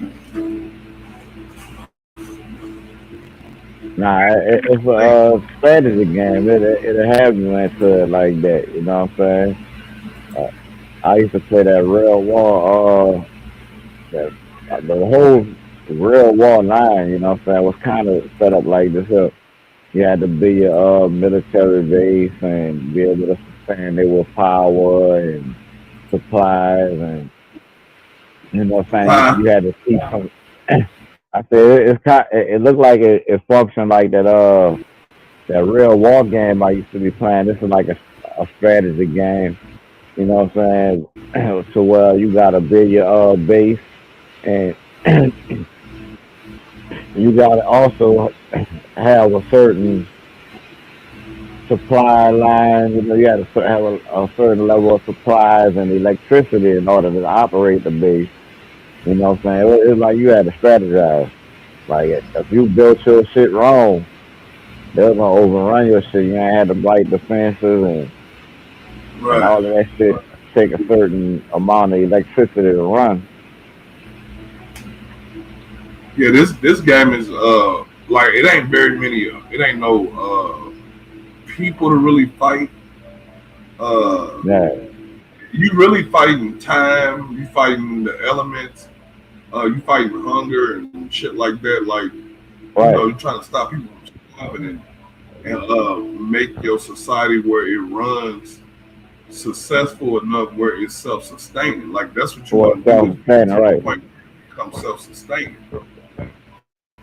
And like this game is one of them games that I had proposed for anybody who is a revolutionary or anything like that, or any person who's thinking about seceding from the United Yeah, States. the ones who get right, who talking that separate shit, they should be in this type of shit. And it's like, yeah, I know people like, oh, well, it's just a game. It's just, you know what I'm saying? Yeah, but it's a simulation of real life. Like I just seen a woman die giving birth on the game, which is something that you would have to think about if you was outside of regular normal society. It's something you have to think about. These people getting diseases, people robbing each other. Like it's all type of different things going on in the game. You know what I'm saying? So you got to juggle all of that type of stuff. Not to mention the animals, caretaker the animals, the caretaker of the land, and all this. Like all of this stuff is a factor in this game. Not to Right. mention the weather, the terrain, the animals. All of that stuff is a factor in the game. How you using them, how they're being distributed, if there's a lack of or excess of. You know what I'm saying? And it's all resource management. So the more resources, the more you got to manage it. And this game helps you in like real life, like as far as management goes. Let's take a look at some of these contraptions we got. We got a family. Look like it's a family of three in there. One child, family of three. All these must just all be family houses for three. Okay, there's four people in that house. Who out here breeding? Okay, there you go. Somebody in the breed. He got two of them. See who we got. I ain't seen that. Okay, Uh, let's you heard Shia. You heard Shia? How you heard Shia?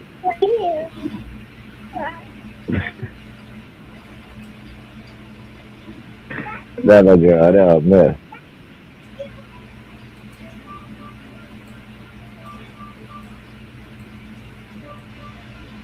all these motherfuckers filled up. It's all filled up and everybody already got houses. Like, all right, man. All right, I gotta make more houses.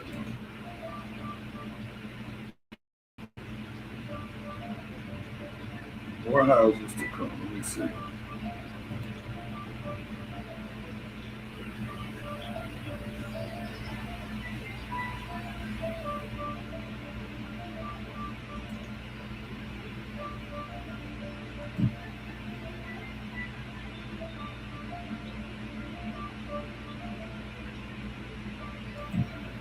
She come up here and dry snitching on her brother, snitching without snitching, and she know how to Who do that that? shit at 3 years old. Maya.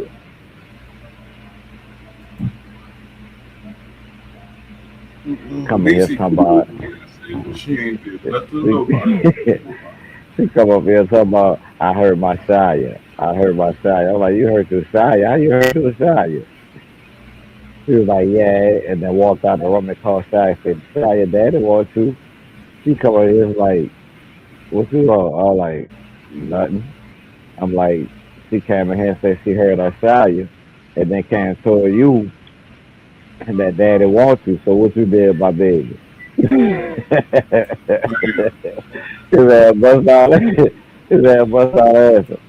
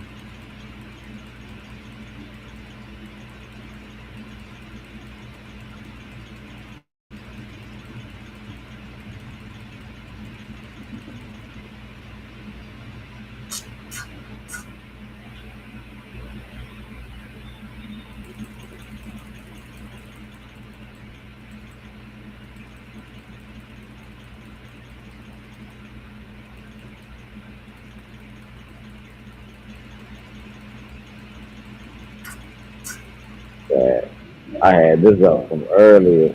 You know what I'm saying? We're talking about Mexico, and that shit wind up You say going what? over a lot. When we were talking about Mexico earlier, I had typed in the American Maroons and the liberation of Mexico. I've been having this shit up since earlier, since that conversation. I forgot all about it.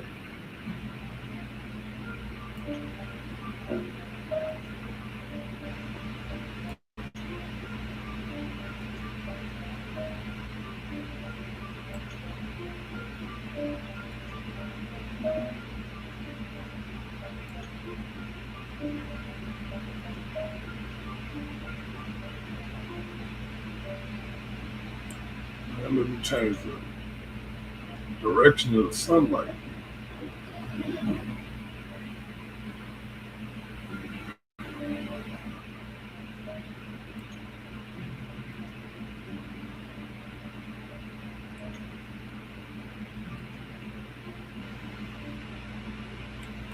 So let me control the sun height.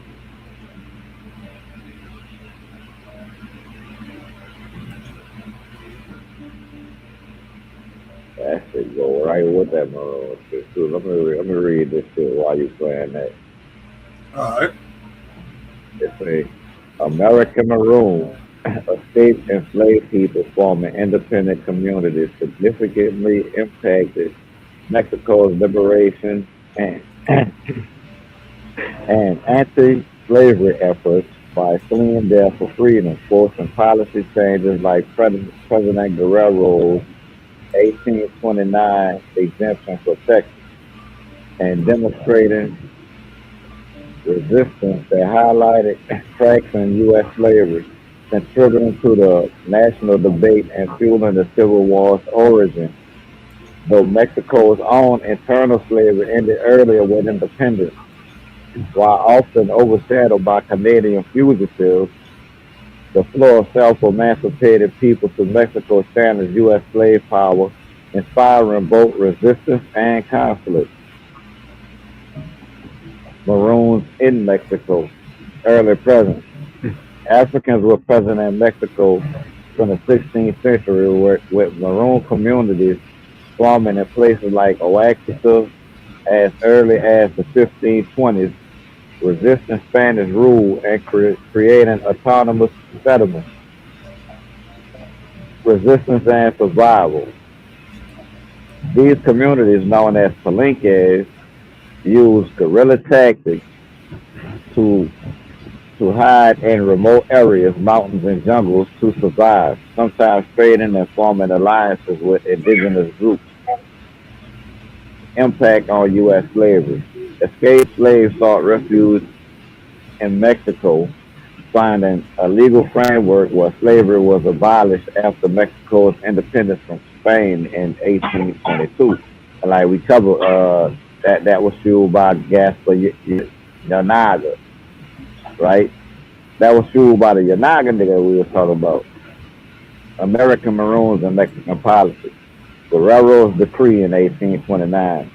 Mexican President Vicente Guerrero, himself of African descent, issued a decree abolishing slavery in Mexico, which excluded the temporary exemption for Anglo enslavers in Texas. This decree, though later compromised, intensified northern-southern tensions over slavery's expansion, fueling the Civil War. The fight of enslaved people, the flight of enslaved people to Mexico and the debate over their freedom exacerbated divisions between North and South, contributing to the outbreak of the U.S. Civil War. Broader context. Broader context is what it is. What? Wait.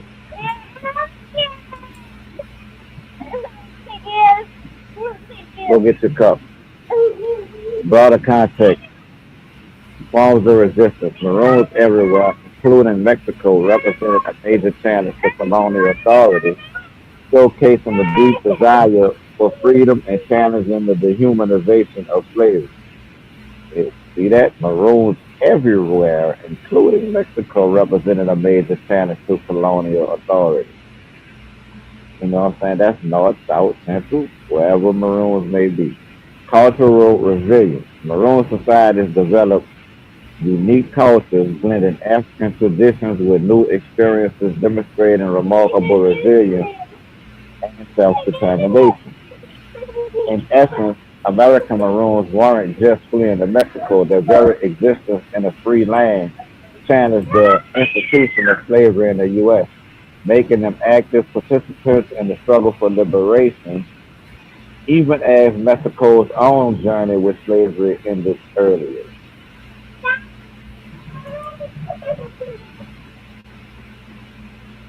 Yeah, man, the whole Western Hemisphere. Yeah, it's Maroon culture. Why they trying to duck it? And it's like we're not trying to separate black culture from maroon culture. We're saying that black culture and maroon culture is the same culture. You're just calling it black when it's always been maroon culture. Everything that we do go against the United States, that's maroon culture.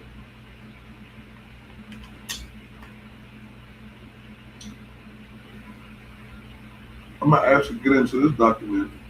Hold Right, right. The two things, the two labels are mutually exclusive. You know what I'm saying? It's like you can't say one without mentioning the other. It's like, and that's the problem. You know what I'm saying? We've been taught a history that mentions one without the other, even though the history is documented that the two things are mutually exclusive. No matter where they brought the people that they placed the slavery paradigm upon, no matter where they brought those people, then there was always a resistance to that institution in those places. You know what I'm saying? And they sweep that shit under the rug as if it was just isolated incidents when it was a thing that happened across the board in the Western Hemisphere, from Canada all the way down to the tip of Chile. You know what I'm saying? It's like wherever they brought them damn Africans, then shit start popping off. You know what I'm saying? It's like, I mean, can't be a coincidence. That's all I'm saying. So we're gonna get into the architectural erasure. This is Andrew Jackson's destruction of black sovereignty and the foundation of Southern racial state.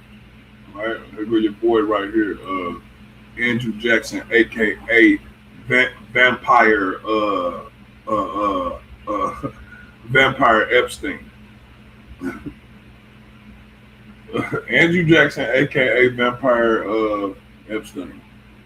There he is. There your boy Andrew Jackson / Epstein.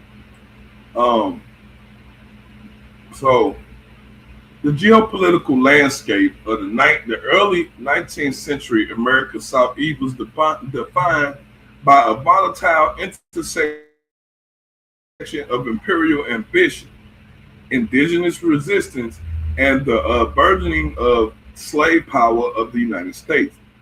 At the center of this struggle was the Florida Territory, a Spanish possession that has served both a literal and symbolic sanctuary for those fleeing the expansionist slave-holding republic to the north. The destruction of the settlement at Prospect Bluff, commonly known as Negro Fort, represents more than a mere military skirmish. It was the calculated act of state-sponsored inhumanity designed to extinguish the possibility of black sovereignty statehood.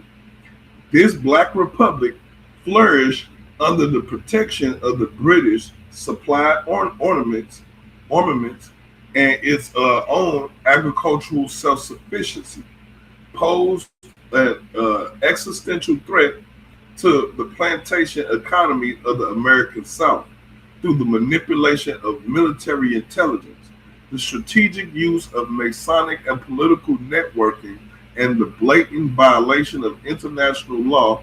Andrew Jackson and the United States government orchestrated a campaign to erase campaign to ensure that the contagion of black liberty did not infect the enslaved population of Georgia and beyond.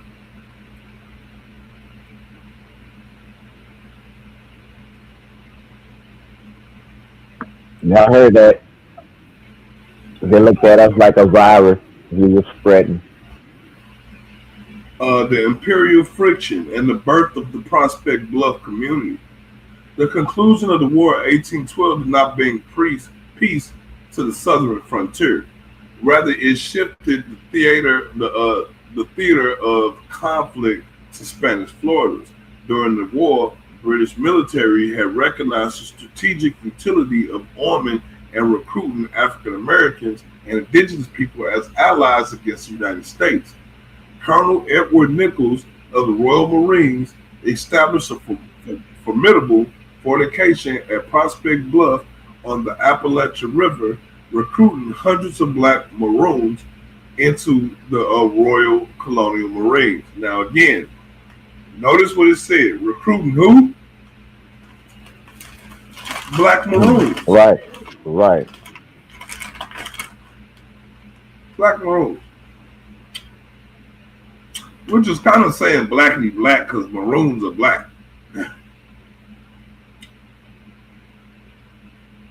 Let me keep going.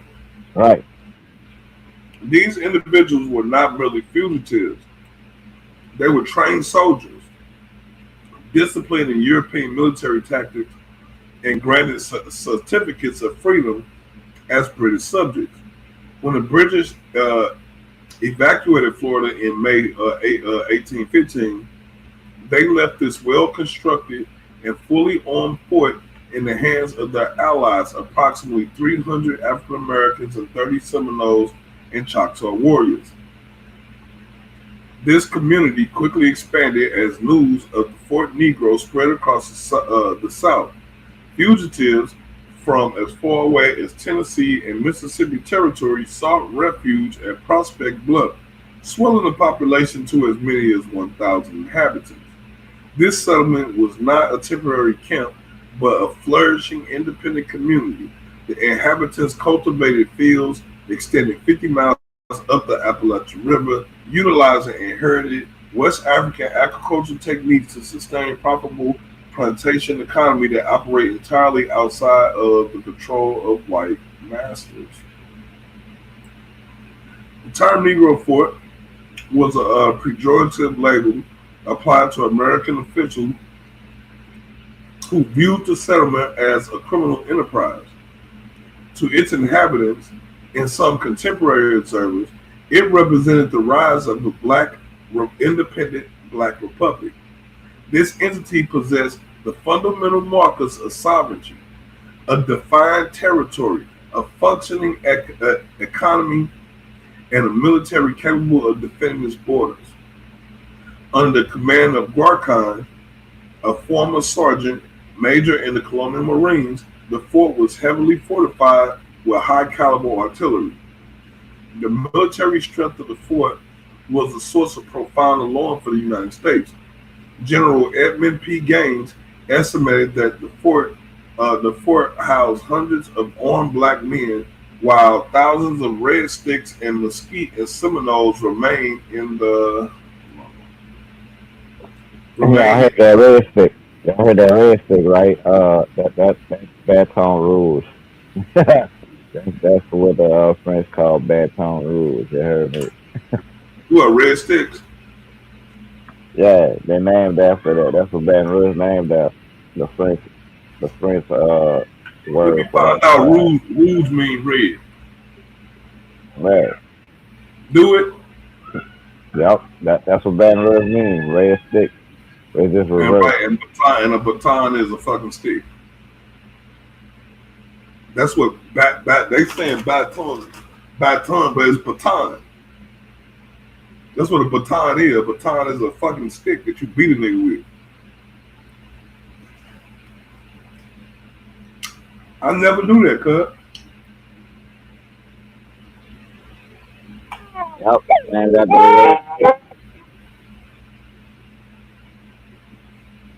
This multiracial coalition represented a potential alternative to the racial hierarchy being constructed in the American Republic. The Black Republic was a beacon light for the enslaved, intangible proof that Black people can govern themselves and thrive without white supervision.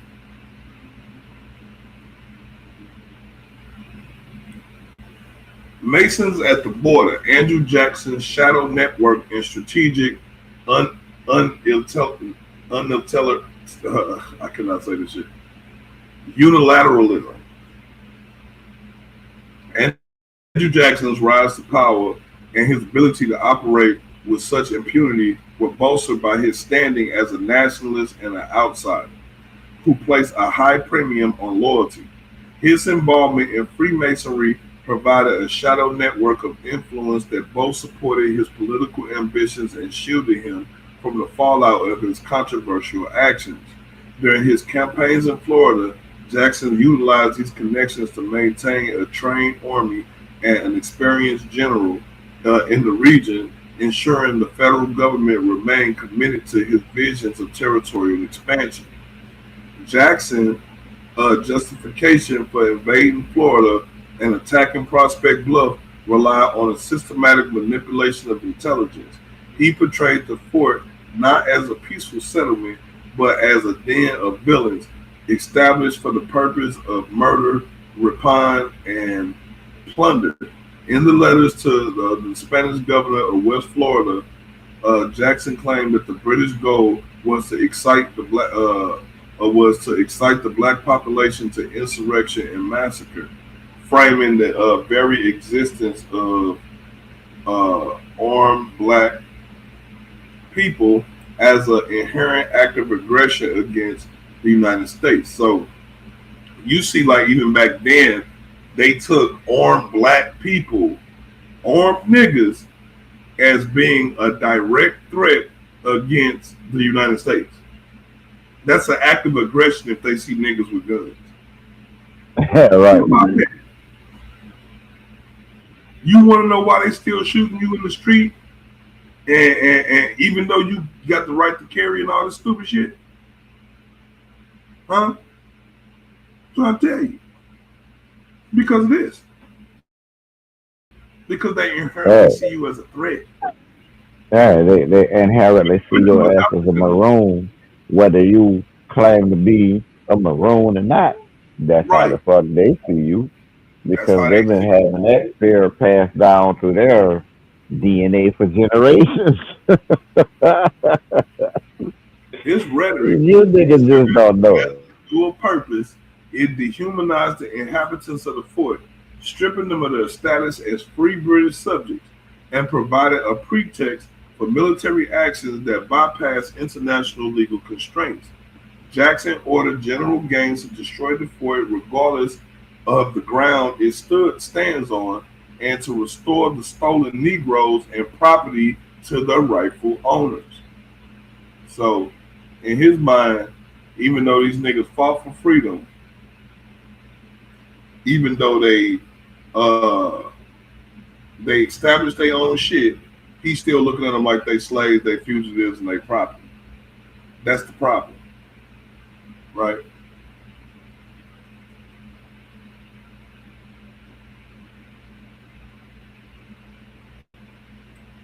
By labeling the inhabitants stolen property, Jackson effectively reasserted the legal framework of slavery over a population that had achieved de facto independence.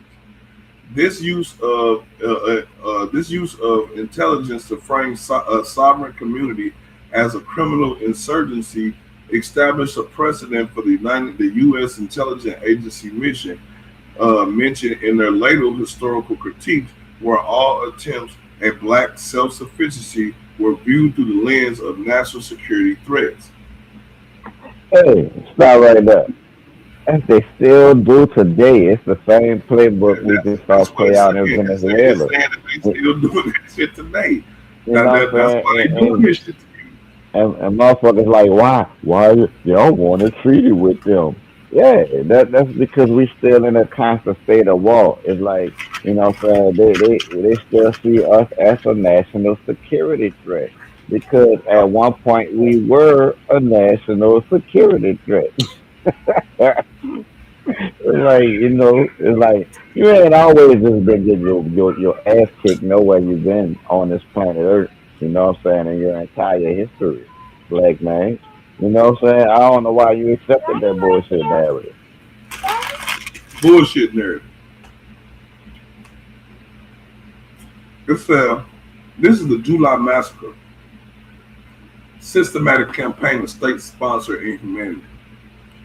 The campaign against Prospect Bluff consummated in July 1816, when American naval and land forces, supported by Creek allies, moved to eliminate the fort. The engagement was characterized by the level of carnage that, as contemporaries noted, would have um, resounded characterized by the level of carnage that contemporaries noted would have resounded from one end of the continent to the other. It had occurred during the War of 1812. The siege reached its climax um, July 27, 1816. American gunboats on the Appalachian River began the bombardment of the fort. After several rounds, a hot shot, a cannonball heated to a glow in a furnace, was fired at the gunboat. Was fired from a gunboat, number 154. The shot struck the fort's powder magazine, which contained hundreds of barrels of gunpowder. The result explosion was catastrophic, instantly destroying the fortification and killing approximately 300 men and women and children. The scene following the explosion was one of the carnage. Most of the casualties were non-combatants, including families of soldiers who had made it to Prospect Bluff, their home. Mary Ashley, a woman who had been raised and lowered the Union Jack daily during the assault, was one of the few who had survived to tell the stories of the devastation.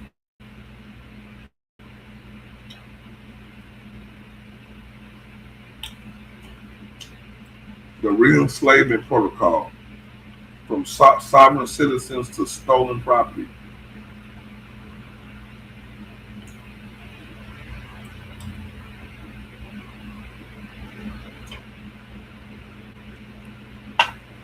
Just give y'all a little I time to mean, read. it's the same game plan they still using today. You know what I'm saying? Once they deem you a national security threat, a criminal enterprise, and all this type of shit, then the Navy gonna pull up in the harbors close to where you at and start balling your ass.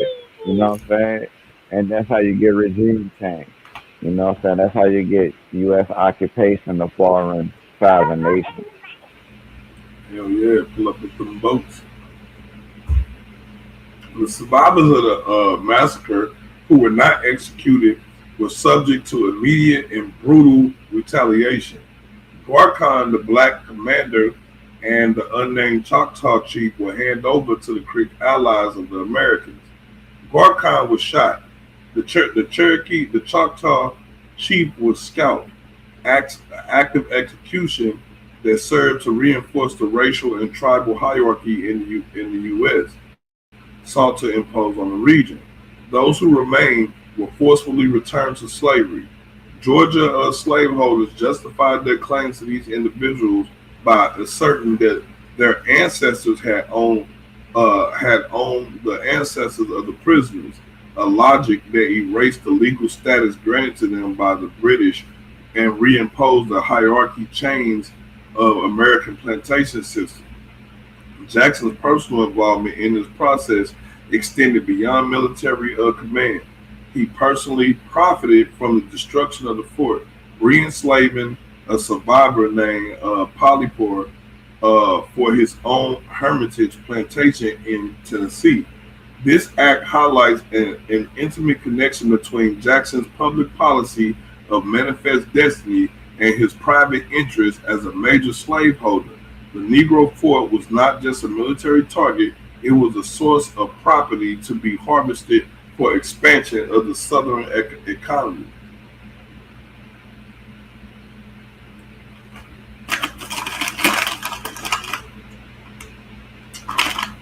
Now, I'm going to just pause it there, man. Because we're going to come back and deal with this, man. Because I got to go do some shit, but we're going to get deeper off into this document. Just to give y'all a glimpse into like what this document talking about later on. Yeah, I think that the debt that's owed to the African Americans is U.S. based. It's not. Okay, so the world is in debt. See, they always talk about U.S. debt, but let's talk about world debt. Let's talk about European world debt. Globally, they owe us over $107.8 trillion. Globally. See, y'all just want to argue for the United States shit, which is approximately around 26 trillion. So still a big number. And then you got in the UK and the 14 Caribbean countries, another 24 trillion. In Brazil, another 20 trillion. The former colonies, Spain, 17 trillion. Haiti, 9 trillion. Although I think that Haiti is that's undermined. Haiti should be had the greatest one up there. Yeah, because they're the ones who sparked all the revolution. It's a city. It's an actual nation state. This is an actual nation state that y'all did that too. No different if you attack America. You know what I'm saying? And then you see the Netherlands has Guyana, and then like again 5 trillion. But when you add all that shit together, you get $107 trillion. So that's the bag that we looking at. That's the bag we reaching for. We're not just reaching for this little weak ass 26 trillion from the United States. And that's what I'm saying. They can't pay that. They cannot pay $26 trillion. None of them can. No country on the planet can pay that. And still have enough money for their next fiscal year.